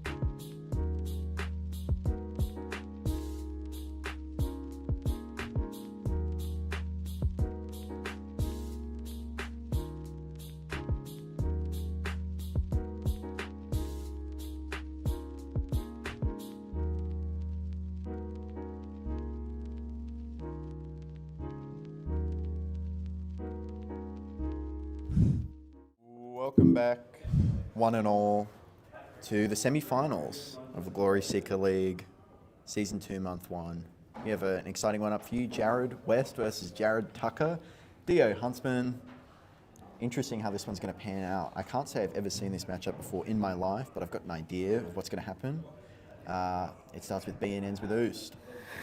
I haven't seen this particular one either, but I feel like for me, Mech v Assassin is like as old as time itself. Once Asuri was out, and then I've played some old Huntsman matchups in Blitz before it became an adult hero, and then even the new Arakni. Assassins was always just a nightmare for Mech. You could never block well, you always lost your arsenal, your hand was never safe, it always was miserable. But Huntsman attacks the top of your deck. exactly. And I do that myself as a booster, so I don't really care if you're doing it. Well, I think if Jarrod is... I'm just going to say Arakni and Dio for this one, because it might get a bit confusing. Oh, Jarrod. Nice to have Jarrod. Jarrod. If Arakni is able to weather the storm that is Dio's enormous sea belly turns, it seems like it would fatigue pretty quickly.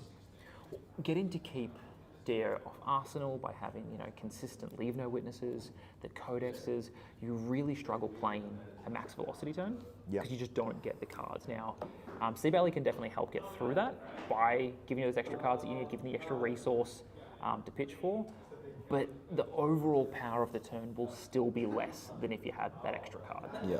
And one thing to mention that Jarrod West has been on quite a tear today, a newer player to the scene, but absolutely creaming on Dio. Seems to really vibe with the deck, and happy to have him around. It's nice to have more mech believers. Have you seen his arm slot? What's his arm slot?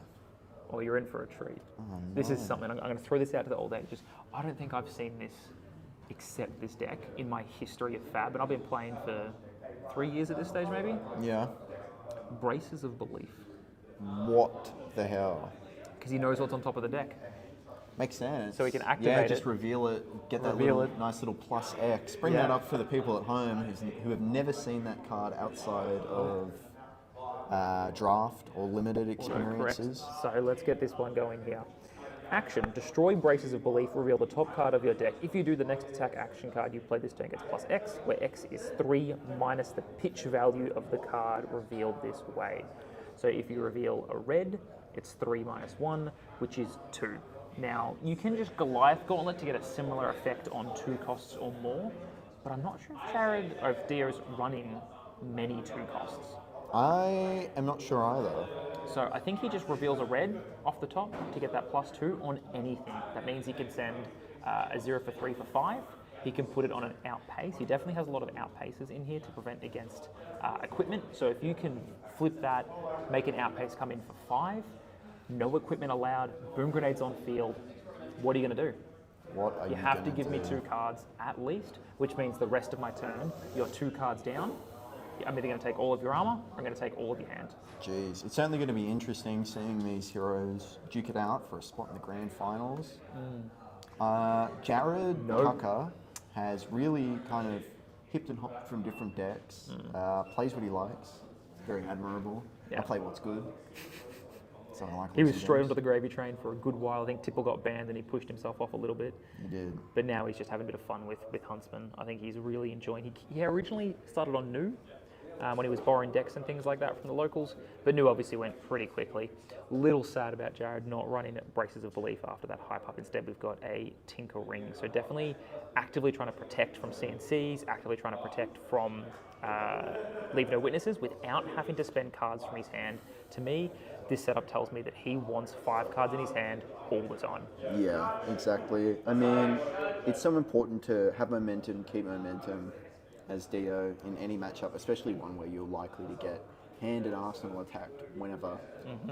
Just a little note, the stream overlay for the card preview isn't working at the moment. I hope to have that sorted out soon, but neither one of these players can play Mocking Blow. So now We have can a mock heist. them.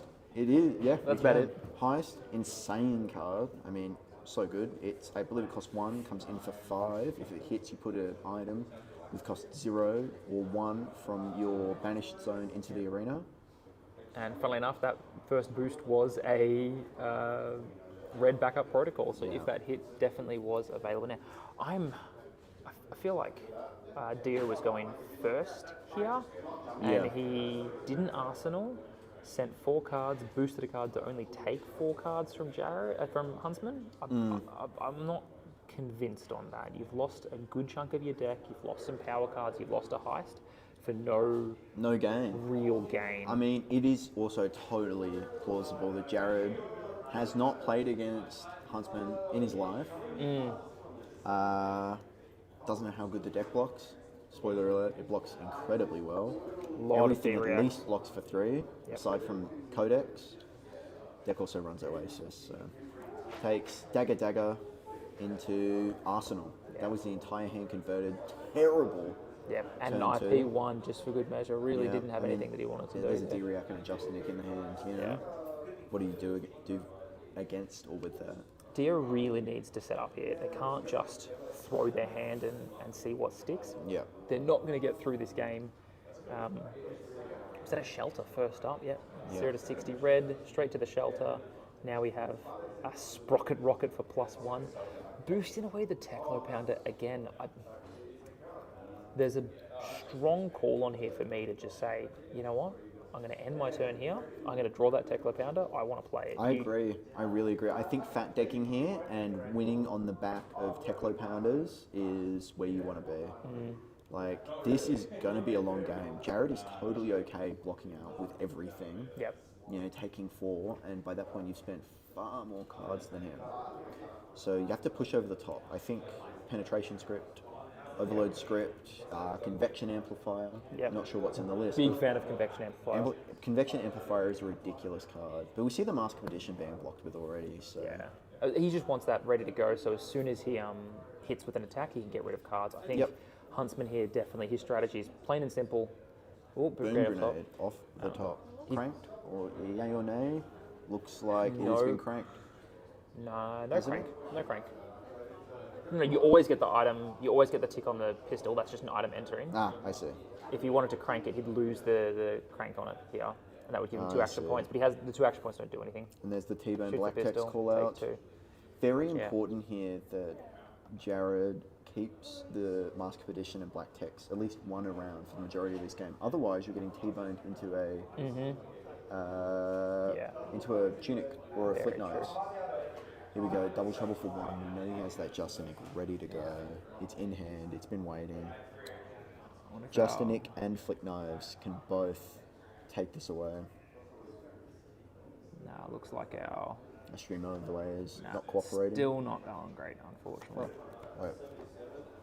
Mine's not working at the very least, unless yours is. Does that work? Maybe. There we go. There we go. Yeah. Okay. Ooh, We forgot to click a button. Double trouble. Yeah. Very, very good card. This is in blue, which means it's compatible with Justinic. Comes in for 1. I feel like that's going to be something that we're going to see for a long time. Double trouble Justinic. I mean, this is going to be double trouble Justinic into Mask of Addition. Yeah. No contracts, you don't get your silver, but is that no way? He's playing the mini force field. Shield. Is it dissolving shield? Yes, that's not mini force field. That is dissolving shield, which prevents 1 at a time. It actually prevents equal to the amount of steam counters. So when you get attacked, you can remove steam counters. It prevents that much. So I thought that was. It reads: enters the arena with steam counters at the start of your turn, destroy it. Instant, remove a steam counter, prevent the next 1 damage. So okay, so you can remove all 3 if you want. Absolutely. Yeah, this thing is a nightmare to play into as Kano because 1 dissolving shield is pretty much just AV3 on the deck. This completely turns off daggers and flick knives entirely as well. Yeah. This is such a heads-up play. This is coming in for 8. What? It's coming in for 8. Yeah. Does Mask Addition give a buff? No. It's because the double trouble gets the buff from itself. Oh, of course. So it gets +2 plus because 2. you've used 2 reactions here. Yep. So this is 8. Take 2 off the top. Yep. And Activate another. Mask. No, it's 1 from Justinic, 1 from Mask Addition, 2 from Double Trouble. Yep. Double trouble comes in 2s, prevents 3.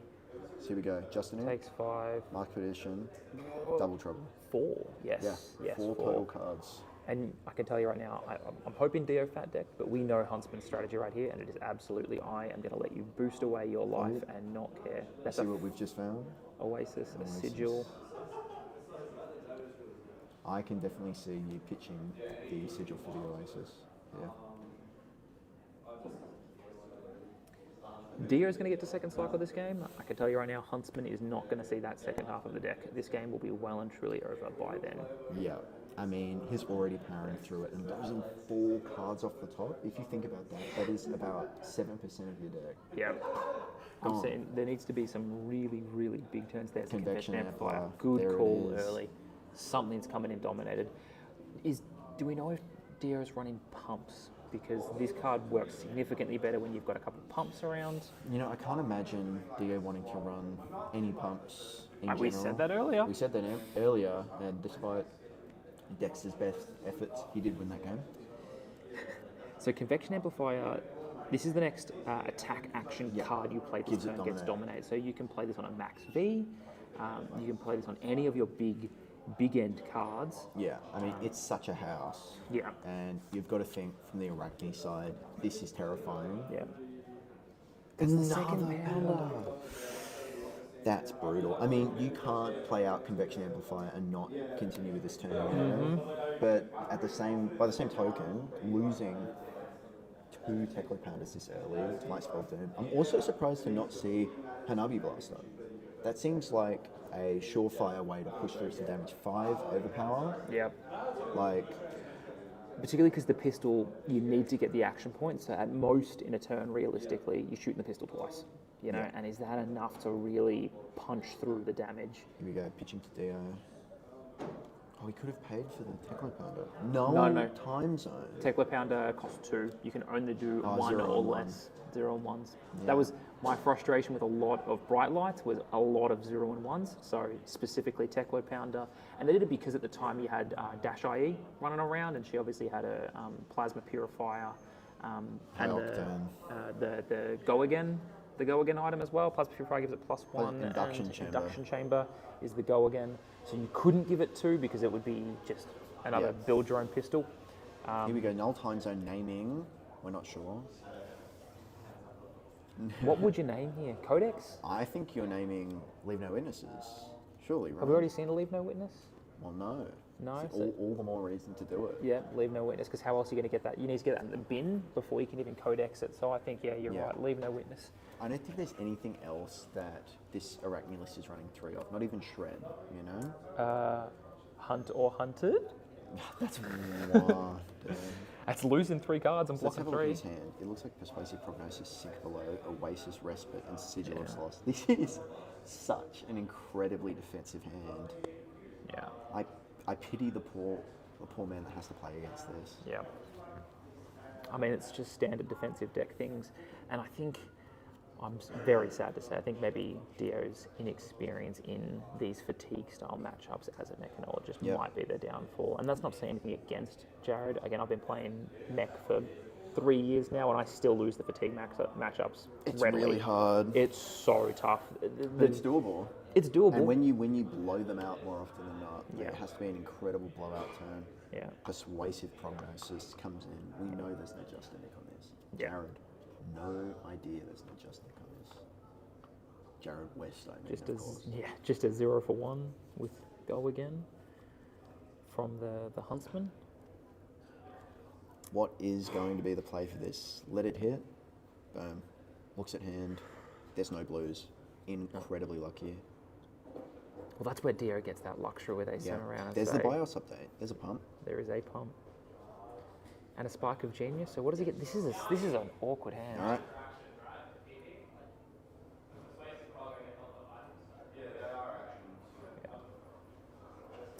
Just clarifying that items are in fact actions, and Yeah. they are. But this is still, This is kind of ideal. I mean, Jarrod must have looked at the top of his deck, seen a blue, when it's not worth it. take Let it. her go. Let her rip. Unfortunately, what does this hand do? We do know that Jarrod has an Oasis Respite now, just sitting there, but he's on 44. Yeah. Like, He's against Dio, one of the most aggressive decks in the game. who's got a convection amplifier, so they've got something. But again, this is Yeah. where you need your Teklo Pounders, you need your Boom Grenades, and you need to set up a max V turn where all of this comes together and says, I am going to represent 25 plus damage this turn, What and you're going to take did Jarrod most of it. pitch for the Boom Grenade off the top? I might. Yeah, that is not looking I will great. be right back. Concept. Run in for the judge. He's got one card in hand.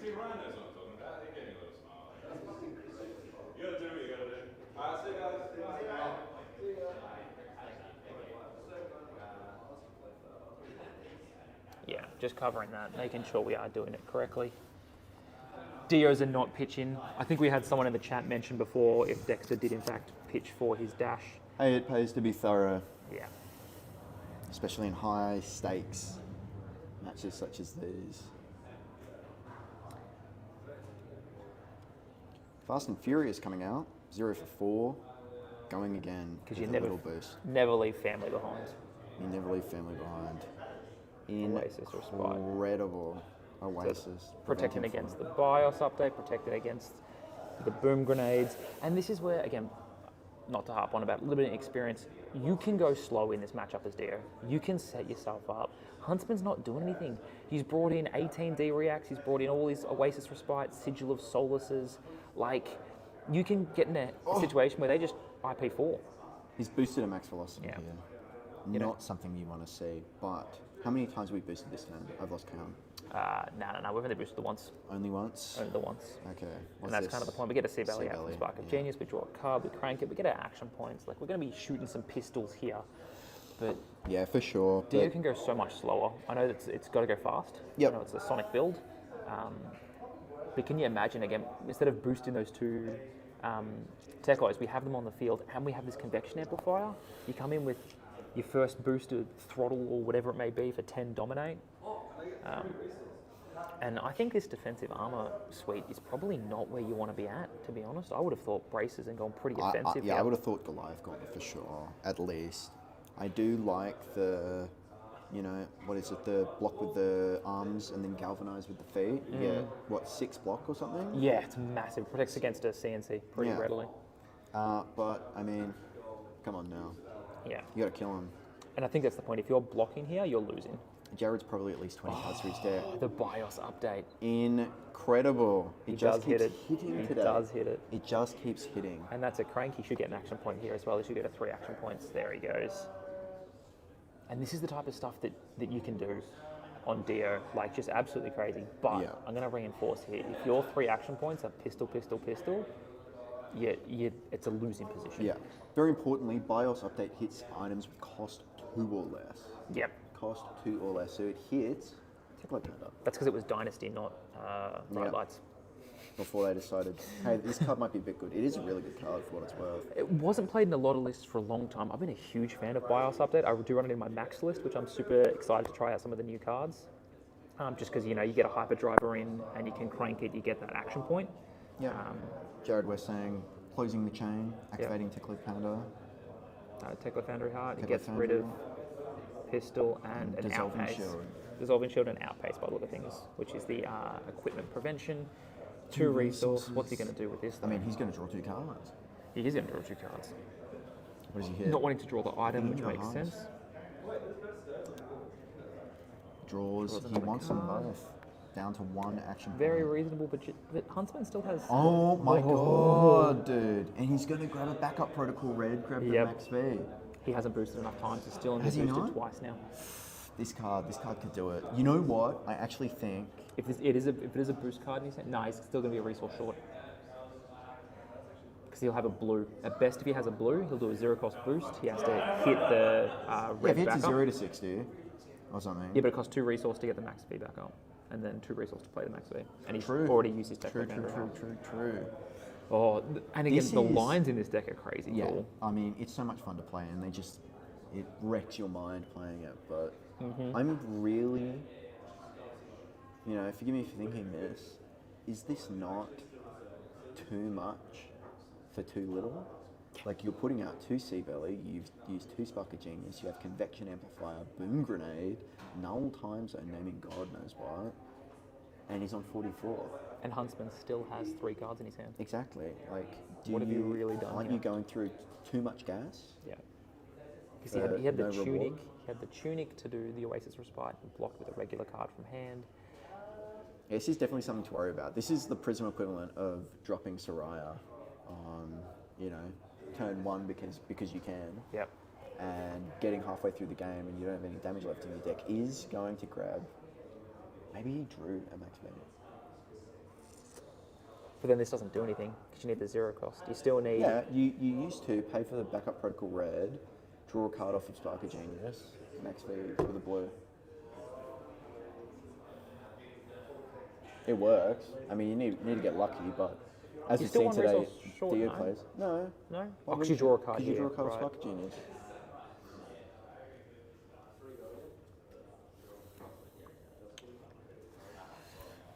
Is he going to draw? He's gonna Oh, draw. he's got it. He's already got the card.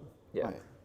Never mind. Just draws the card there. 2 in hand. There is a 0 to 60 here, importantly, Yeah. and a T-bone. T-bone. Crucially, No. neither of which are max V. Where's the flick knives? Is that in the bin? Maybe? Why is there a Where flick are the knife in the flick bin? knives in the bin? These damn Mechanologist players.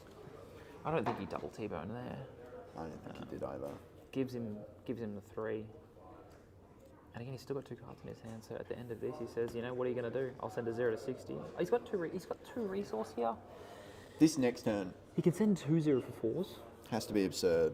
So he can hit some damage. I mean, here. he can hit max V here, right? Can't he? So that's a boost. Used to 1 card in hand. If it's blue, max V 10. So he's going to spend the 2 resource. What's he going to get here? This is the question. He has to have a max V though. Oh, true. I didn't even think 'Cause he about that. banished the other one. I just assume that there's a max V in the graveyard. No, but there he's may banished one, but I not don't be think he's anything. blocked or attacked. Gonna grab a with one. heist, maybe. Um, Heist does not seem like the play. Right? no, heist. It just costs 1. That's what I'm thinking. You're getting rid of a card in hand, and Yeah. for what? You better not boost this. So, yeah. Here we go. Heist with Dominate. You know what? Never mind. This Yeah. guy's a genius. Pitches it. I've seen. Heist 5. Comes in for 8 because of the boom grenade. Finally gets some damage on the board. It's only 1 cost though. He doesn't get his Teklo Pounder. That would be nice, but unfortunately.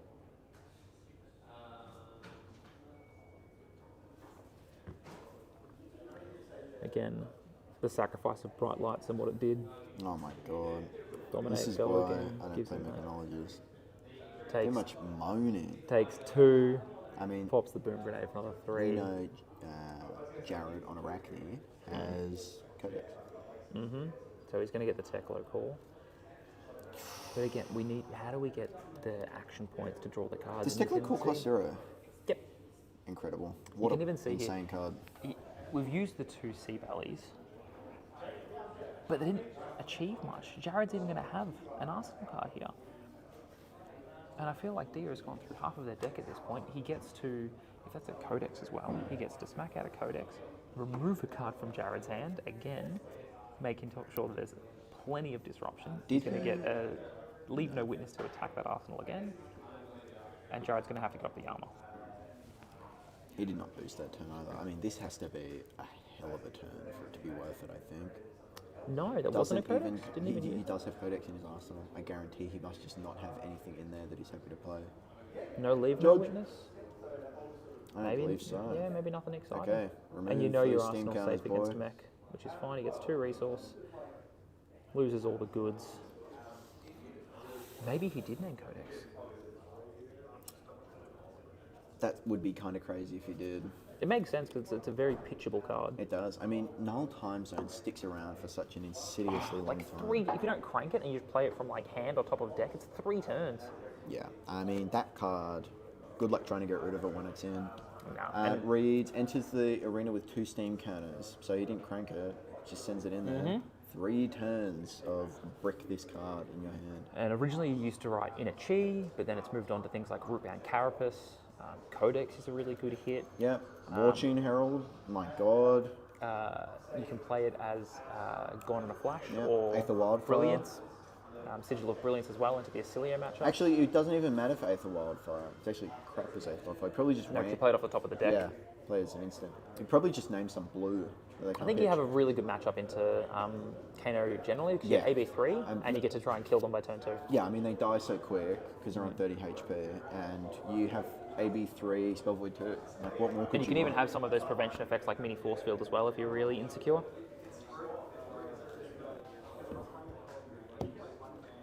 Here we go. What has Mr. Dio got? Jarrod Dio looking down the barrel of the gun that is Huntsman, daring to do more than 6 damage this game. Well, can he get him? Oh no, he's below 40, so that's nice. He's giving him the tunic. He's giving him tunic.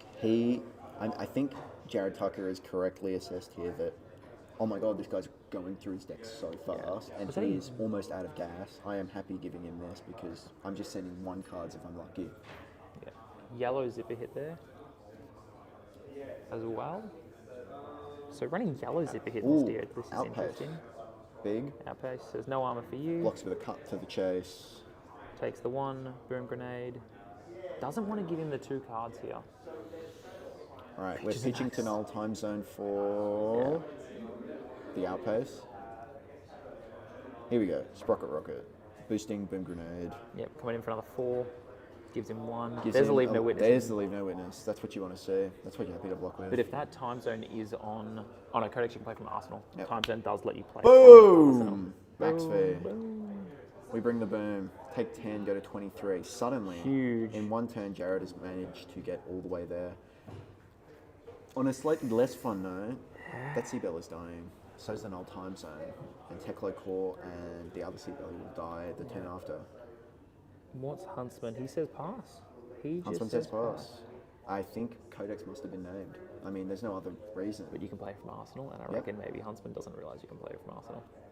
It is a common misconception.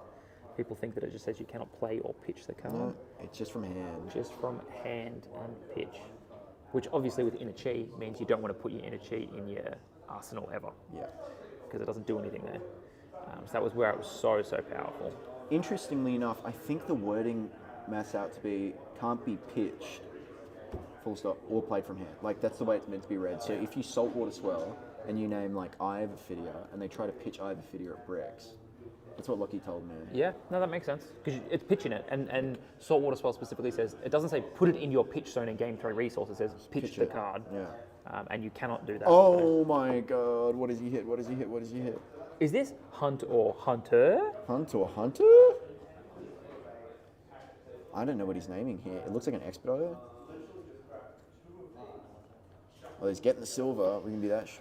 So this is a really interesting interaction with Dio. If Dio happened to have an item on top of the deck, they could actually pitch a card after Huntsman has looked at the resolved? card, but hasn't In named the response card. to the hunter in or response hunted. to the trigger, you pitch a card. I do it all the time Wow. as Gravy. You can activate Gravy, so they look at it. There's a trigger there, then there's the hunt or hunted. Before that resolves, so before they've named a card, you can activate Gravy, draw a card, discard a card. They don't know the card on top of your deck, and now they have to name the card. Insane. Yeah. The more you know, huh?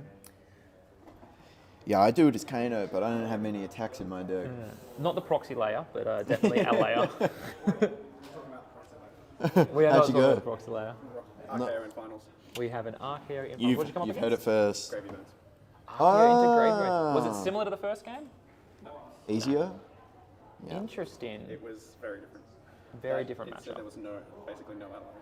So I was Oh, cleaning up and got in the face. that's what you want. You have better numbers. Yeah. Much better numbers for the Archaea. This game is quite interesting. Jarrod Tucker has sat at 44 for the vast majority of the game. Is Jarrod winning or is Jarrod winning? Jared's winning. Okay. I think Jared's losing actually. Oh, okay. No, I don't want... The duality of... It's subjective, right? You can always turn around. So what we've been seeing here is Another Dio 0 to has lost 60. a lot of their power cards. Didn't manage to get the pounders out at all. Finally got that first max V, which Yeah. does allow the damage to come through. Has hit with quite a few And you need an item off the grenades, top right now. which has been nice. You desperately need an item off the top. Otherwise, you're going Teklo Core Pass right now. Yeah. Yep, Teklo Core Pass it is. No crank on Teklo Core. No. You still get to Arsenal. Yeah, I mean, You you're still get a Arsenaling. a 5 card hand next. Do you know what's in turn, Arsenal? But you lose the Sea Belly. You know what's in Arsenal? We're gonna find out. It's max There it is. Is it? Yeah. But here comes a leave no witness. All reliable. If it ain't broke, don't fix You know, it. there's certainly a world here where Jarrod and Dio takes some time to think, can I max V next turn? Yay or nay? chuck Crown in front of it. Yeah. Save it for the next portion of the game. Crucially though, Sea Belly is dying, so I believe there's only one in the deck now. The problem that I have with that max V is you need to pitch 3 other cards underneath it to make sure that you have enough to boost on that turn. Yeah. So if that's a max V and you put it at the bottom of the deck, there is a chance that you just don't have the boost for it to actually go off. It turns into a red 3 block, which is not where you want to be. So leave no witness. This is exactly why you have the armor, right? You've brought the armor in for a reason. It's only 4. You can Tinkers and chest it. You can chest and Crown of Providence it and clean one of the other cards up in your hand. Doesn't have to be your arsenal. Yeah. Try and get that blue or that red or that 0 cost that you do need here. You've got 2 resource from the Techlo Core, meaning that this turn he can absolutely max V. If it's a max V in arsenal, it is coming this turn and he needs to set his hand up. I mean, Jarrod is really labouring over this decision, and it makes sense. It's so important on whether or not you're able to push damage next turn and end on this bomb. I think, yeah, this matchup changes a lot if he has Hanabi Blaster. Like a lot. It is just a very defensive, disruptive deck, but it doesn't do much with Go Again. So, I mean, you get extra action points in Dio, which makes the pistol fine, but how much is that better than just sending 5 overpower? It's insane. You The know, 5 overpower twice a game, thrice a game maybe? Insane. Like it. I was running it really heavily as Dash IE into Enigma back in that meta because it was a really great way to get through the ward. Because if you put a card in front of it, it's still 2 ward, 2, 4, 5 ward cards just disintegrate to it. And because of the overpower, a lot of the time Enigma wants to play these ward cards from hand, and we just don't care. Okay, interesting. So gives the 4, very reasonable. What's he going to cop? I kind of figured this is what the play was going to be. That looks like a throttle in hand on the far left side, so that possibly is quite a resource intensive hand. So let's see what he's going to... Yeah, I think they're just explaining that you can do from anywhere. It doesn't have to be Arsenal. Yeah, you can just bottom something from hand, send it out. When I first played, I thought, because I played so much with Cop and never played with Sink Below, I thought Sink Below was the same thing, and I could do Arsenal with Sink Below. Yeah, no. I learned my lessons. What was that Riptide card from? It wasn't Misfail. It was from something Plan for the Worst. You thought it had Go Again at an Oh man, that card was crazy with Go Again. It was so much fun. Yeah. It did not have Go Again. Like battered Yanni and then realised. Yeah. Dropped. Yeah, I was like, oh, that was it. Dropped from embarrassment on that. I mean, to be fair, I should have been dropped from embarrassment of playing Riptide. Yeah. That's a little bit weird. Backup protocol red. Tough. Put a counter on your pistol. No, you don't. Nah, it's already got 6. So again, this is 3 cards. Wow. Okay. Kraken straight away? I think you want to hide some information before you go ahead and rip that. Well, if you rip that straight away, you are hiding information because you've only seen 1 card, right? But they know what you're grabbing, right? But if you send it straight away, it doesn't matter. Yeah. You're protecting the other 4 cards in your hand. I don't disagree with you. I don't know. I just think it's like such a bomb. And playing it now when you could play it later. Yeah. When they know and expect a max fees coming next and all of a sudden you throw this down. If they expect like an expedite or a heist or something and you throw out this and then they go, God, what I've like crafted my hand around this. What is he going to grab now? We do know there's a max fee in our graveyard this time though. Yeah. One in graveyard, one in banish, one in arsenal, all the relevant spots. Yeah. This is going to be the turn for Dio now. Yeah, Jarod's really counting this up, trying to figure out what angle to approach this from. I think you just want something nice that boosts you. Yeah. Super hit. He's probably done his math. He knows he's got the spare resource. Pitches a blue. This can absolutely curve out into something nice. So this is where you can pitch a blue, you send a zipper hit, you send 2 0-cost boosts, and then you max V, and you've got a 5, a 4 and a 3, a 4/3, a 4/3, and then a 10. So it's that 15, 19, Here we go. 20, Boom. 23, Zipper hit, boosting fast and furious. 5. Go again. 22, 23 damage here. So it is technically lethal, but again, Jared's just going to put 12 block in this is front of it. absolutely lethal. Oh. Takes 1. Takes 1. Unless there's a boom grenade off the top. Yeah, I mean, you always have to leave that space in reacts. No, second zipper hit here. Boom. Maybe he's doing the logic of cracking his chest. Yeah. That's Get it. another zipper hit. That was a zipper hit yellow, and they did 1 damage here. This is rough.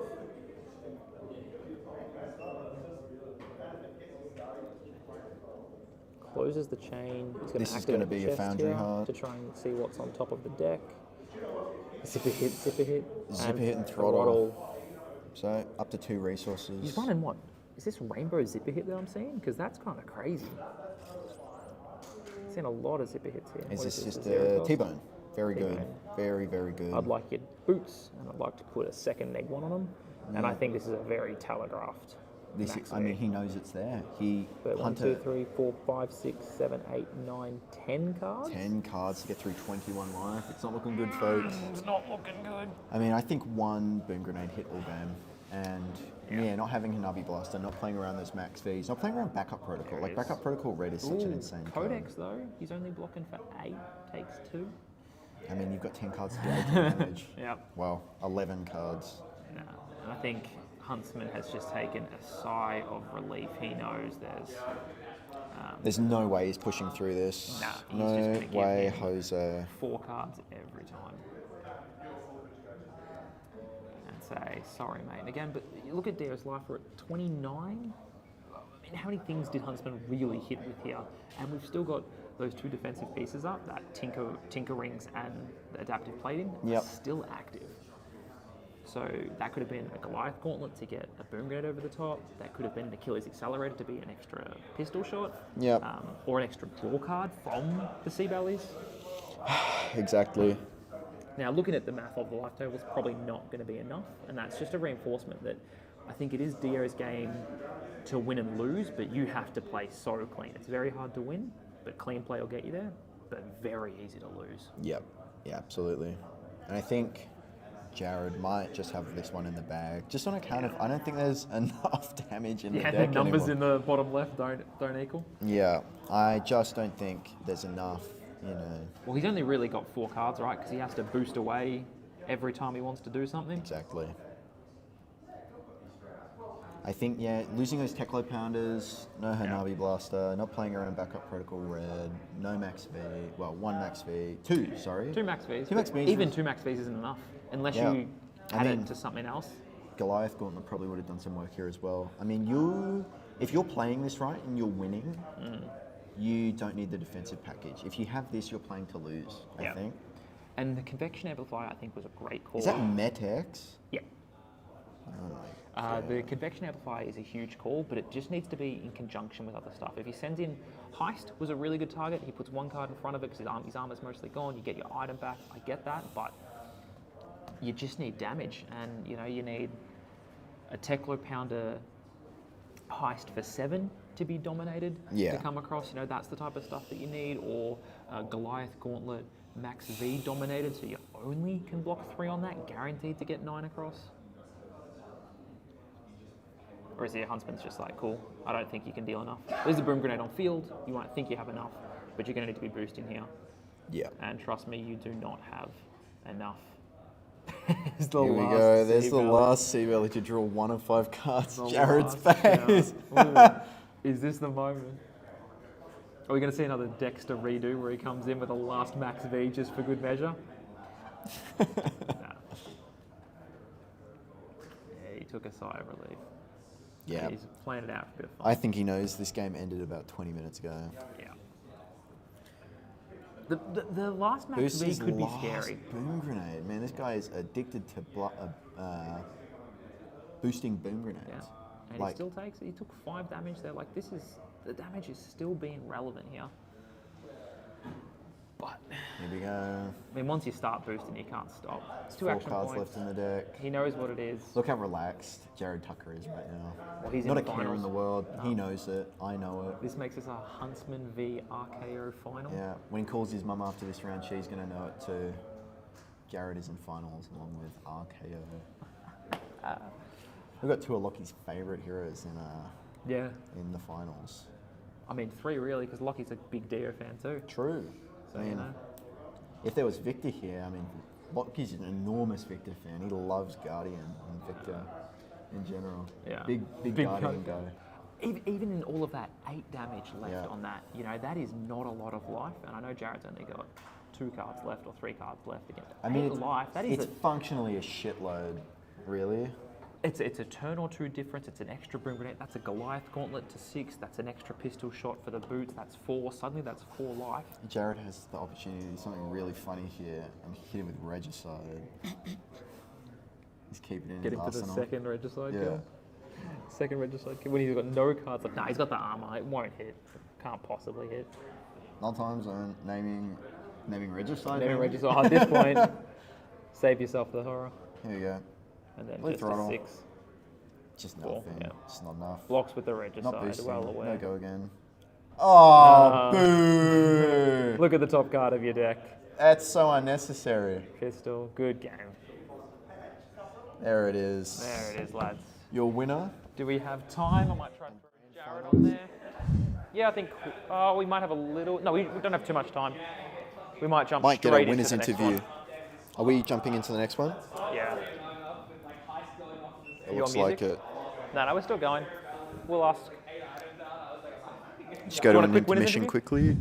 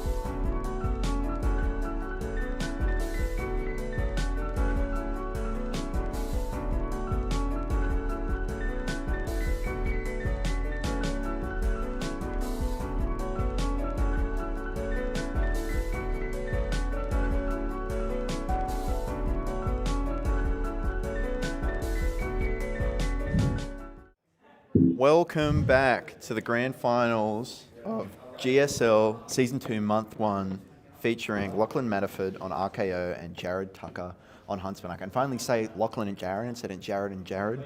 Makes my job Huntsman and Dio. makes my job significantly easier. I just got confused, you know. I just called one Jarrod and I called the other one Jarrod. It's beside the point. This has been one hell of a day. I think we've had probably 1 or 2 games on stream that maybe were a bit sorted out earlier. A bit of a wash. Yeah, we knew kind of halfway through the game that it was not so much gone through the motions, but there had to be something magical that did have to happen. I mean, Dexter definitely did something magical at the end of that game. Yeah, I mean... But every other game has been down to the wire, and I feel like we got no exception here. So I'm just thinking from the RKO side here, some key cards to look for in this matchup are going to be Overcrowded for Codex. Get that in the bin immediately, so you can never get Codex Leave No Witness. Yep. This card is such a house. I really, really love it. I think, as well, what we saw earlier, Rotten Remains. Rotten Remains will come out in Well, it's going to hit your Double Trouble, it's going to hit your Persuasive Prognosis. Yep. So, if Jarrod is aware of this, I think he can actually keep a lot of those 1 attack cards in deck. He can be pitching them, they're blue, they can go towards other things, they can go towards daggers. I would not be surprised if this were a double fat deck situation and this one ends up going for a while. Jarrod opting to go first here, whether by choice or not. Scaling Fleshbag, huge pick. Yeah. Huge pick. I mean, this will save you. They send in Persuasive Prognosis with 1 card in hand. They've taken some damage to do that most of the time, especially against RKO. There's no Dominate, there's no Overpower. I think... Intimidate that thing. Huck to it. Intimidate that 2 of that thing back in the face. I think the hardest part about fatiguing the RKO... Takes 1 from the Craven Claw. Yeah, and then just dagger Quickest afterwards. spider's bite of all time. Yeah, he whipped that shit around. I've seen slower spiders bite. Takes the 1 again and then says, Here you go. This is that card that we keep forgetting. Plunder the... No, it's not Plunder, whatever the other one is. Alright, I'll go look for it. It does something unremarkable. The hardest part about fatiguing the RKO is they have... That is big. 4 cost for 4, right? You know, you can always just pump 2 blues or a blue and an X back into your deck to pump up some kind of card for +4, +5, +3 even. So it's so hard to fatigue from that perspective. So Jarrod's got a lot of work to do here to actively be fatiguing RKO, not just, you know, letting him block and passively reduce the cards in his deck. He needs to be really proactive here, I think. Yeah, I agree. And I think the only cards that we're going to be seeing in Lachlan's sideboard are those cards he wants to get with outside interference. Probably 1 big bully, 1 big 2 for 7. Fleece of Trail was the card we saw earlier. Fleece of Trail. Very good into this deck because there's a lot of 2 blocks. Yeah. A lot of 2 blocks. Lachlan happy to just take 2 daggers, which means he was very happy with his hand. He wasn't really looking to filter. Maybe he knew that we, as you said, we're going to fatigue, and those 2 damages is just not relevant. It's not worth the cards. It's not worth the cards. CNC. Unfortunately, he's a reviled hero, and now he's on lower life. So... Okay. Ooh, scared him for a second there. Jarrod's well aware of those shenanigans. Almost got him with the pummel. But this agile wind up. Lachlan is starting this game at 38 compared to 40. He's not on high life total. He's not going to get booed. In fact, he's going to get cheered. He's not pitching a Codex for this Spider's Bite. Yeah. Makes you think, is there another Codex in Arsenal? This is generally a play I've seen, a line that I see, with Assassin a lot, is Codex pitched means they have a Codex. Means they're grabbing something like that Fleece the Trail we saw earlier. Get a little bit more value. I think this card is huge because it gives the silver on the contract. Yeah. Not really a relevant disruption effect outside of, you know... It's the further banish that we're looking for here. And we know that Huntsman... What the hell is this? He has... Flips in the bird. You're right. Did he just scaling that off the get-go? He just ripped Scaling immediately. He has a shield. Yeah, the shelter. That was what a waste of a scaling. I don't know what Lachlan was doing here. That was a little bit... I was thinking that you are always going to save that for the one, like the ones. But how often is he going to have like a card like that? I mean, Huntsman again, they're going to codex pretty happily. They're not going to have cards they care about in their hand Maybe too this much, is just and they're such a going to be massive overpitching. turn. Maybe this is just such a massive turn that he couldn't afford to get disrupted here. Yep, and the sigil as well to make sure he gets to 41. So again, Lachlan, not only did he get to 41, he's now on the higher life total from that sigil. He takes away any actions that Jarrad does get to do, including potentially pitch. It could be a pitch card for the Arsenal or something. And instead 5 now go he's again saying, here. and discarding that agile windup to give himself the agility token as well. Pitching 2 reds for the claw. That's an outed and a pummel. This is... I'm confused. This is a little bit underhanded. I'm a little gobsmacked by this. Removing Scowl to functionally do Nothing. nothing? Pretty much nothing. Here we go. Leave no witnesses. There's a big bully on top of the deck. Yeah, not anymore. There's a big bully on the bottom of the deck. See ya. It's a bottom bully. Jarrad says, smell you later. Leave no witnesses. How 0 often for do we 4. think Jarrad said I'm bottoming you? Probably daily. He has 2 lot of shelters in his hand. He has both. And he's stone faced with it. He's a hunter or hunted. This is a card that's going to be so massive here. Is that an He's outside interference discarding immediately? the outside. Yep. Probably because he just wants a big card right off the rip. Yeah, Immediately. big bully. Yep. Lockie has to be prepared to lose something big here. He knows he wants if it's a nimblism, he's hella sad. A nimblism takes your nimbies from an extremely efficient 2-card 6 to 1-card 6 actually, to nothing. I think it's the 4th time I've put Big Bully up on this screen today alone. Just such a cool card. Oh, using OBS. There we go. There we go. Is this the agility or That's his vigor token. That's the vigor token, of course. Because he got booed, he gets his vigor token. Yeah, you So can this is boo, this just card. see It's doubled, so currently it's at 8. Jarrod is salivating right now at the thought of getting rid of a nimby or a Yeah. nimbilism. Either one just completely cuts the other. Yep. Just a Nick block Gives him with 3. Says, what do you want to do from that? Any reactions hunter from or hunter Lachlan? on the horizon. Hunt or hunter? Hunter or hunter. Hope the mic picked that up. It's probably the highest my voice is What gone is it? Up? Yeah, at activates 5 Kayo. years. Pitches the sigil again. Pitches his entire hand to it. God, 3 what reds. a clunker. And look at this. He puts Just down double oh, no, D react. 2 shelter from 8, the storm. 11, takes 1. Yep. That was 1 card for Lachlan, mind you. That Yeah. was 3 for Jarrod. Big Bullies are brutal, comes in for 12. And what are we going to see here? Is just a leave no witness. Leave no witness. Perfect draw. I don't think Lachlan cares. That is an outside interference, I think. Does he possibly just take 4 and lose a card? Otherwise, he has to give probably gloves and boots here. If he wants to keep his hand, how willing is he to block?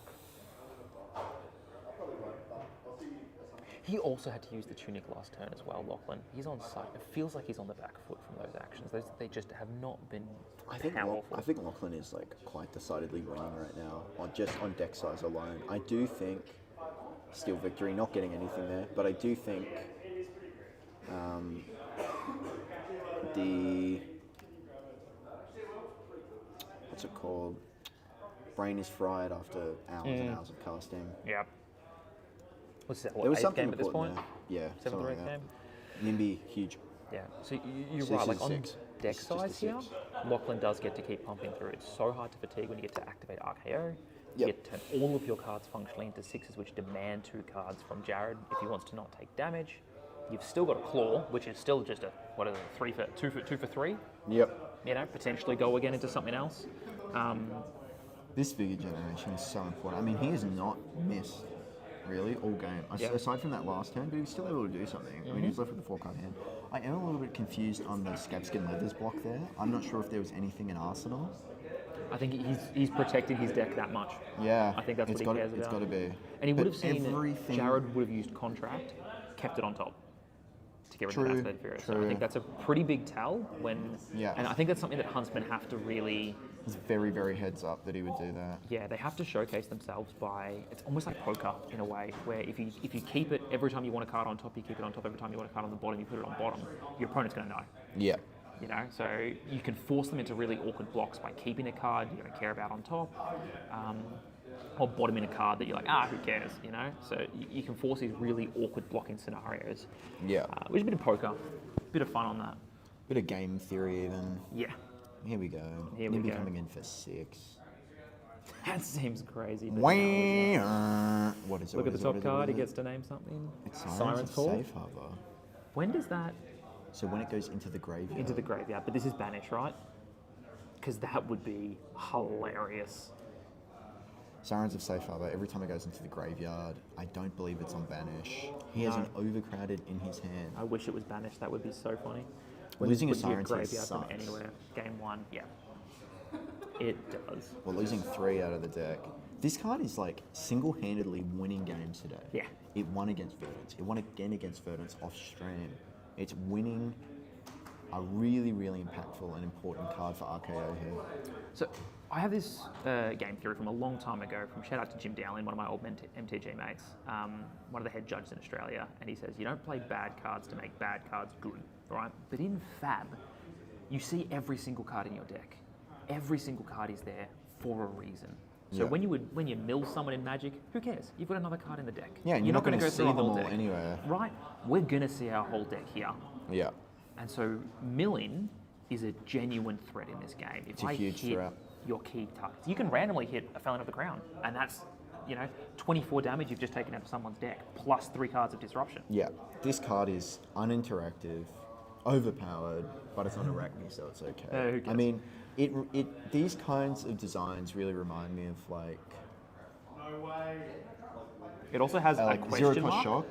How it's like Acelia's always been pretty good, I think, but zero cost shocks is one of those cards where as soon as Acelia becomes relevant and this card becomes powerful, this card's going to be a problem and it might get banned. And the same thing reminds me of Hunted or wow, he hit him twice. Look, oh my god, I didn't even notice disgusting. that. What he hit, swing big. He hit swing big. There it is, Hunter or Hunted. Oh This my card's god, he has lost 6 so much cards to us. out of his deck. A pretty decent card in Sirens of Safe And block Harbor, 6? but an absolute bomb in Swing Big. Losing the swing bigs is massive here. That is so, I literally so just said, rough. Spelling of the Crown, you're taking 24 damage out of a deck, plus the 3 disruption. Here, you're taking 24 damage out of the deck. maybe not so much disruption, but you're still taking I 24 mean, it's damage out of the deck. 24 big ones Yeah. that you no longer have. What the hell? That's insane. That is legitimately an enormous win. And he plays a sigil. Back up to 40. Just for good measure. And this is really interesting again because I actually don't like this Jarrod guy. This is a little bit of a rat. Jarrod's nearly equal on life again. Lachlan's very fortunate to be on 41 at this point in my mind because he's almost out of boo range. If Jarrod had one more life here, he's actually got himself out of boo range.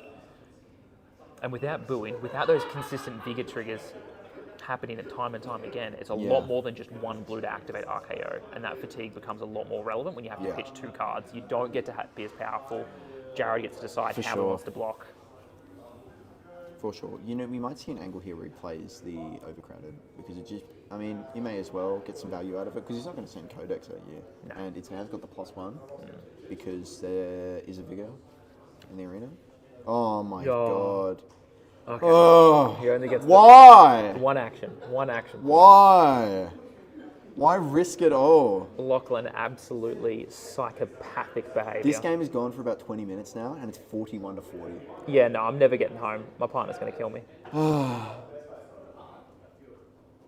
Okay, Vigor and a red. claw. Erase face. So, again, that erase face, you know what that tells me? He's This guy- fat yeah, it's decking. interference. He's fat decking real hard. Yeah. Everything bar what he wants from outside interference. I reckon there's 3 cards in his sideboard. Got everything in the kitchen sink in there. Here we go. Show of strength. Boom. He grabs the blue. God, this card is so insane to me. Outside interference. It is. It's so cool. It's a blue 6, and it effectively blocks because you can grab Yeah. any revered card with it. Is it a amazing wild art card or is it too. just any card from your sideboard? It's only reviled? reviled. Yeah, reviled attack action. Yeah. If it let you grab what's it called? Anything? Yeah, what's Grab that a card? D-react or I've grab actually a got it here. unstoppable, unmovable? Unmovable. Yeah. That would be ridiculous. That'd be pretty funny.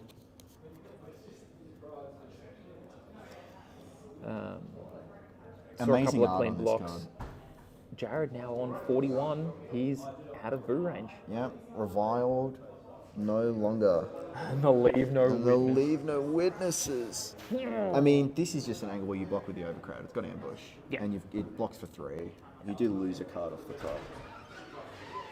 Gives a sink instead. Yeah, That's, makes the D you know, that may be a better play. All right, I think now so. that I think about it. I appreciate you desperately wanting to get that overcrowded in your bin for the eventual codex that will happen at this point. You got to remember, it is happening.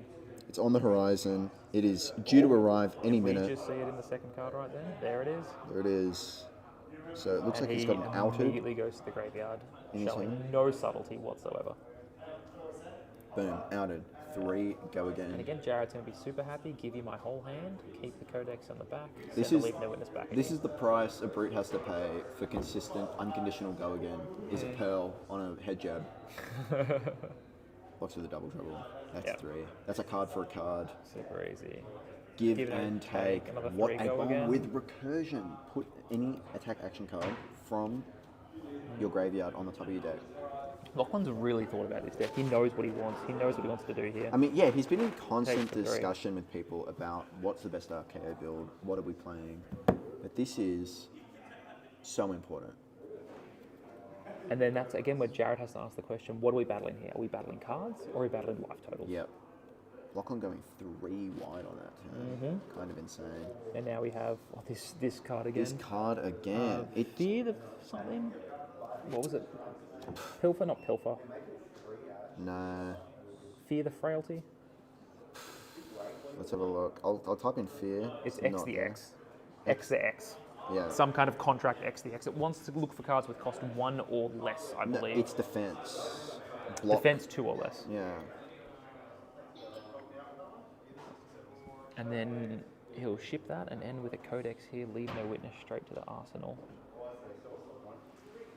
Lachlan's doing a really good job of keeping his deck super clean here. Look at Yeah, this. I mean, Card and boots. it's so tricky to block out. There's the overcrowded. There it is. And he's got the He's got the bigger scabbies. token on his side, so it's blocking for 3. Yeah. Very, Are we very going to see a nice. shred? Nope.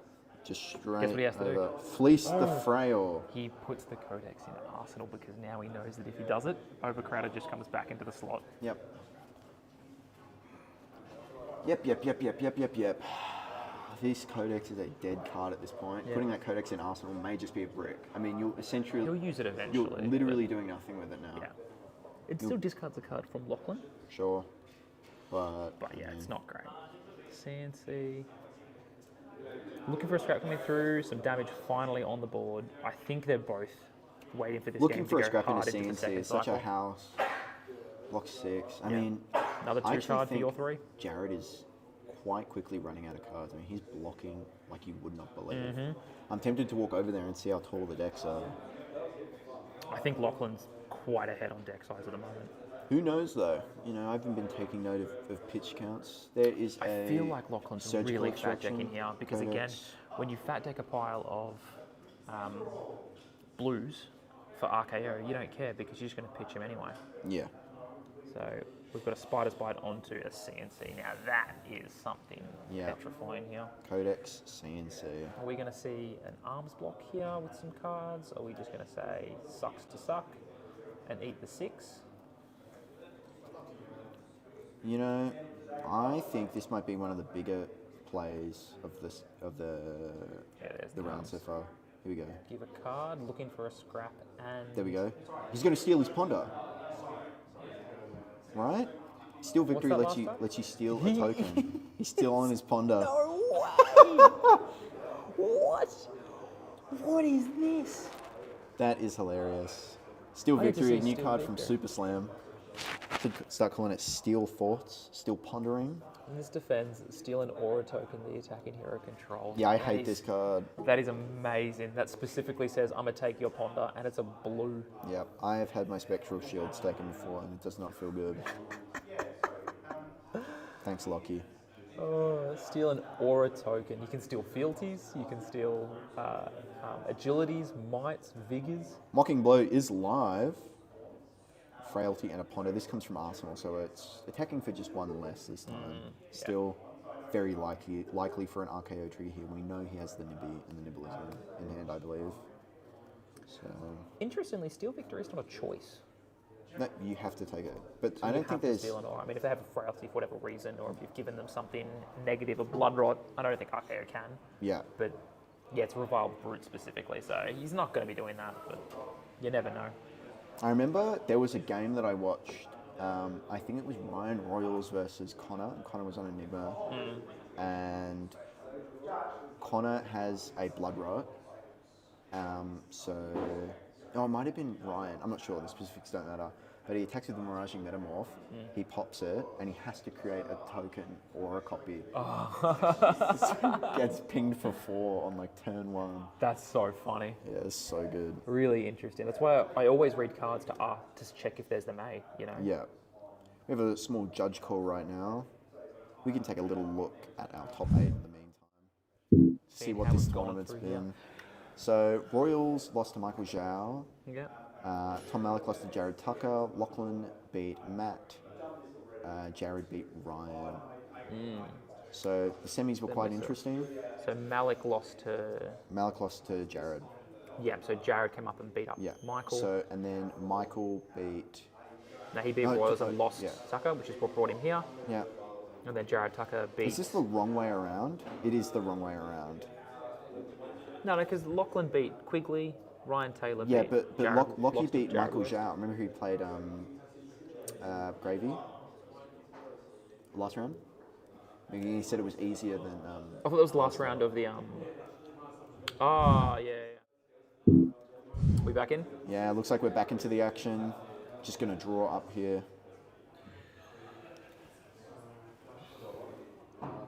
Didn't get clarification on that judge call. I think he was just asking a question. Yeah, I assume it was something not super consequential. Look at the camera difference.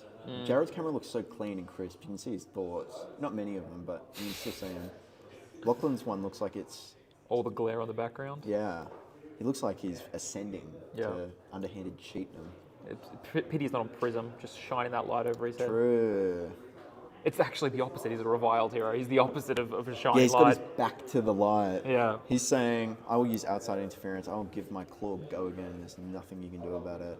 I love that interaction. I actually love it so much. How cool is it? I mean, Yeah. once you see it once, it does lose its charm. It's like learning how a magic trick works. Yeah.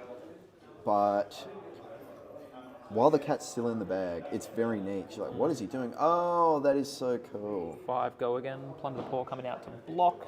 2 Taking damage, 35, show of strength, enormous card. This card has put in work all day today. Every time I see it, I'm like, it's not. Takes 2. Who cares? It's not that fancy. But So Lachlan gave 3 cards there to do 4 damage. look at this. Show of strength. Against decks like Assassins that aren't statistically going to have 6 power attacks, this just comes in huge, right? Yeah. It's a 2 for 8 every day of the week. You've just now got 6 swing bigs in your deck into most matchups. The only time it struggles is against other brutes or maybe other guardians specifically, and that's about it. Yep. Oh, taking 6. This might be the biggest chunk of damage anyone's taken all game from a single attack. It is very unusual to see him eat the whole CNC though. I guess he just doesn't want to lose more cards. But can you see why? It's because it keeps him above life parity. It's still, yes. That's all he cares about. Yeah, all he cares is getting on top and staying on top. You need to make sure Heard that it you here can get first, booed. folks. Lachlan's a top. Jarrod playing the bottom hero. Yeah. But I think it's just such an emphasis, and if you really want to deal with RKO, you've just got to get out of the guns blazing as fast as possible. You've got to force him on the back foot, force him to block, get on that lower life total, Lachlan and forgot keep to him kick there. Tunic. Maybe Maybe I'm he did. stupid, but Maybe he didn't care. He's got the spare resource. He's got Yep. he's got the spare resource there, so I assume he's fine with it. There he goes. Puts it there up we to 4. go. 12. He's been bullied. Jarrod has been bullied once bullied. again. Damn, he took Big. 3 from there. I'm gonna do it No, again. he took 6. No, he took like 6. I'm gonna do it again. Big bully on stream. It's Big probably bully in your on recents, stream. right? It's all on my recents. Every single one of my recents is absolutely big bully. I mean, this card is so annoying to play against. I love it. It's- I absolutely love this It card. really is swing big dot deck. RKO is Yeah. actually swing big dot deck. The only card I think I like more than Big Bully is probably Mocking Blow. I think the thematics of just like getting booed, you get the +4, Yeah. come in for the 6, come in for 10, just so cool. Is that a Midas touch? It is. That is Midas touch. Probably not in for this matchup. I think this probably shows that He's maybe just Jarrod's fat been a bit decking, fat maybe. decking too. But looking at that balance, I would say Jarrod's deck is definitely past the halfway mark here. And this is the danger of when you come up against your brutes, come up against your guardians, they're going to pitch 2, 3, 4 cards, whatever it is, and they're going to swing massive cards, either demand answers. Yeah, Will still you block taking 2? one Yeah. after all of that. Good lord, this is a slog. This is going to fatigue. Look how skinny his deck is. Fatigue's the interesting word here because it's not so much that Lachlan's aiming to fatigue Jarrad here. It's just that I'm sending these massive attacks at you every chance I get, and you're going to be blocking at some point. Yeah. If you don't have a response, you're going to run out of deck. And Huntsman just cannot convert a 4 or 5 card hand Can't. effectively with high damage. Absolutely can't. Rotten Remains making its debut here. Oh, that was brutal, wasn't it? I think Rotten amazing. Remains has real legs in this matchup. I think it can go the distance for sure. Another big bully. This is the 3. You know it. Let's put it back up there. It's not on my big. recents. Oh, there it is. There it is. I've still got it searched. Hey, turn This on is the a house special, lights so for he's big had bullet. 3 Look of at them. this. Look at this. Look at this damage. Yeah. I mean, it's gotten to the point where Lachlan is just like totally hit his stride, and Jarrod's realised, holy shit, I'm running out of cards Yeah. so fast. He actually is. Bottoms that. That's a 6 below, I think. I think that realization to yourself of, no, I can't actually block this out. I'm going to die. And when you've got something as effective as a claw to be just, 1 card 3 in every turn, if Jarrod's only got daggers, it's still going to cost him 2 cards to do 2 damage here. Yeah. Maybe he flicks a Graven Call and gets it back with silver so he can put 2 damage on it. So instead you're 4 cost for 3 damage. You still just can't beat the 1 card 3 from the claw every turn. Yeah, no way. I just think in this kind of matchup, Huntsman is a bit too unproactive and doesn't do enough with a full grip. Yeah. Like RKO has been murdering with Yeah. the full grip here. Like, it's not that he does the most amount of damage, just more so that he does enough.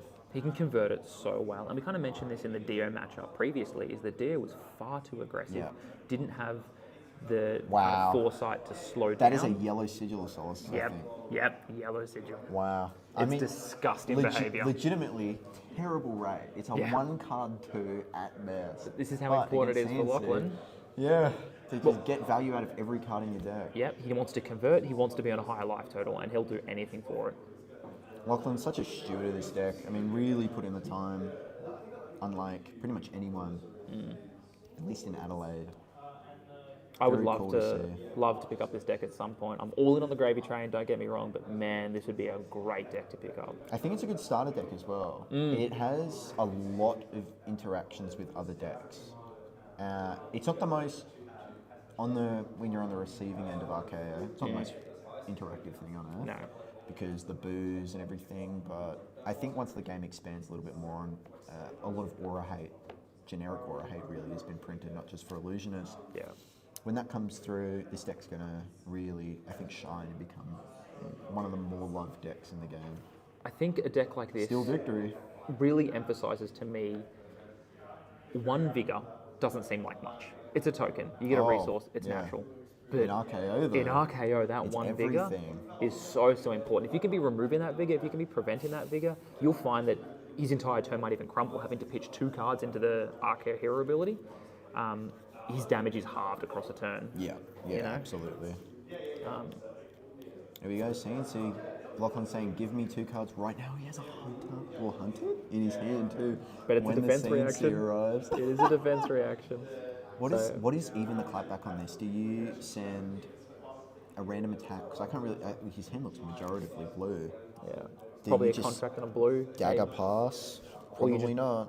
Can you even? I don't even know if you can block and move on with your life. You RKO's deck's looking oh pretty small. no! Look, Jarrod Yeah. is reeling. He He's going, I knows. cannot believe I drew this fuck ass card. He's playing it. That's his problem.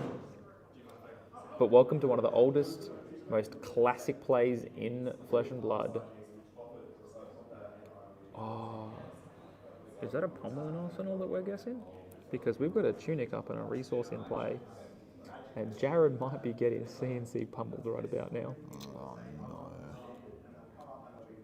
I think that's why Jarrod threw his head back. He can sniff it. He can smell it like a pack hound. Yep. He smells it.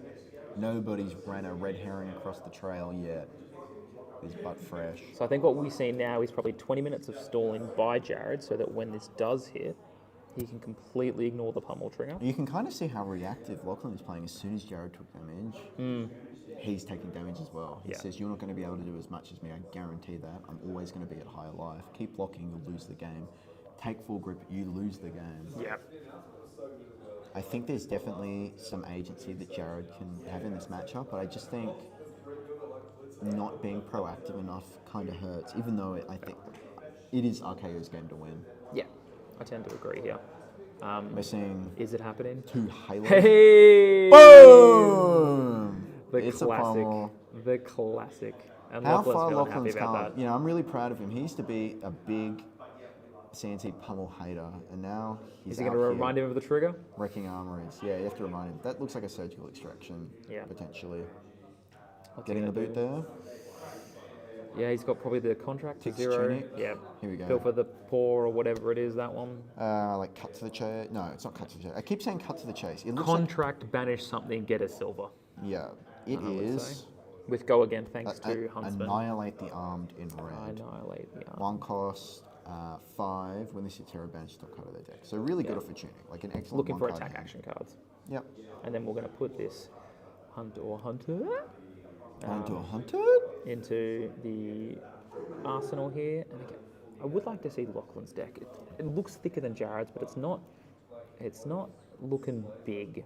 And there's the defense reaction, gets rid of the tunic, gives it up and says, no, my deck is actually more important than the potential resource in 3 turns. I'm not sure if it is. Unless he's got some... If he has a booze in hand, I can understand this. You know what, this game's going for much longer. And it's in all likelihood, it's not going to... Jarrod's on 9 life. I think Lachlan's just turning around and saying, I'm trying to convert my hand into as much damage as I can right now, and I'm going to rip 2 to 3 cards from you per turn, and you're not going to be able to do anything about it. Look at this. Looking for a scrap coming in for 5. I assume it's a red. 5, go again. 5, go again. Says, do you want to take this and go down to 4? And then really get to play the Getting rid of RKO my game. favourite card. And he's got 1 card in hand now, so he doesn't get to RKO this, but he gets to send either a claw or something else here. So blocking 3 with a regicide, takes 2. Takes 2 as he thinks if he wants to hunt or hunter this. He does. He does. There it is, hunt or hunted. So, Arakni trigger. Look at the top. What is that? Name it. What's he going to say?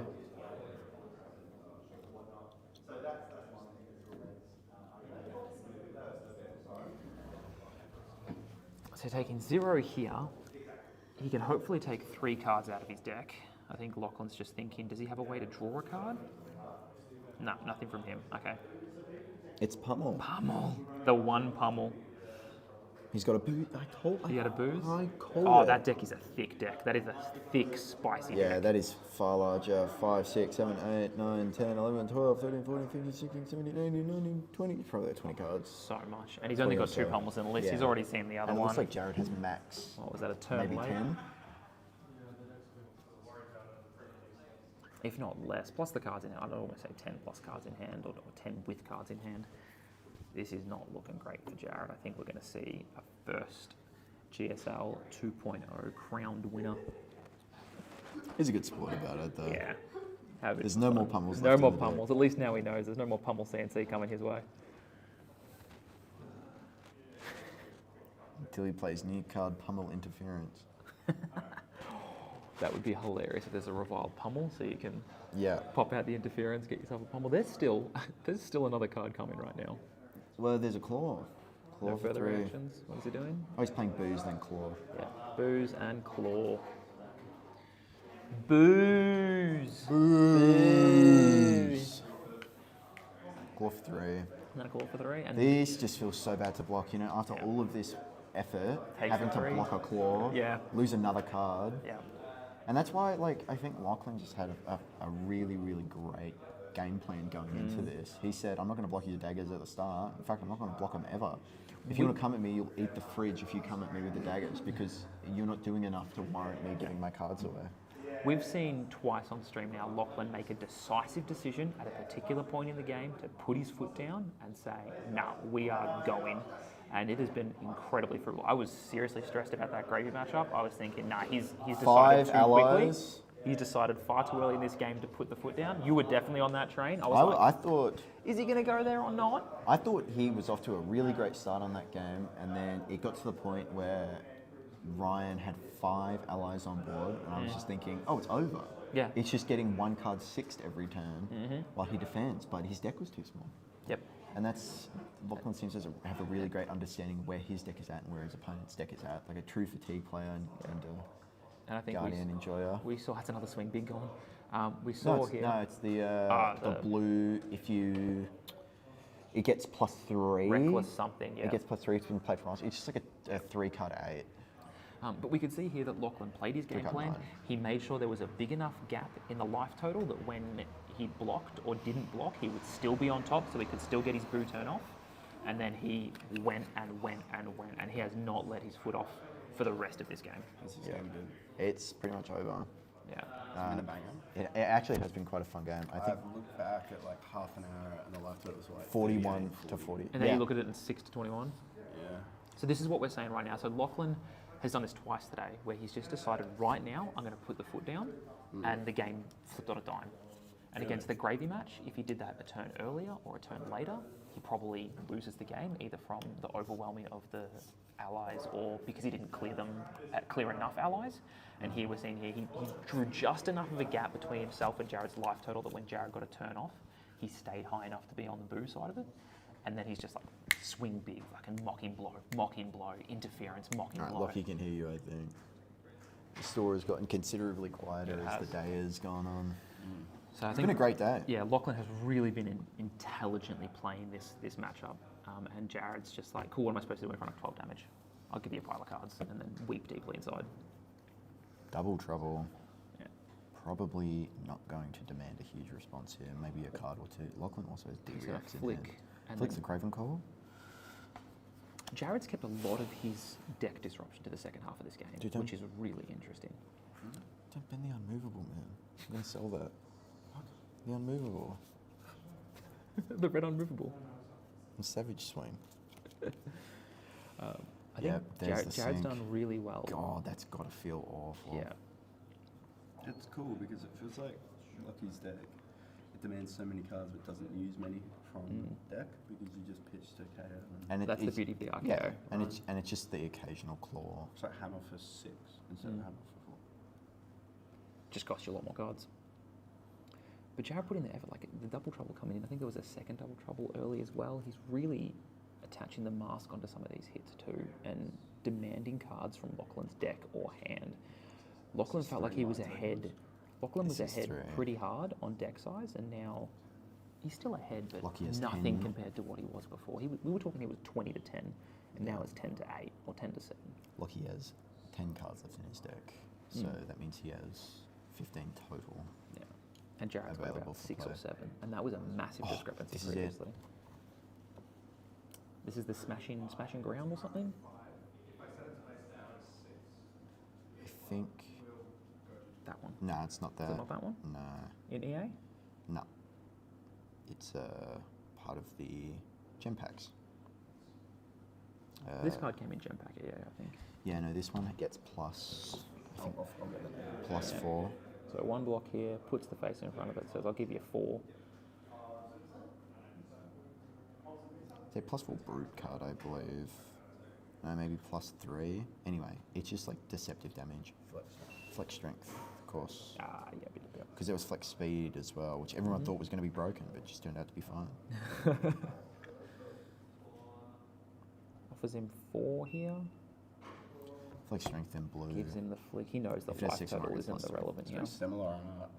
6 or more gets plus Brute with 3. the This card was crazy in limited. Yeah. I blew people out with this card in limited. It's very good. Yeah. Is it worth that life total gain, or would you rather have that card in the deck to potentially just eat a contract? The Banish? sigil. You surely Wait just for play the it. sigil. Yeah. Value. But the deck, if you banish the sigil, then you're not banishing another card that's potentially It's on damaged. 6. I don't think you get past. Like, Yeah, 4 turns. if Lachlan just throws claw every turn, Yeah. she's all over. He says leave it on top. Because there's pretty much like no hand disruption. Lachlan finding these D-reacts early really is just the icing on the cake for this. I mean, such solid play and really, really well thought out to get to this point. Oh, he's got 4. We've got 4. These have been really clean D-reacts this game. Poison the well into pitch.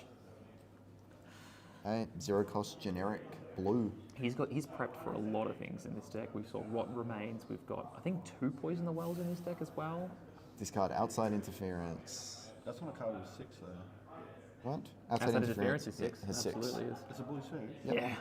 And it just fetches you Yep. anything you want. It's got 0 block. It's got 0 block, and it only fetches reviled cards. Yanni, coordinator and creator of GSL, in disbelief that outside interference is a blue 6 that fetches you anything you want. Brute's not allowed blue 6s, but reviled Brute's allowed blue 6s. It's pretty underhanded. I think it's cheating a little bit. You can be done here now. What? Said I see what he did there. That's why I get paid the big bucks. The big buck. Mocking blow. I still love Mocking Blow. This Card's is been bonkers. Yeah, this is going to demand a KO trigger, so just give him the whole hand or. Big Bully, We'll get out of absolutely. The This is out of jail. This is on RKO. Yo. We're never gonna This is Big a- Bully has been a premier card.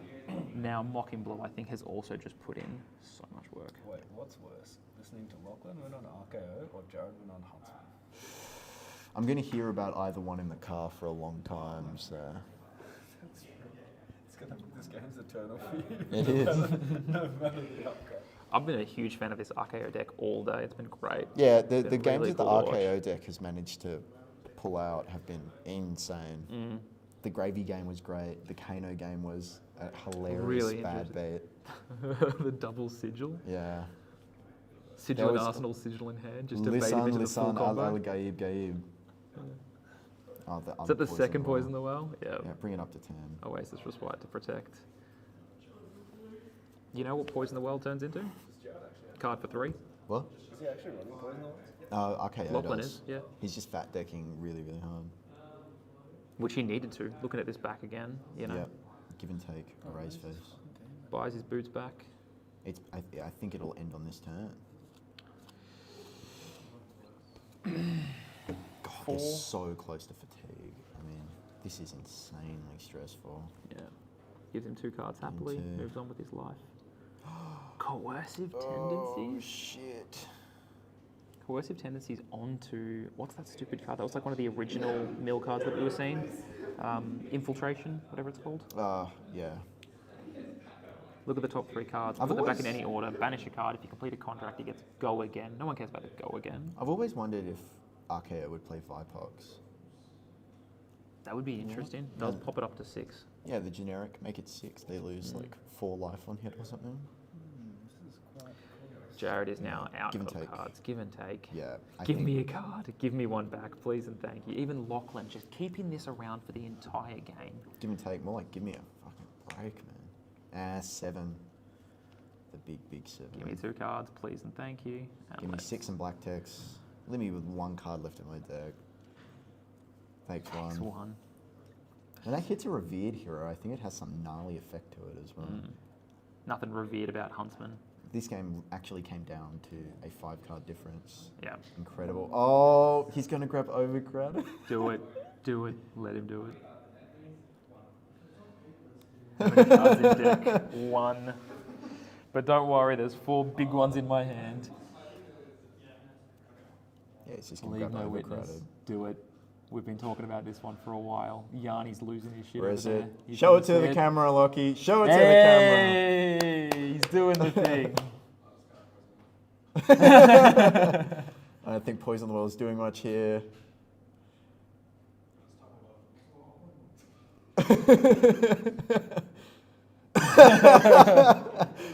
Vlogs for 4 and Good Lachlan takes it. Winner of GSL. Season 1. Season 2. Week one, we have the first person in. The best part about this is he can't play for the next 3 months. Yeah, exactly. I don't have to He's play out of against, here. I don't have to play against RKO when I rock up in 2 months. But you know what that means? I get to play RKO next month. Oh, fuck that. All right, we'll run a quick winners interview. Yeah, I'll go run and grab him. I'll sit down there with Lockie. Losers move from here. Winners interview. Oh, thank you. Here or somewhere else? Yeah, actually, keep your camera. Okay. He's sorting out cards. Okay. I'm giving back his deck. This is his deck. Hold on, Jack. You can just do it in the corner. I mean, I can't move. You guys actually move here. I'm giving him back his fucking deck. Is it all his? The assassin stuff is, yeah. Oh, you got like a... All right, Lachlan, Maddaford, the man, the myth, the legend. Hold on. He's running off. I need to do a little bit of reviled behaviour. He's doing a little bit of reviled behaviour, he says. I mean, he's got the mic on, you can hear him. Oh, no. Yeah. The Sunnies. Yeah. What's up? You got some questions? Congratulations on your win. I appreciate that. Instantly in. I honestly am extremely stunned by that. Yeah. How did you find that last game? Was there anything Oh, it's the different? easiest game I've ever played. Yeah. No, no, it was actually a very difficult game. Yeah. So It came down to about 5 cards. yeah, the Arakni matchup is one that I think, as Kayo favoured into, but am scared about playing because the new defense reaction Hunter or Hunted. Oh my god, hit swing big. Yeah. What a card to hit. Yeah, it extracts a lot of damage from my deck, which is not great. So it really depends on what he hits. I was able to build a little bit of confidence in the matchup in the Swiss though, because when we played it, he removed all 3 of my Nimbies and 4 of my Mocking Blows. And that's, I think someone told me that was about 48 damage from my deck got removed. Saying, if he ends up grabbing Nimby or Nimbleism, it hurts so bad. Yeah. Those cards are useless without each other, really. Yeah, and even though the life totals were pretty favoured my way, you could see that the game is it's played by the deck size. So it was who's going to end up with the last weapon swings. I think it actually came, like, one of the big deciding factors of that game was turn 1 not blocking the daggers. I was like, wow, you're completely committed to this game plan and this may benefit you. And I think there were a few times where Jarrod could have done that, or he could have committed to that deck size game plan a little bit more, and maybe it would have helped, but it was definitely a fatigue matchup. Yeah, it's tough because anytime. So 2 big things we're trying to. I think I got all 3 big bullies in for 12. Yeah. Which was Huge. something I was really going to try and force going in, unless I was behind and could use the booze to buff it up already and just try and use it as a 2-card 8. Yeah. But yeah, Mandible Claw being just like 3 value randomly. It's perfect. Is really helpful, especially when he blocks it. Yeah. So yeah. But no, I was not expecting this today to go this way. I mean, so it I'm went pretty very stoked. well. You played extremely well. thank I you. think the best games of the day were RKO today. Thank you, I appreciate which that. I did not expect to happen. I thought we were going to see some cool stuff, but every RKO was winning the game in such a stupid way. I won't swear because I want to be sponsored by LSS. Of course. It was such a rat way to win so many of those games. I mean, there's 5 allies on board. Who beats Gravy Bones in that situation? RKO every day. RKO. Yeah, every day of the week. No, that was another very tough game. But Yeah. it's an honour to play, and shout out to you, Max, and Yanni and Dan, yeah. who's not here, but for setting up the GSL. Yeah, stream, I mean- and everyone for coming. It's awesome turnout today. Jeff, Felt Yanni. like this is bigger than some of our PQs. Yeah, So it was yeah. awesome. Jeff, Yanni, Max, Stan, everybody that put this together. Huge shout out. Big shout out to Jarrad as well in the finals there. I think he did play that really well. I think as he much played as it very I'm well as much as well I'm too. sort of ribbing him, ribbing him a little bit. I mean, I would make sure my banishes were better off Hunter or Hunted, but besides that, it was.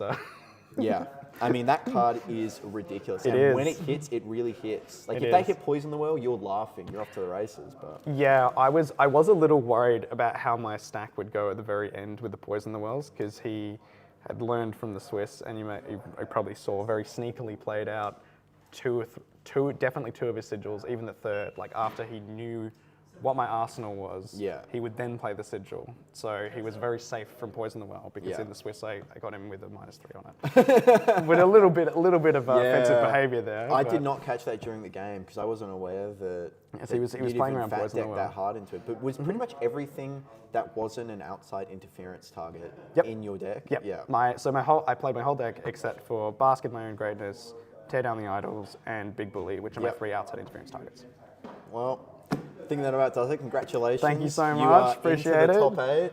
I'm thrilled. I'm yeah. thrilled. After not quite making it last season, I'm exceptionally happy. Back with a vengeance, and we'll be bringing maybe some RKO. Yeah, I mean, you've inspired Max, so maybe Yeah. RKO will stick around a little bit. Yeah. Anyway, Max, are you able to take us off? Thank you so much. Thank you for watching, everyone. Thank you, everybody. Take care.